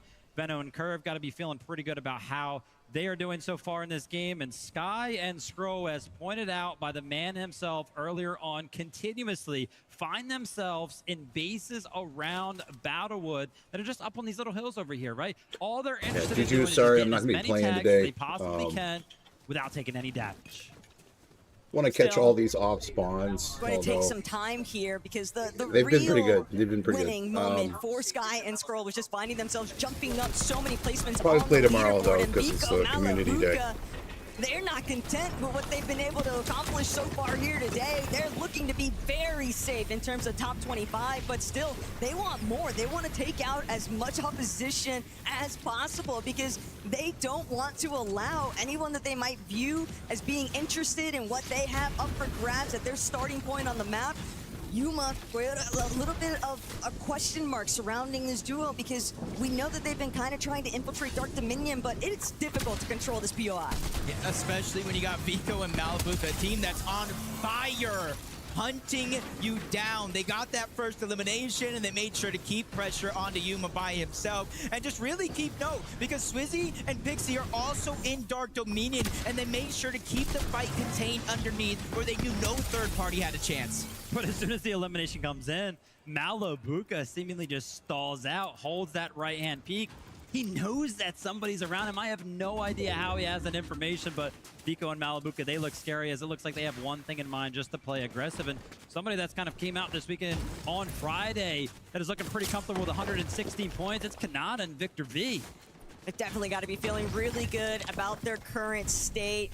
They know that they're not necessarily at a huge risk of falling outside of that top 25, but you still want to keep things pretty tidy. You still want to ensure that you see the whole mission through and are on that battle bus for finals come Sunday. Yeah, and you got to think about a team like this for Victor V and Kanata. Victor V, kind of the young superstar, especially on NA West. He really got his first shot playing with these kind of known players with Paper. The next year, he played with Paper and Epic Well, qualifying for the Global Championship in both of those respective tournaments through NA West. And now he was playing with another player in Kanata, bringing out the best. And I've said it for years, Victor V has the potential to be one of the superstars in NA. He just needs to be playing with the upper echelon players, bringing him out of it. The potential, and I do think Kanata is that player that's been doing such a good job. He called that I'm going to NA West, I'm not only going to win, it's going to be a cakewalk, and that's exactly what we saw. A couple of our teams still stranded out in the storm, right? We saw Cammy and Hari. They're kind of making their way over here as we tune in to iDrop and Marius. They are also still in the storm, and again, I'm always looking towards those points. 40 for the duo right now, which puts them surely outside of contention. As you can see, top right, 33rd, it surely does. So there's actually a lot of pressure on them right now. And look, no surprise, Veno and Curve crouched once again.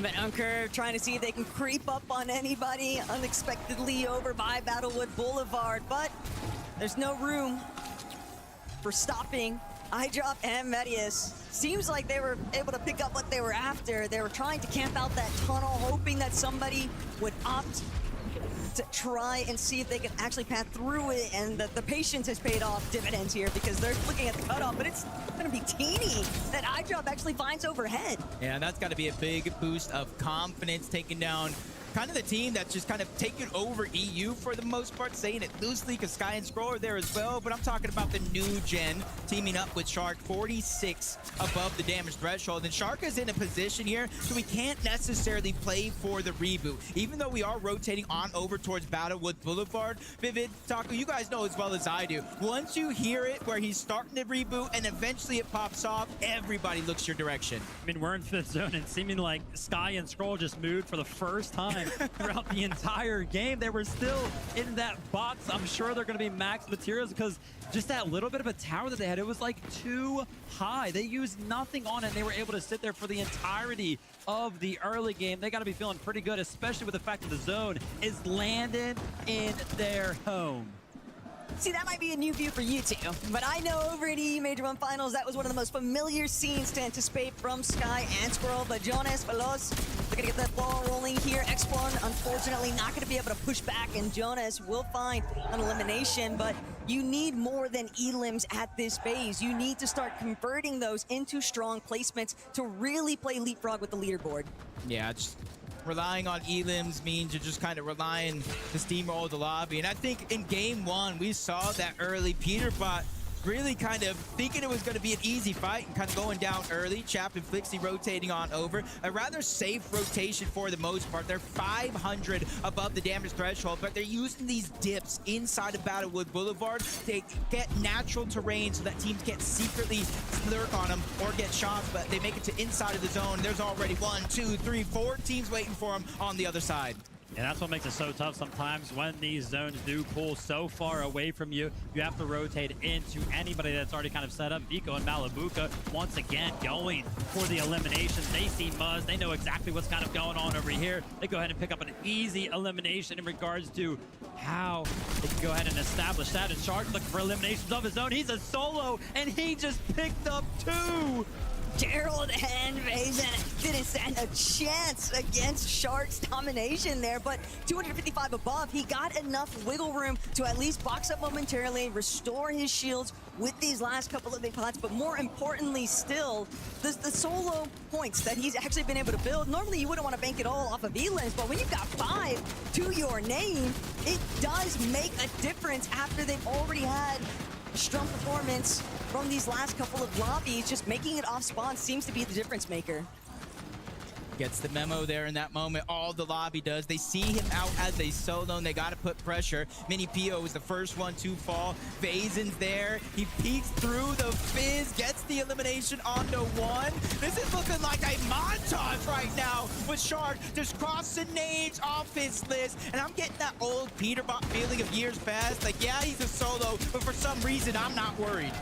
My gosh, Shark, and look at him. He is still in the mix of things right now. He could go ahead and take a back seat to the ride that we have here in the late game, but he's looking to still get active. And when you think about it, he really does need to. 35 builds left to his name, but I'm mainly looking at that HP that he has left. He has nothing in his inventory that can go ahead and help support him over there. Take a look at the other side of your screen. iDrop and Marius, they are under pressure right now. Storm Surge is striking. He's going to try to make something happen, but he goes down 44 points to his name.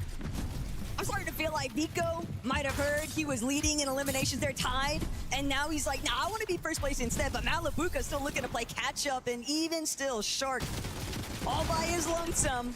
But with the way that he's playing, he's got the confidence of 2 behind him. It's evident in all of his movements. Even going to get an opportunity to try and replenish some of his loadout off of these vending machines. But trouble might strike when you least expect it. And Malabuka Vico have just been completely causing so much chaos in this lobby. Finally, going to catch a little bit of punishment for it. Slightly greedy with their wraparound. Looking to not tarp it out fully.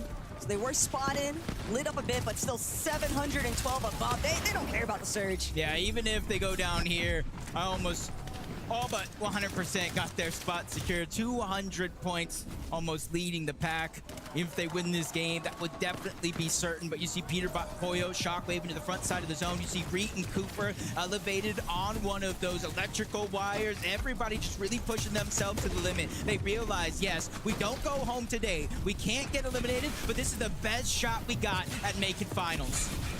Shark here still making the solo clutch kind of happen. Only 18 builds to work with. He's completely fine in terms of HP now. Oh my gosh, an entire loot llama just drops right in front of him. He's going to be able to use that. And on the other side, Pablo is also a solo, but in a completely different scenario. 133 below. He's got to make something happen soon. She's waiting for the zone to keep closing in. From the backside of the zone, he might be able to find some other players that are struggling just as much as himself. Only he's hoping that he'll be able to eliminate them first. Darkos has been knocked. Reed and Cooper, another one of our duos that's definitely looking for a big-time performance here. They want to siege and how far in the leaderboard they can jump. And Pete, Boyo, well, things have been a little bit slow today. They're looking to amp it up now. Cole has been dropped. And now Pete, Boyo, looking for the biggest refreshes, but they don't even necessarily need them.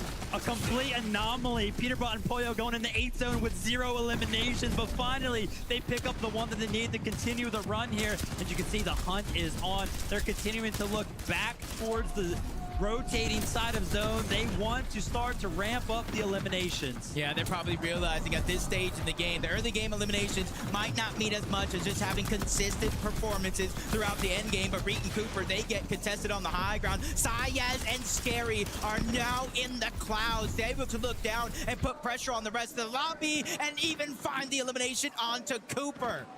It's the last thing you want to see if you are in Reed and Cooper's position, but Pete, he's just lost Boyo. Turning back, realizes that he's still getting aggressed by the rest of the lobby. That immediate focus proving to work against them, but Vico, Malabuka now frontside low. They're waiting to see just who they can actually snag up here. But first, Vico breaking down bushes. Peterbot still playing the low side, but he sees Malabuka, doesn't get a chance to actually fire the shot, but he comes straight to him, and that's going to be Madden instead that Pete converts into an elimination. He needed that material. The lobby's got to put a stop to Peterbot very soon, because when he gets rolling, it's hard to stop that guy. As we tune into the healthy duo of Kanata and Victor V, they're going to be taking hold of the mid ground right now and halting right now to go ahead and heal up. But Vico finds his demise. Gab0 is now going to have the low ground clean for himself. Yep, Peterbot now with no builds, forced to lurk down below, getting as much as he can out of the fizz, but it's only so much before Sky and Scroll run him down. 4 eliminations here, just like I was speaking on Cold and Rapid a few games in Scroll. Sky and Scroll could be one of those first teams for multiple wins here. Bahari, Cammy, they have 4 eliminations as well. They're starting to catch fire in this perfect moment. Top 7 situation. There's only 2 solos running around right now, and Kanata's one of them. But Kanata, he'll be forced to fall back, eat his last slice of pizza. He knows that he's got a team looking straight at him. It's Sky and Scroll refusing to budge. They're going to force Kanata to take a different route entirely, and Hadi now left as a solo. 4 eliminations already, just trying to look down onto the teams that are underneath where he's currently situated, doing his best to crouch around, but Sayas and Scary are still holding down height. Finally, they'll be forced to converge with the rest of the lobby here. Yeah, they started to feel the pressure. They felt like they were too high. They wanted to get into the mix. They dropped all the way down. They look for some shots. Sky and Scroll going to be amongst the duo that's going to be getting tagged right there. They have the advantageous ground. This is exactly where they want to be. But the solo is in the mix. He's trying to cause chaos. It's going to be damaged, but he cannot find the shot. Sky's going to pick him up, but not before falling down. And it's going to be Scary up on the high ground to find the final elimination. They're going to be picking up the win here in game number 4. They fought for that high ground, and they earned that high ground, using that to turn it into a victory royale on one of the biggest stages of them all. Has to have them feeling on top of the world. That is without a doubt for sure, Frankie. Congratulations. Complete stand-up Sayas, Scary Sean. Here is the camera. Düsseldorf, please give it up for Sayas and Scary Sean. And you can see there are Spanish flags waving in the audience. What's it like to take a victory royale on your first ever LAN? Yeah, it feels like really nice to win a victory royale. We knew we were gonna win. Like, it was so easy. It's easier than a big one in Europe. Easier than you thought it was going to be. Again, we're seeing this with the high ground. Duos seem to be getting it for free. How did you know, though, that you could take it from Reed and Cooper? Because that was an incredible challenge. I mean, we just saw they were like kind of lost it, so we just used a assault wave and we killed them easily. I don't know. Well, I mean, you did eliminate Reed in order to take the high ground from them. What is next for you guys now? Because with a performance like that, you have to be qualified for Sunday. Do you think it's going to be so easy to take the trophy? Yeah, to be honest, yeah. To be honest. To be honest. Yeah, to be honest, yeah. Well, listen, we've got so many Spanish fans, as we've already heard in this audience. So please, one more time, give it up for Size and Scary Sean. We're going to head to a break.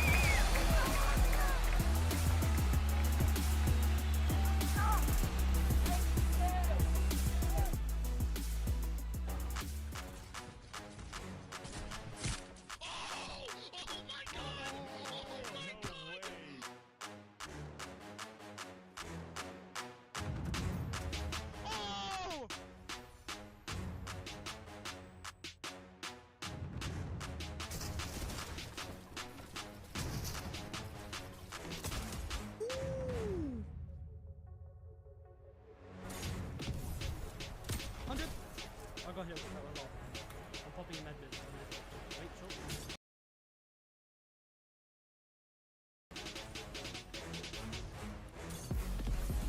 Wait, if you're mid, wait. 100? 100? Oh my god! Oh my god! Oh my god!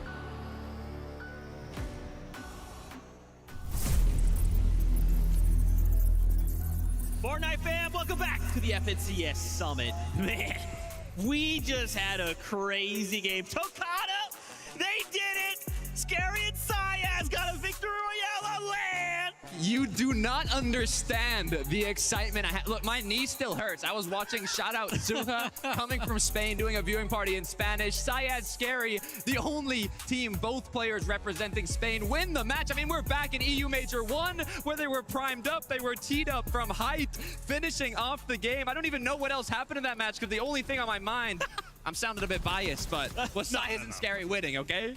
Can you tell he's excited? No, I couldn't tell. Oh, yeah, not really. Really nice game from these guys, though, of course. Another great height hold from one of our teams. This is a team that a lot of people had their eyes on coming into this. Like, how are they actually going to perform? Because if you look back at Major 1 from EU, they were third after day one. They were looking really, really good. A lot of people were like, hang on a sec. Could this be a top 3, a top 2 from these guys in the Major 1? Unfortunately for them, their day 2 wasn't quite as good. They didn't keep up that momentum, that fighting prowess that we seem to see from them in every single fight. But what they did, of course, was qualify here and show what they can do in this game. Exactly, and what I saw from this team was confidence. Back in Major 1, you said they were third place. It's not just because they were getting good placements. They were getting a ridiculous amount of eliminations alongside that. And today, in that last match, we just saw a little bit of that spark that they have, and I'm hoping they can continue forwards. But let's take a look at this leaderboard. 10th place, baby! Look it up in there. 10th place up 21 placements. Again, this is why we continue to reinforce. It takes one good game, Tokata, one good game. Suddenly you're rising up the standings and finding yourself well into that top 25. Yeah, it is top 25 today to make it to Sunday. And then not only that, on Sunday, top 15 will be qualifying to the Global Championships as well. So there's a lot on the line from these players, but we still got to get through today. Just 4 matches have been played, and we're getting closer and closer to finish off this upper bracket. So listen, because you are Brazil biased, I'm currently EU biased. Hey, you see Vico Malabuca take over first place? I've changed sides. I've changed sides here. They've suddenly decided it's our time to strike Mini Miner. I mean, I'm not surprised, right? This is Vico and Malabuca we're talking about. Yeah, this is a team that have been very, very consistent throughout today. They're doing what we know this team can do. And this season, going into the major finals, it was a bit up and down. We weren't really sure what to expect from these guys. Then, of course, it was a 3rd place in Major 1 finals, and we saw what we expected from 2 powerhouse names in Vico and Malabuca. And this game, Takata, was absolutely no different. These little lurk plays at this stage of the game, it's so difficult to pull that off. And I think it speaks volumes of their confidence at this stage of competition because, yeah, we used to speak about Vico as this sort of up-and-coming player. He is no longer like that. He's a veteran on this stage and on this LAN. So he's someone that's going to be brimming with confidence, and you can see it in their gameplay. And what I want to bring up as well is not only did they perform incredibly well, but that was a Battle Boulevard zone. They dropped north of the map at Frigid Fortress. They went all the way down south. We talked about net surge. We talked about zones, rotates, and how it was looking to kick things off today. But after this 4th match, not only did they get a zone on the opposite side of the map, they still managed to rack up a very good amount of points. Was Vico singing there? I think he was. Was he singing? I think he was. You know what's interesting? Remember, I don't know if you guys saw, at one point Levin was saying, hey, I'm like a vibe checker. I feel like Brian, he's like, I don't know why, but I feel like Vico Malabuca vibes are really high. Yeah. You nearly left him hanging there. That was He picked it up though. Good. But seeing so much joy from obviously so much representation, I would just really quickly wanted to let you guys in on a little behind the scenes action. When we saw Scary and Sayaz on the high ground, at one point I was like, yo, Tokata, are you seeing this? They're on the high ground. He said, no way, and then ran out of the room. And I was like, wait, where is he going? I come out here. He is jumping for joy. They've won. They're having a great time, waving the flag. I love it. Now, why don't we go ahead, though, focus back into the competition. Let's take a look at the standings, because remember, we only have 2 games left to go. We need to try and end in the top 25 to move straight through to Sunday's finals, or we drop into the lower bracket tomorrow. Hoyo, Peterbot. You know, we've kind of, currently in 12th place, we've kind of had a little bit of a mixed bag here. If I could be so bold, and I want to get your guys' thought on this. Right now, it does feel like Peterbot's kind of maybe a little bit bored with the competition. Kind of just like, well, you know, I just have to hit top 25. I'm not super worried about it. But it feels like he's conserving a lot of that, like, Peterbot factor for finals. Oh, that's exactly right. And what I noticed about when I was watching these guys was they had 0 eliminations going into that sort of 6th zone. They've really turned down a lot of that mid-game aggression that we typically associate with a duo of this quality. They're like, right, okay, we're going to have to turn things up now and just make sure we can actually make these end games. They actually found themselves in a really nice position in that 6th zone as well. It actually pulled towards them so they could save a lot of those materials on those later rotates and a lot of those heals that we've been seeing them using. So that game played out really favorably for them. They are not home and dry yet, though, Takata. They've still got a lot to do. Yeah, I mean, the thing is, the last duo competition of this caliber was the 2024 Global Championships. And guess who won? It was Peterbot and Poyo. Not only that, they got second, first in the majors. Now, we see them here in top 12. You look at the number, it's not a bad placement. Well inside qualifying range, looks good. But then you look at the names, Peterbot and Poyo, you're like, hold on. They need to be in that #1 spot. They need to be at the top. However, look, this is the upper bracket. You know, we can just feel things out in the match. I think where this duo will truly shine is if they make it on Sunday when they're truly battling for that trophy, for that #1 grand prize, and for that ticket to the Global Championship. Yeah, I mean, it's definitely kind of been in a situation, right, where we kind of keep seeing it go back and forth in solo situations. And both Peterbot, Poyo, they're doing what they need, right? It's like, hey, we're doing just kind of enough to make sure we're well up in that bubble. But let's come back to this bubble right now. Remember, top 25, that is currently the cutoff. Look at 26, friends, Pixie and Swizzy. Wow. We finally saw them here later on in the end game, and that's what we need to see. Now, of course, We are still outside that bubble, but this is global champion Swizzy. He cannot drop to the lower bracket, Mini Miner. I refuse. Remember, this is global champion Swizzy and second place at Global's Pixie. So it's like, you know, when we come into this, it's like these guys, they have a spot on that stage reserved for them. They Clicks and deserve Higgs to need be to really on this very large show stage. up. And yeah, again, it hasn't been the greatest day for them. I think, you know, circumstances, Swizzy only arriving today, I think it was. It's just difficult for them to get that going. But I think what we can expect from these guys is to turn it on when it matters most. And for this weekend as a whole, if they make it to the grand finals, that's when they're going to turn it on. And if we're looking at today only, Takata, these last two games, this is when they need to turn it on. And this is one of the best teams at doing that. Yeah, I don't know. I'm just thinking about it. I mean, Swizzy's the only one left of his global championship trio. You mentioned it yourself, his duo second place. Now, you know, it's upper bracket. We're not playing for the prize money yet.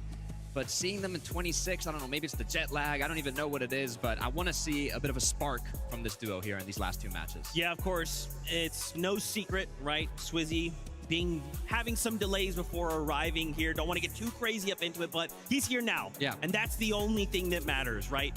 Now we are in a situation where we have to try and make these last two games count. And you know, friends, it's not even just them, right? Think about all these other duos that are currently outside of that top 25. I talked about it a little bit right before last game, but you got to think those 25 duos in the lower bracket, they're waiting, they are hungry. They say, yes, drop back down into the lower bracket with us. I've been watching your strategy. Oh, you think you're safe? I have nothing to lose. You sure do, though. Yeah, it's going to be really interesting because you're going to have teams that are looking at teams maybe that aren't performing well off spawn, maybe a drop spot that teams are actually thinking, oh, actually, there's a bit of an area that I can exploit right there. And I'm thinking about Peterbot and Poyo. They need to make it through. And even if they don't have a great day today, even if they do make it through, they haven't had the greatest performance, teams like Mr. Savage looking at that and thinking maybe it's time. Man, I'm getting nervous. I'm sorry it always happens. I stress for all of you so that you don't have to stress, but I'm getting word. Game number 5 is ready. So casters, take it away. You know, I thought it would be unfair just to have Vivid on the broadcast. I had to bring my best friend Levin up with me as well. It's good to be on the stage here with my besties. Fun with friends. Look, we have some serious Fortnite games still coming your way. And yeah, I did get a bit jealous of Vivid, so I thought I'd jump on the mic as well. I mean, it's only fair that they put you with two of the tallest people in the building after all, Levin. So I'm excited to get into the action with you because today has not disappointed in the slightest. But games 5 and 6 right on the horizon. Let's hop in 5 already.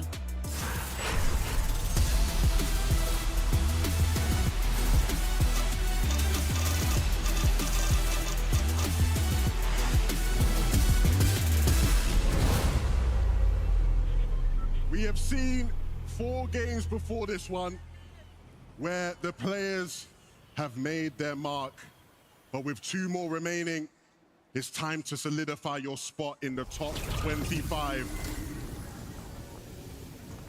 This is where it really gets interesting because with only 2 games left, you start to see people take more and more chances, no pun intended. He went and contested on over. Down goes one. Jargoo follows. Tyler and Chance believe in themselves, switch up that drop spot, and it already works out here early in game 5. That's exactly what they needed, too, because 68 points, they are right there towards the cutoff range of the top 25. They cannot afford to take another stumble because with only 1 more lobby remaining, Jacob, every single point of placement matters, including elimination points, especially for a duo like Clicks and Higgs. These guys have not had quite the day they thought they would, but it was always going to be a tough one when you were fighting a team like Shark and Teeny, who, to be frank, they've been fighting off spawn all season long in EU. And so whatever that bait and switch idea was, regardless, it was always going to be a tough idea. Yeah, and for Clicks and Higgs, it was looking so good in game 1. You know, you even kind of had them questioning themselves if Shark and Teeny was even going to land here. And I think that was a wake-up call for Shark and Teeny, because ever since then, they've looked completely different. One of the only reasons, though, why it looked so good in game 1, though, is because Sharktini, they forfeited the immediate pressure initially, but now Latte landing, different narrative entirely. Just 2 NAC teams clashing head on here. And for Agers and Ritual, it has been a rough day. You know that AJ not necessarily in his best health, but still needs to try and fight back 3 gonna come out. The last man standing here, get the revive off onto Cooper, and that's exactly what they needed. That spot on the battle bus looking very confirmed. And Reet and Cooper came into today with all the confidence. And regardless of what now happens for Ages and Ritual, whether they drop back into the lower bracket, then come back up, Reet and Cooper will be more than confident fighting against these guys again. The pressure, relentless. Richie couldn't withstand, and Ages, like you said, Taco, not feeling his best, and that won't make him feel any better. Yeah, even when Cooper went down, he still landed a massive shot. But as we tune in, Clicks and Higgs have just been run out of Wonky Land by Shark and Teeny. And quite frankly, this might really be their best option as far as not even trying to engage with Shark and Teeny.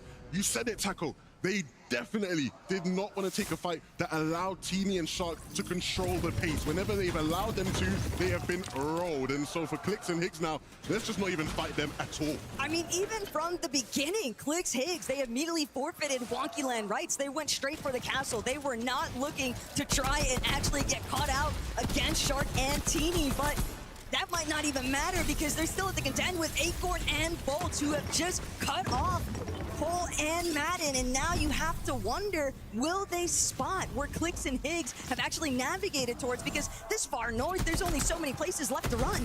Yeah, and right now you're seeing Bolts just kind of really get active. People forget, you know, FNCS, West Champion, depending on the community, you might say, oh, maybe it's not that hard, but he's also a solo LAN champion. I think that's why Acorn wants the best of the best. Whether you want to count his win or not, we know for a fact Bolts has the talent to match up with any champion in any region, and that is what he is showing here today. A well-established fragger, that is a certainty when it comes to that duo. But for Spinx and Muzz, Humble Hills, a couple of slip-ups, a little bit shaky, but 70 points still leaves them in that fighting range for top 25 in the leaderboard. Still far too close for comfort, especially for a duo like Muzz and Spinx's caliber. I thought Clicks and Higgs might have rotated out, but wait, there's more. They're ready for the lurk play. And this is something that they know Acorn and Bolts do time and time again. I talked about Latte Landing had one of those special launch pads. Well, this launch pad here is a special launch pad as well. It boosts you up farther and further. You mix it with the Flowberry. That's been their primary rotation for Acorn and Bolts all season long. And I think Clicks and Higgs know that to be a possibility, but the zone after the first two is showing that it's pulling towards the north. And this is one of the few times when their game plan, they don't go off of that back launch pad. So Clicks and Higgs gearing up for a lurk, and right now I don't think the game is going to let them. I'm not going to lie. I was licking my lips there a bit. I'm an EU fan. I wanted to see the two NA teams, you know, take each other out. Either way, over at Sandy Strip, we know the mess that has been this POI all day long. And right now, Frucon and Mini, PO, they are doing their utmost best to try and withstand the pressure of Rapid and Cold. And it's never going to be an easy starting point for Minipio and Fukun. They knew exactly what they were getting into. It's part of the reason they tried to leave originally, but they just couldn't find anywhere to establish themselves on the map that forces them right back to Sandy Strip. And even with it being technically a triple contested area, you have to remember, Rapid Cold, Gino Pablo, both of those duos have had so much success, there's nothing preventing them from just keying Fukun and Minifio outright. Yeah, and obviously you see Cold and Rapid rotate on out, so that's going to give them a breath of fresh air. A lot of time to spend on that side of the map as Peterbot and Pollo continue to try to get aggressive in this early game. It was in that last game, the fourth one of the day, where you saw things slow down for them and it kind of worked out. They got a good portion of their points, but now they're trying to flip that switch, turn it right back on. They're already off the top of the leaderboard for the most part, and considering it's top 25 that go to tomorrow, so they're almost feeling like they have nothing to lose as they start to feel like themselves once again. They get both of those eliminations. One of the great things about watching Pete and Pollo over the years is these guys always get better as the tournament goes on. Whenever they have a slow start, you can always count on them heating up and having a big game later down the line. It almost feels like it's luckier for the rest of the lobby that it is only 6 games that they have to deal with Pete and Pollo for, because it's also just not as much information even for the duos that do find the success in the top 25 and they head into finals, whether or not they're going to get rematches depends entirely on the lower bracket, but it's still, knowledge is power when it comes to this game.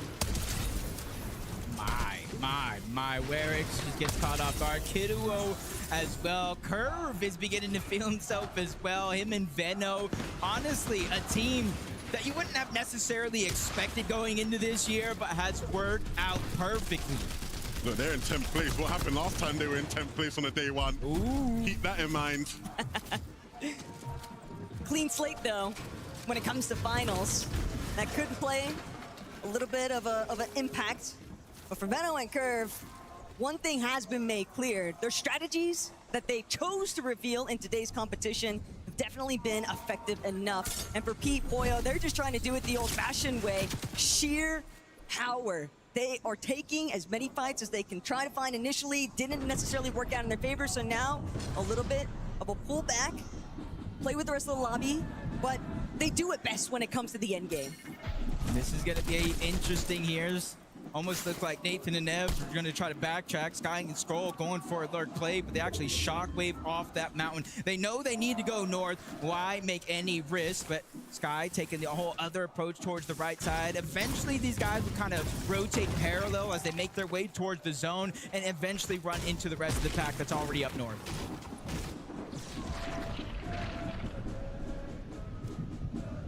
Sky Scroll, though, even if it didn't work out at the beginning points, with the way that the lobby has kind of sifted back to some old habits, they've been able to have the same success that we saw in that Major 1 finals over in EU. And if it ain't broke, don't fix it. They don't have a reason just yet to try and switch things up because it's been working out great.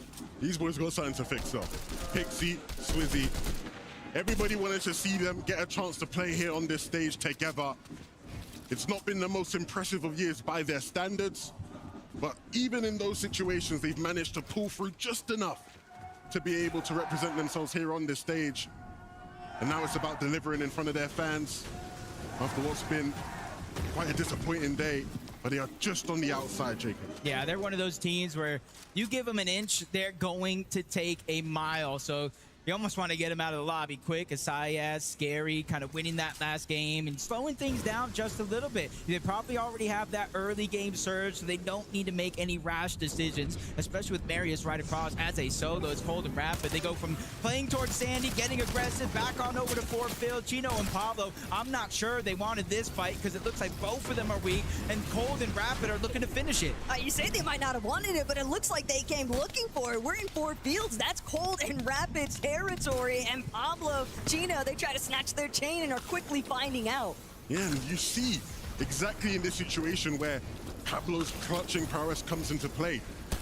We don't call him one of the best clutches for no reason. He understands in this situation it's about making and creating as much space as possible, and you see exactly what he does with it. Creates these angles for him to isolate shots, fights, to potentially give himself a chance of staying alive. As Chino, I don't even think Chino's coming in to help. I think it's just leaving Pablo to fend for himself right now, but we know he can do it.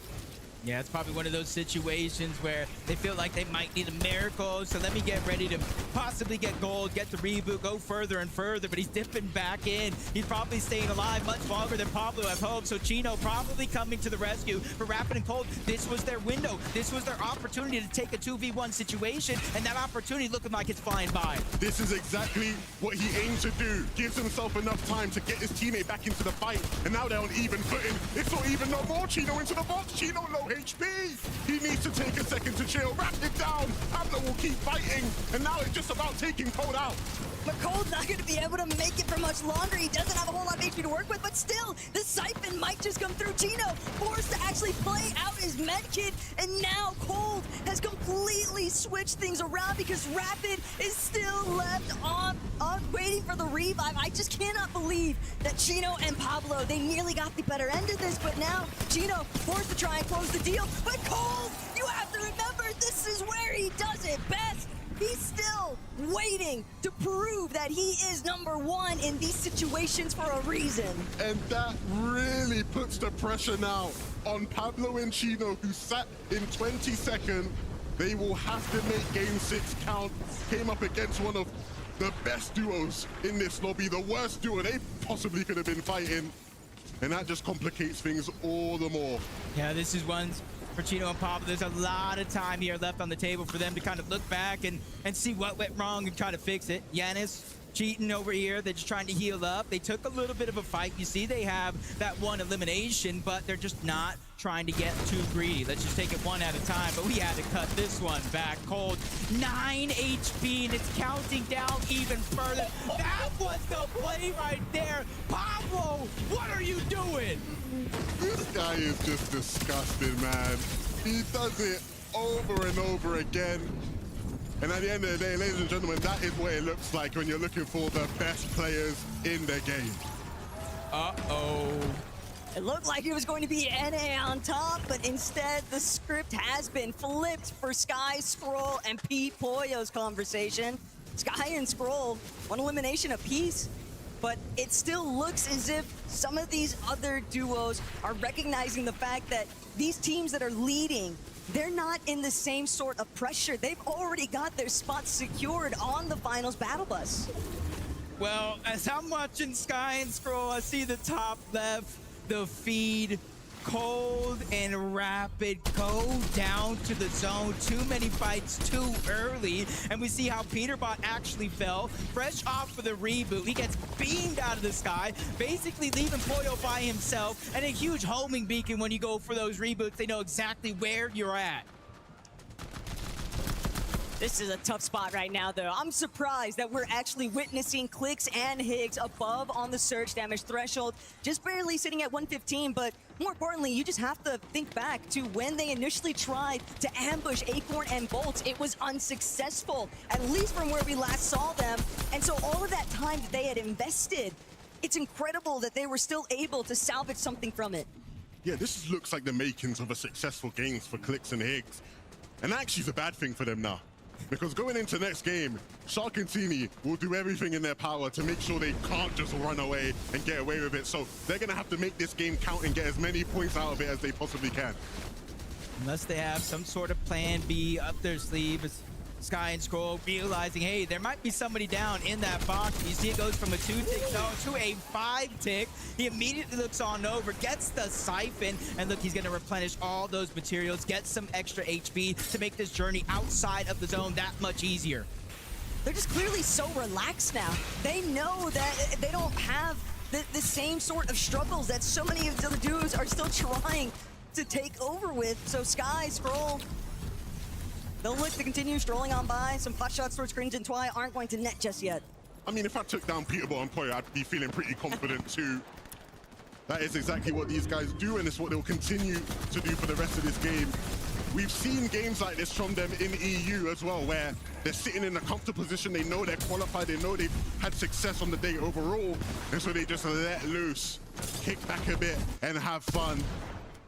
We've seen this zone before over towards the north side of the map. And the last time we've seen it was Acorn and Bolts able to utilize their drop spot and turn it into a victory royale. As you can kind of hear the crowd going wild. Noah Riley, Rizon, 233 above the damage threshold. And they're relatively positioned well when it comes to the actual zone. Big game for them. A lot of the players beneath them in that leaderboard dud in, which sets them up now with a good game here to secure themselves a spot in the final. Anything to get some sort of a buffer zone, and Clix Higgs, though, they have to really turn on the Jets here. They need eliminations, and they need a strong placement in Game 5, because just like you already highlighted, Lev, they are going to be absolutely keyed by Shark and Tini. I refuse to imagine that there is a world that exists where that wouldn't take place. Yeah, I'm expecting a high take from them, an aggressive one at some point. They're going to do everything in their power to just win this game out, whatever that means. They're staying up on that hill, and especially with this type of a zone, they will want to keep themselves as elevated as possible to give themselves that option. Yeah, at least be one of the last teams to rotate off the mountain into that low ground to where they can just kind of build on top, keep themselves elevated. You want to stay away from the mess that is down below. Hari's feeling that as well. He just got taken out, separated too far from Cammy, and that's exactly when they're going to strike as Mudds and Speaks lurking around. You see they're very, very low on materials. They know Ahmed and his duo are on the other side. This is their only opportunity to strike, but Higgs has just been separated from Clix. This is a big moment for the duo, but unfortunately, it's an even bigger moment now for Higgs. It's an even bigger statement from the rest of the lobby, though. Everyone is trying to claw their way through into this next zone, but the north side of the map is just so unforgiving. The constant shifts in elevation, the moment that you think that you've escaped the majority of the congestion, then you find yourself just caught in the middle of it. That was what just took place, but for Sky and Scroll, completely different scenes here. They are just letting shots fly alongside Malabuka and Vico. Two teams positioned so well underneath all of this pressure. Muzz bouncing around below the damage threshold. He lost Sphinx, and even with that elimination there, he's still 200 below the damage threshold. Essentially a full elimination worth of damage, possibly more the way this thing is shaken out. But only 4 players need to go down. 4 individuals need to fall, and that's when Storm Surge will turn off and ease off the lobby. Reason, right-hand peaks. That's where all that practice goes. And we've seen him in that situation many a time, and he doesn't miss often, and he won't miss now. This is really setting up now to be the tournament-defining game for this duo. One of the only issues they had entering that last zone was just the threat of having not enough surge, but that's going to alleviate all of it. But Muzz, on the other hand, still sitting just at 86 points, but this is his best shot currently to overcome other duos in front of him with so much of the middle ground having been eliminated super early on. Muzz trying to do everything he can, just getting these last little ticks of HP, but Maddie is going to shut him down immediately. Yeah, he knew he was coming from the backside of zone, but he popped out through the bush. Marius really makes that moment count there. Higgs trying to do the same. 64 builds left, one big splash. It's not necessarily the best loadout, but for someone like Higgs who's been in these clutch situations before, it'll do. A tough task, but one that he definitely can overcome. He has the resources to do it, but it's about the execution now. Aminished and Heartbeat, they're trying to fight their way back into this tournament and make something of it. Pressure will be applied, but pressure will be returned. They will lose their height if they are not careful. And so now it's about scrapping to keep themselves in the game. It's really easy to just look down, but sometimes you have to remember to look behind you. You never know who might just be creeping up. And for Sky, Marius solos in this lobby, just looking to try and strike wherever they feel they're going to find their first elimination. But Javi and Minish, somehow, some way, even with material counts running out, have managed to hold on. Look at Higgs, though, sending himself all the way. Ultimate front side low, but can he actually lock down his position? Sacrificing the HP, even though he only had one splash, it was a necessary evil towards his game plan to give him better positioning right in front. Let the team and the rest of the lobby take each other down. You see Rezon and Noah Riley getting active here in this game, looking towards the backside of the zone, trying to find elimination, one that they need. It's the loot that they're after. They're almost flesh out. My God, Reason, what are you going to do next? But he can't hold strong. Noah Riley, though, still managing to steal, but no, it gets cut out. Still, 124 points. Is it enough of a jump to stay ahead of the pack? It might just be the case. All depends on what Damage and Darm decide to do next. Just how quickly are they going to take care of this lobby? And in a lobby of chaos right now, they look cool, calm, and collected. Acorn and Bolts are trying to find their own lane, and they'll drop all the way onto Elo.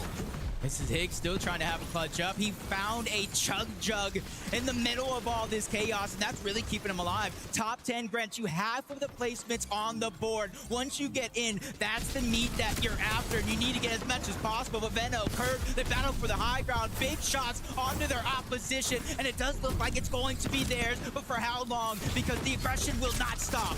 Venno's always one for that drive-by damage. Relatively successful, too, because Curb and Venno have managed to stay based on top of height. Damage, Darm, on the other hand, trying to make their way forward. They know that there's a couple of teams right above them. It's Bolts, but the moment he peeks out, it's Venno and Curb. It's Bolts and Acorn, and now Darm left to fend for himself, trying to see if he could take out either Bolts or Acorn, but there are just not many opportunities. The right side peek finally gonna get it, and Darm has managed to find his refresh. The plow will continue. He doesn't mind that Damage has gone down. He knows he has everything in his arsenal to keep on hitting shots. Curve below him, Acorn above as well. He has to try find the layer to stay alive. Cringe, that's why they're the only duo left in this game, but they are not healthy, especially compared to some of the solo players that we're seeing. Acorn goes up, tries to chop out high, but that is his demise. But it costs Twy everything. He goes down to Curve. It's all solos left alive here, and this is Curve. Big moment, 9 eliminations, victory royale, making Mama Wow, the controller player. LA Central champions are here. and they remind all of us that we cannot forget about them. A big win for Venno and Curve that solidifies a spot in the Sunday final. All right then, guys. Curve, how does it feel to get your first victory royale on LAN? Feels great. I mean, I just eliminated everyone. I just popped off. What was that like for you, Venno, having to watch Curve clutch it on his own? I'm not gonna lie, we were just running around. I'm having fun. He's crazy. We're seeing you having so much fun. What's interesting to me, though, is it's a little bit like Major 1, where day 1, you guys were kind of subtly working your way up the leaderboard. Obviously, there's just one more game before the leaderboard resets. But has your plan been to take it easy and just guarantee Championship Sunday? The plan was to qual by whatever means possible, try not to show any plans, and just have some fun. I was laughing during that game. I don't know if he likes that. And what's it like hearing Venno call on LAN? Is it different to when you're online? Yeah. He's so locked in. Like we're the best. You do seem like you're feeling yourselves. How is Curve doing in your thoughts? What's your rating? I think he's taken to it pretty well. Obviously, we've not played much finals recently, so it's good to get some practice in. It's great to see you guys thriving here on LAN. Congratulations. Everyone, please, Curve and Venno! We're going to head to a break. After this game, we'll know who's qualified for Sunday.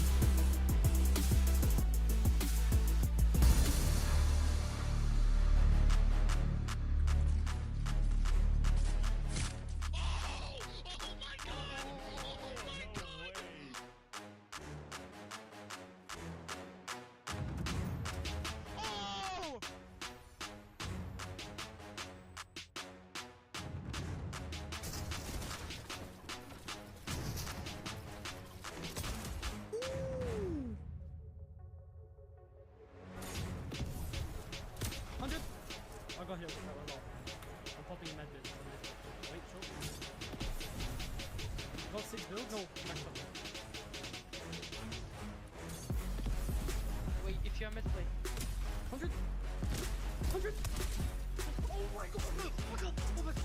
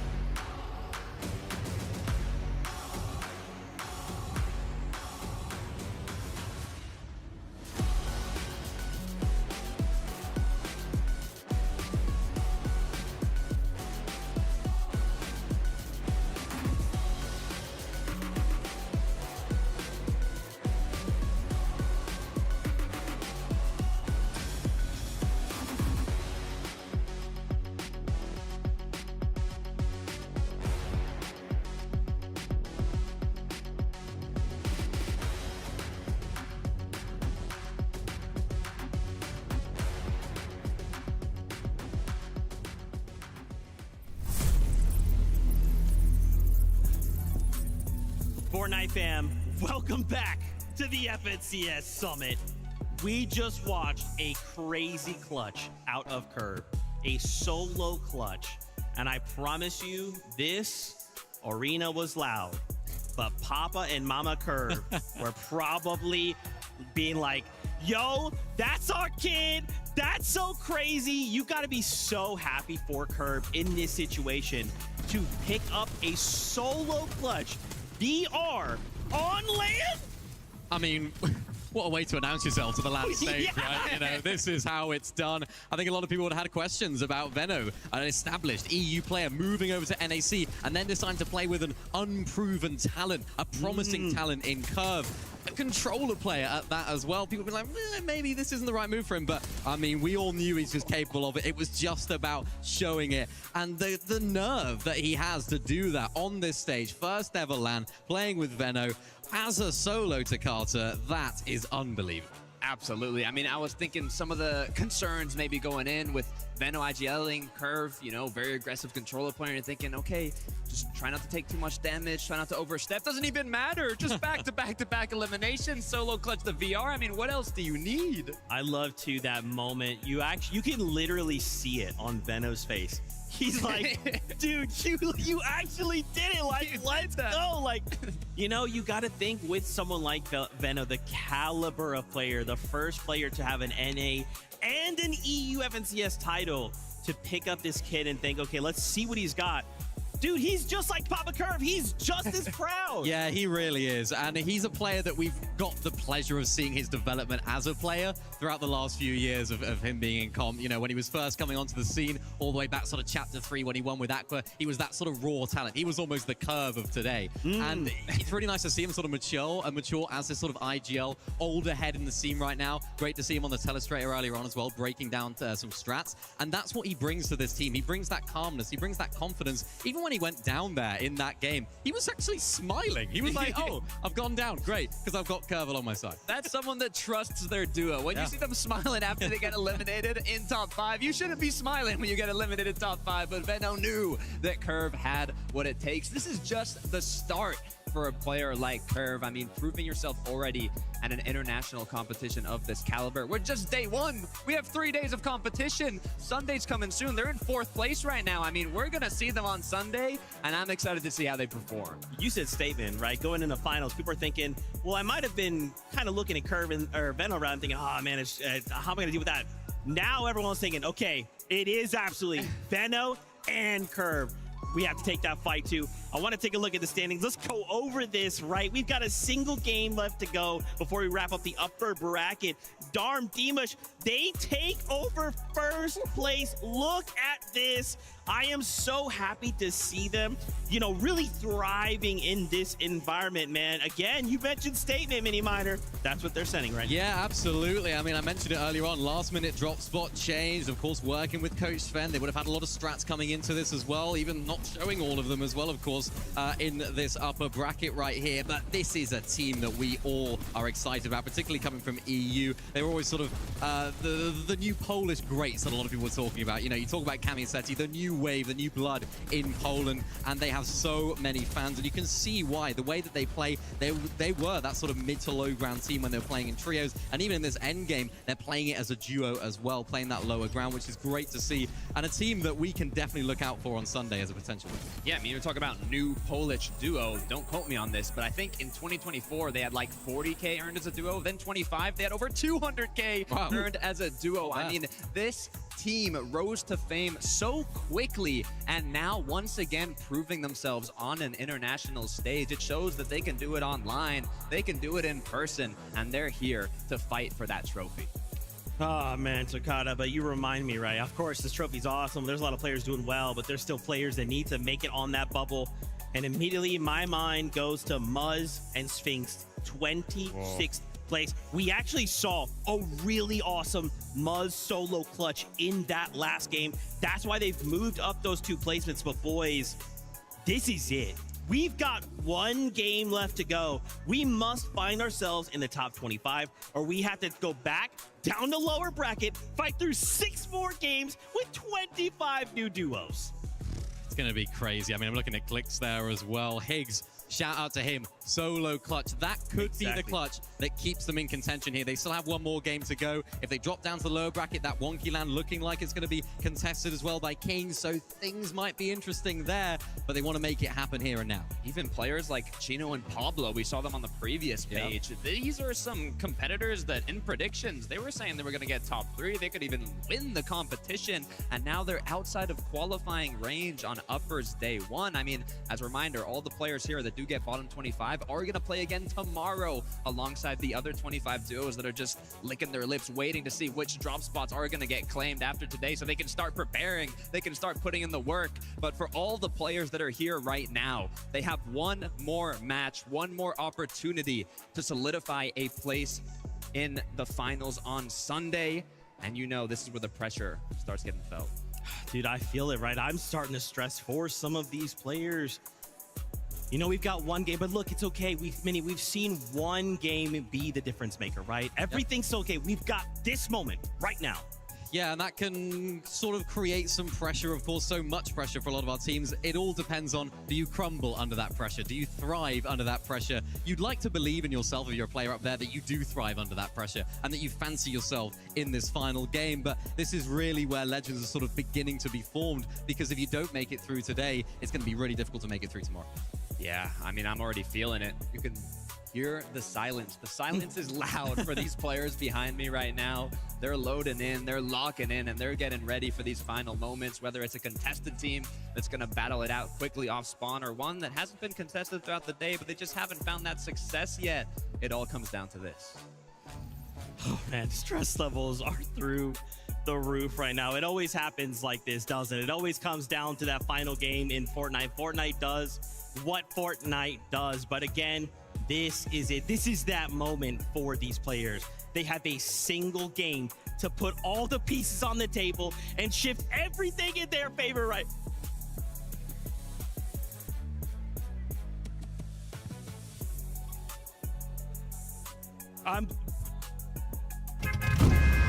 No. Guys, I have word of an announcement. We have to go to game number 6. I'm sorry to leave you hanging, but we need to see how this ends. I'll tell you about this after. Casters, take it away. What do you It's a big tease. It's a big tease. I know it's you. I actually teased this yesterday. Can we get the game done so we can get the announcement? After the game, something's going to be announced with All right, Fortnite. look, we know exactly what these players are hoping for, but it's time. Game 6, because we need to figure out what Zeke's going to say after.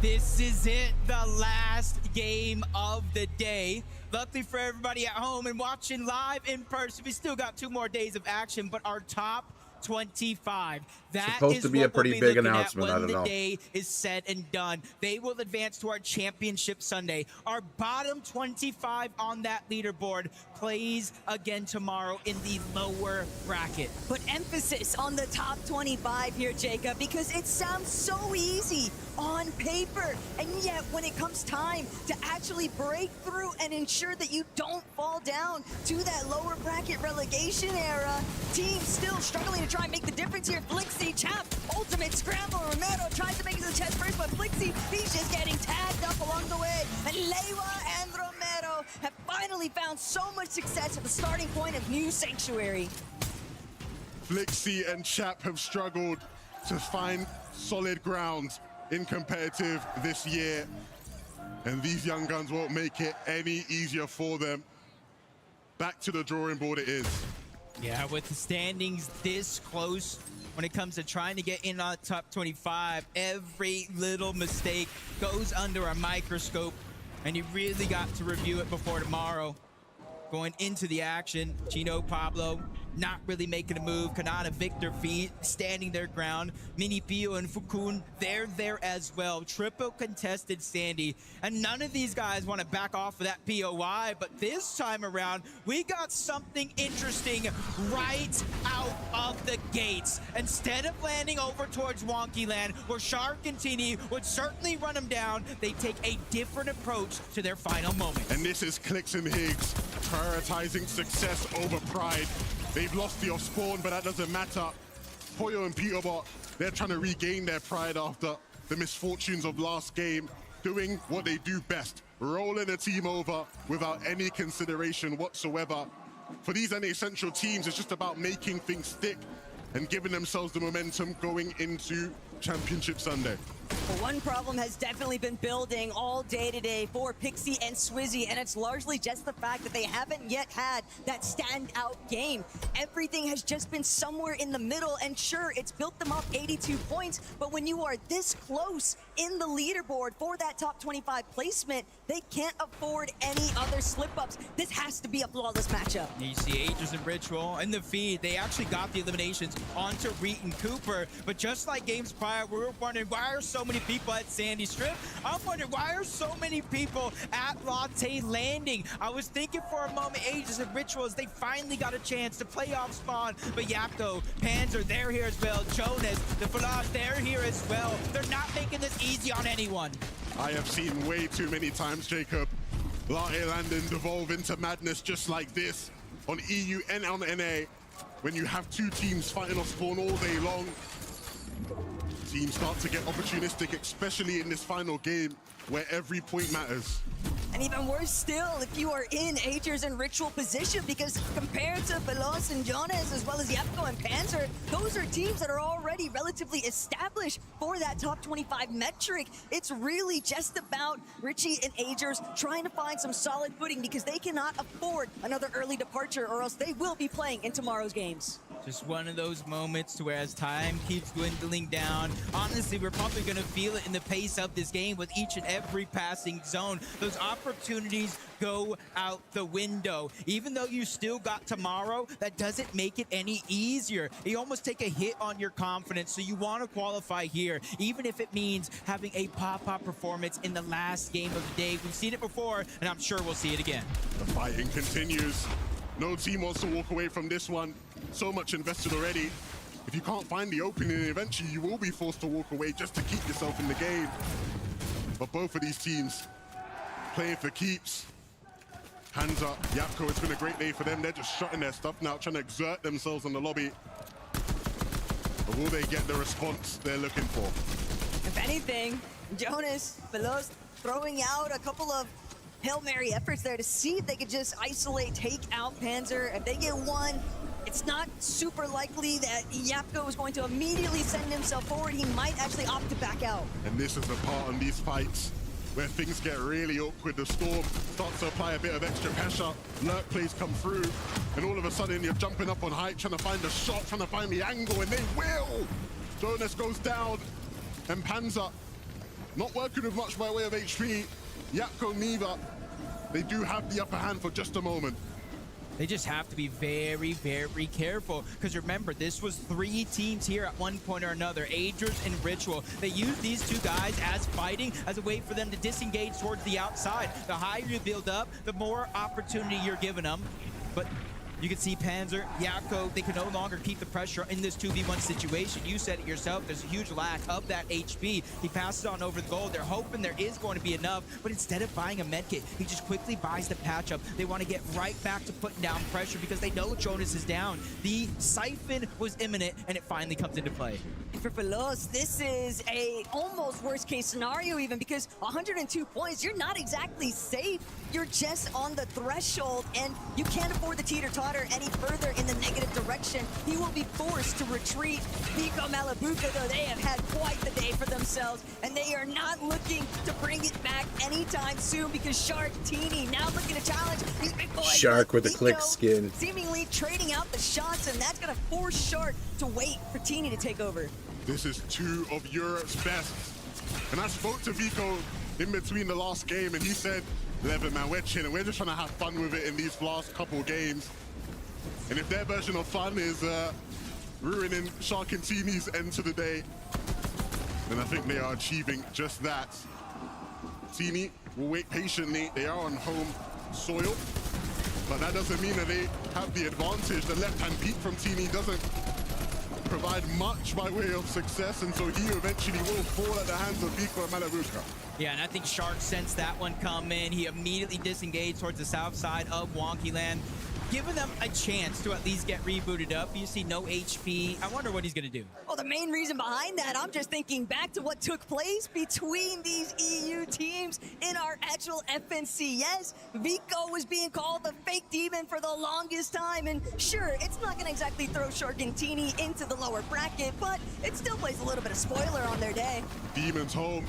We know there is bad blood between those two duos, but for now, the stakes not as high. Both teams still looking comfortable as far as the format goes. These guys aren't as comfortable though. They're the main characters we're looking at as far as making this final game count. And even though they are deep here in the storm, they are not alone.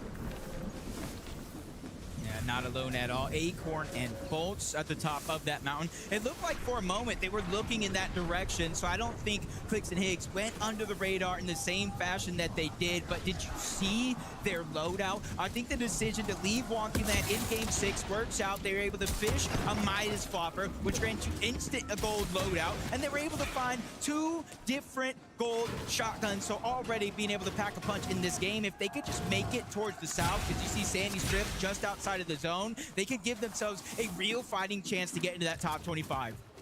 They're not the only ones on the hunt for it. When you talk about big performances that need to take place in this final matchup, Alex and Reckless certainly fit the bill here. Only 20 points have been gathered in these first 5 lobbies, so waiting to see whether or not they're actually going to be able to find that monumental come up. It is a very tough uphill battle. I think one of the themes we see with some of these smaller region teams at times is ultimately they're just not used to having players in the lobby who are willing to fight back, right? When you're the big fish in a small pond, it's easy to exert your dominance. Well, all of a sudden, when you've got people who have been doing it at the highest level on this type of stage for years, ready to give you a challenge, it changes the dynamic completely. And so that is a lesson that they'll have to take into day 2 if they are in that lower bracket. One thing I do think about, though, some of these teams haunted by just not really having a drop spot to call home from the starting day. And Pollo, Peterbot, everyone was wondering, they're going to be at Squibbly, but who else is going to be joining them? And yet, no one else has really seemed interested. Darn Deemish, they're willing to take a fight, though. We've seen these 2 teams face off against each other in many of these games, and in quite a few of them, it's resulted in both teams backing off. Will this be the game where they actually go blow for blow and look to close things out? Too much respect on both sides, it felt like. But in Game 6, there's no respect. Peterbot, we know he likes to exert dominance on any players that land near him. But Dom and Deemish, they are no pushovers. They are 2 of the best fighters when they want to be. And they are the leaders of the day. And you have to treat them with such respect. Hey, we could be foreshadowing something here, because we know what Peterbot and Pollo love to do if they have a chance at first and they're just outside of scope. Darm, Demus, even though it's probably them approaching closer and closer to Peterbot and Pollo, this is something we could definitely see as the tournament continues on, as Vico takes out 51 Cole. Big shot from above, drops into the box, cleans that one up easy. Madden's able to put down a little bit of damage, but now Labuka is interrupting this fight, not letting him feel free or loose, pushing him back, and is really trying to not let him heal up. That pressure means so much. But Malabuka can only do so much. He doesn't have any builds to work with. Everything belongs to Vico. Can he make it to his duo to split the difference? That is still left to be given, but Madden is actually just trying to look for the full-on disengage. He was hoping that he could look for a runaway, but he's just not going to get the chance. It's bad news bears all around. And Clicks and Higgs, they might find themselves in a very similar outcome if they're not careful. Yep, but they're finally starting to pull things together from the top side of that map. Not even an actual POI, which we thought they would land it all weekend long. They rotate all the way to the east and are finally starting to make their way in. They run into Falas, they run into Jonas. They get both of those eliminations. I'm sure they're feeling great. Remember earlier when I said at a certain point you just got to rip up the game plan? It feels like Clix and Higgs are doing just that. They're just anywhere right now, and we're seeing them make the plays needed to deliver on the points. They are so close to being able to push themselves into that top 25. Gino and Pablo are also looking for that last-ditch effort, though, to try and avoid that lower bracket 6 series games, because you think this is volatile. Just imagine what takes place, what ensues when teams understand that their opportunity to participate in the Summit Finals might be lost outright. That's where we really start to see a lot of chaos unfold. Yeah, you can see there for a moment when that leaderboard popped up, 3 different teams as this game is going on at 82 points apiece. You're seeing a couple eliminations go down, but Eyedropping Mares on 78 points. Again, just outside of the bubble. This point threshold as of now is so stacked. One mistake can cost you a trip to Championship Sunday and send you straight to the lower bracket instead. And I think Eyedropping Marius kind of know it. That's why you're seeing them and a few other teams staying inside of the zone towards those vending machines so they don't have to go through all the chaos. Cold and Rapid. This is quite the sight for these two, clearly having fun with it. They're on that Vico and Malibuca tech right now, but they're taking it a step further. I'm going to hold my tongue on their decision-making here, I think. No game, Mini Miner.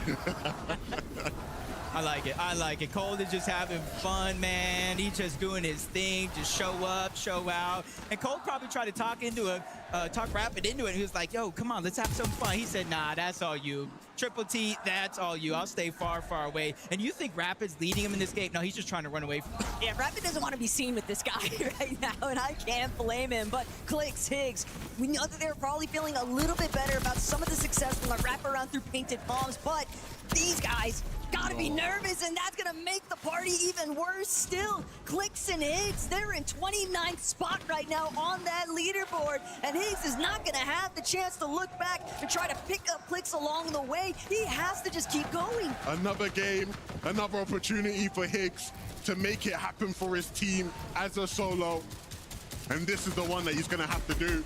You saw there, Muzz and Sphinx, some of their biggest competition for top 25 right now, have fallen, and so again, the people in front of them fall by the wayside. It has to be a big game from Higgs here.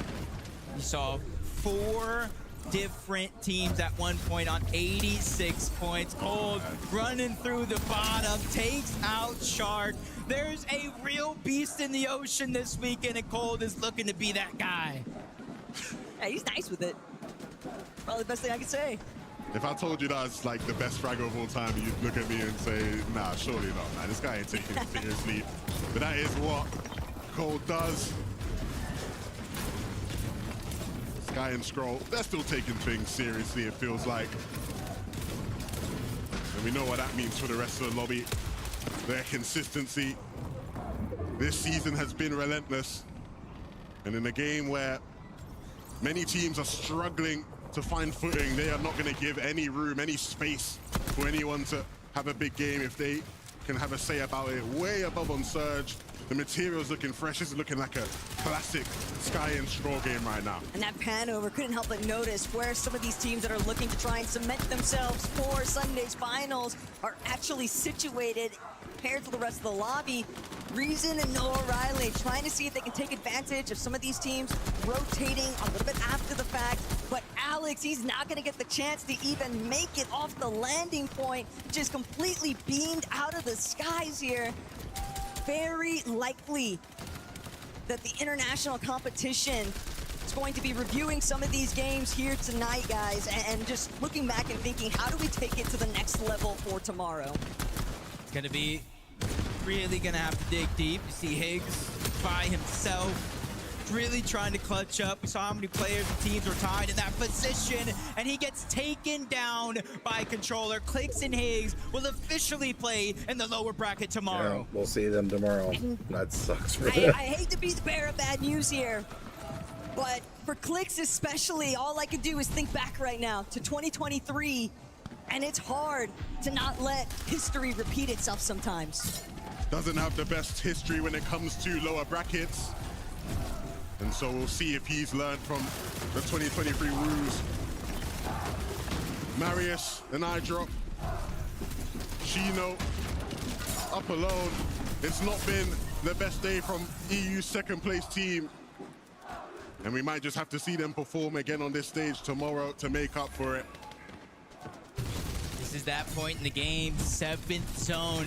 Whether you're barely inside of that bubble or outside altogether, you're really going to be tested. Everything you know about Fortnite, both in the physical gameplay and the mental capacity, is really going to be pushed to the limit. And that's where you see iDrop, Marius, 86 points just outside of that bubble, trying to find a sweet spot inside of the zone. They're 128 below the damage threshold. The silver lining is only 2 players need to go down before it deactivates, and there's one. Feels like the bubble's burst though, Jacob. I mean, all the teams above them on the bubble, all the teams below them falling. And so it's really setting up to be a game for them, but Swizzy in the feed goes down, and so Pixie down as well. I mean, tomorrow's lower bracket is looking stacked right now, Taco. I mean, you can see the frustration in Pixie's player cam. The expectations would have never left you in this kind of situation, but Reason, he's not worried about what everyone else is going through right now. He's only focused on what's in front of him. That first one has already been successfully completed, and now he just needs more. This is a man who has no intention whatsoever of playing in that lower bracket. He wants to get the job done tonight. Peterbot and Poyo finally on the high ground.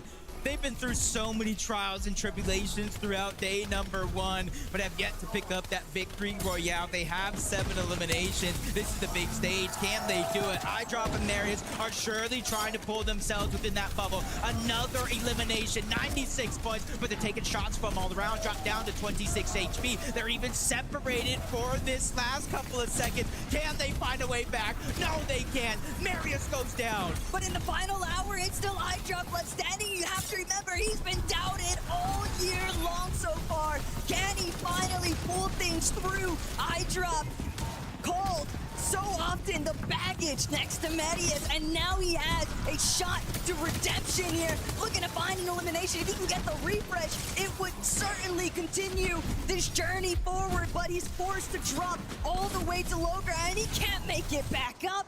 iDrop and Medius are out. That's a big moment right there for everybody else at the bottom side of the leaderboard. Voco being one of them. It seems like everybody that needs an opportunity here find themselves as a solo. And for Voco, 112 points. He's inside of where he needs to be, but with no builds left, he has to wait for somebody to make a mistake, maybe jump on top. For Kido and Werix, this is a big moment. They need a couple more points to find themselves safe. They find at least one elimination there, but they need the placement. That's worth just so much more. Just knowing that so many top dogs, though, are the main ones left standing. You've got both ends of the spectrum currently competing against each other. Peterbot's going to take out Kanata, though. That's just one less opponent that a duo like Wedix and Kiduo have to worry about. Cammy, Hadi now losing all of their shields. Peterbot's tracking as strong as ever, but now circling back down. Kiduo and Werix, they've drawn so much attention to themselves with the Flowberry Mist Grenade. Time is running out for this duo. They need to make a play and fast. You cannot just sit in your box when you have no materials. There are opportunities for them to find the refresh they need, but they have to get creative now. Yeah, Lewa, Romero trying to do just that, using the overdrive shockwave simply for the effect. They drop down towards the front side of zone, but they're a layer above a whole nother duo that they have to watch out for. As Werix here's elimination, scrambles for the loot, but he gets taken down going for it. Cammy gets another elimination. Inside of the top 6 we go.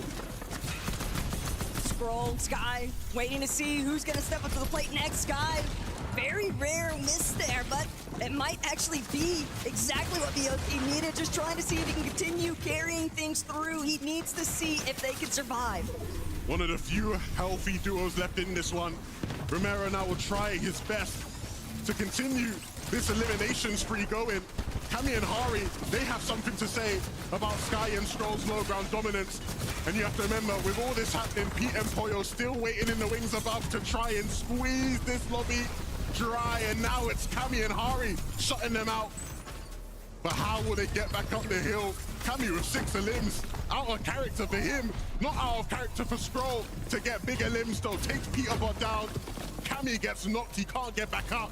And so it's up to Scroll to do what Sky did earlier. I was gonna say it's our top 3 teams remaining, but everybody's stuck as solos, and it comes down to a 1v1. Hari here in this situation against Poyo. Remember, neither one of these teams have gotten the big win that they're known for, and Poyo with no builds, forced to drop down below, trying to fire back onto Hari, who has the high ground. Good damage being landing, but Hari's just landing so much more pressure, trying to force Poyo outside of the zone, but there's a couple of seconds left before that play comes to fruition. Chug going to be used for Poyo, giving himself just a little bit more time, but the zone is pulling up and over the hill. For Hari, he has a huge advantage in terms of positioning. The zone is just eating Poyo alive, one tick after the next. He finally makes his way in, but it doesn't last long. Hari and Cammy clutch out game 6. There are only so many options left there for Poyo. Even with that 20 left in the Chug Jug, it simply wasn't going to be enough. The repositioning from Hardy to remain on high ground was ultimately what sealed the deal for their fates here today. So Frankie, let's hear it from them. Thank you so much. Stand up, please, boys. You just got a victory royale. Hari, talk to me about that end game. Playing it as a solo, you played it perfectly. Yeah, I mean, I just solo clutched well, and that's it. Cammy, I feel like we saw you clutching it out during the major finals, but now you're seeing your teammate Hari do it on LAN. What were you thinking when you were watching him clutch? I was sure that he was going to win because he was on the high and they had mats, and the guy didn't have anything, so it was a free win. And when Hari is doing his thing on his own, are you talking him through it? Yeah, I'm always trying to help him, and yeah, it was easy. Well, you guys are definitely qualified for Championship Sunday. It's a position you know very well, Cammy. Congratulations to the two of you. Dusseldorf, please give it up for Cammy and Hari! We're gonna head to the desk. Tokata, we seen it all from Cammy and Hari, right? We talked earlier. Wait a minute there, we're seeing them on height. That's crazy. Wait a minute, we got a VR in game number 6 out of them now. I'm seeing them extremely confident. Remember, they were going against Peterbot and Poyo in those final moments. That's also where they landed at the start of the match. Both duos around Squibbly, and they ended as well in that clash, but Cammy, Hari were the ones that came out on top. Now, both teams there, I believe they did have enough points to make it into that top 25, so we'll have to see if that clash continues on Sunday. Yeah, it's what you expect. It's Cammy, it's LAN, it's what he does. I mean, this guy's the LAN GOAT. You can see just from his gameplay, you just know with Cammy as well that he's got some things cooking up for the grand finals. Nice to see these guys picking up a win as well. They're a team that you don't necessarily associate with huge, massive elimination wins. But this one, what's that? 8, 9 eliminations. Really, really nice from them. And ultimately, it was, of course, the zone that ended up taking down Poyo at the end. But they did enough. And for them, it's just about getting across the line into the finals. And what I love about this is look at the players they took out. They took out Poyo. They took out some of the top of the top. And quick look at the leaderboard now.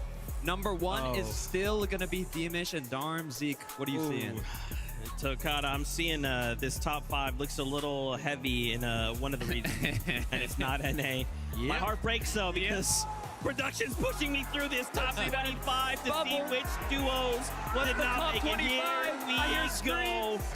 Marius, iDrop just pushed out 106 points, and it was a tie as well of all things.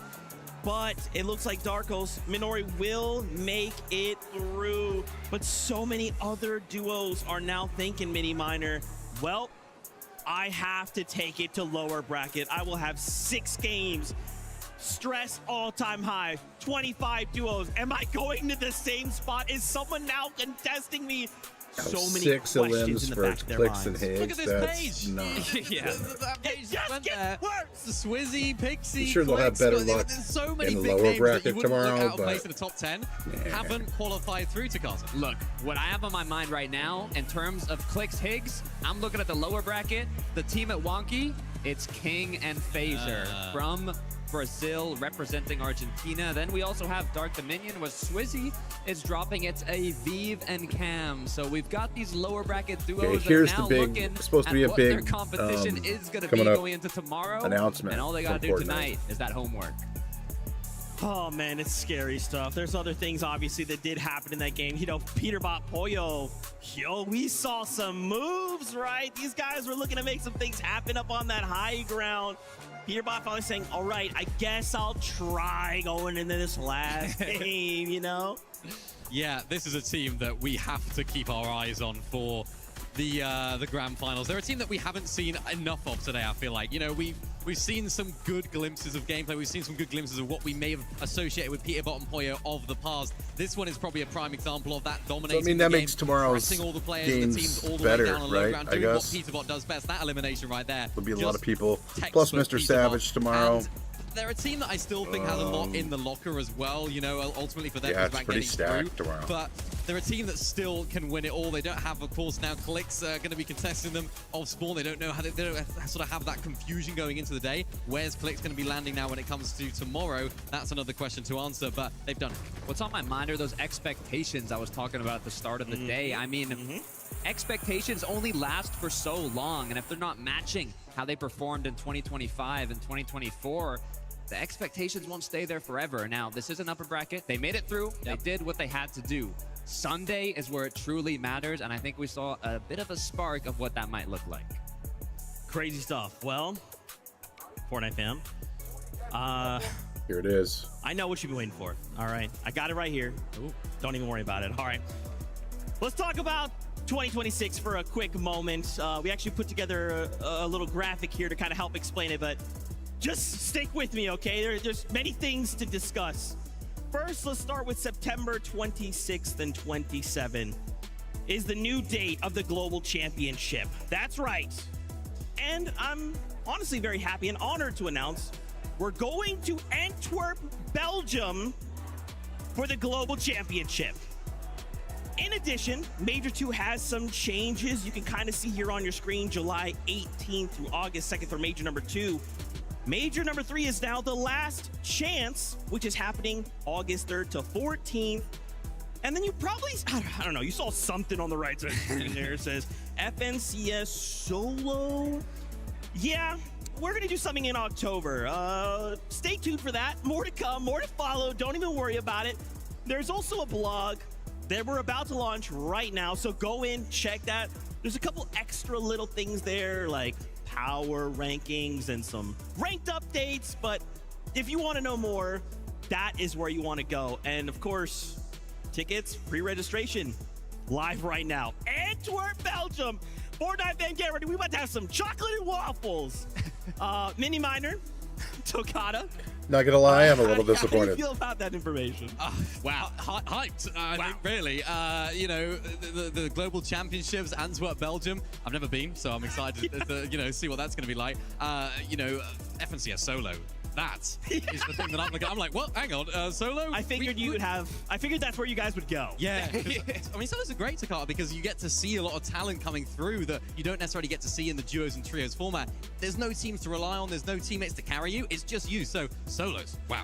I mean, some of the most iconic names in Fortnite competitive have come from solo events. Booga, Tayson. I mean, there's so many big names, and I'm trying to think, when's the last time we had a solo event, you know, at an FNCS level? So this is something I am very excited to see. And also now with this new generation of players, I mean, we got players like Shark, 14 years old, leading the pack on EU almost. I mean, there's so many big things to come.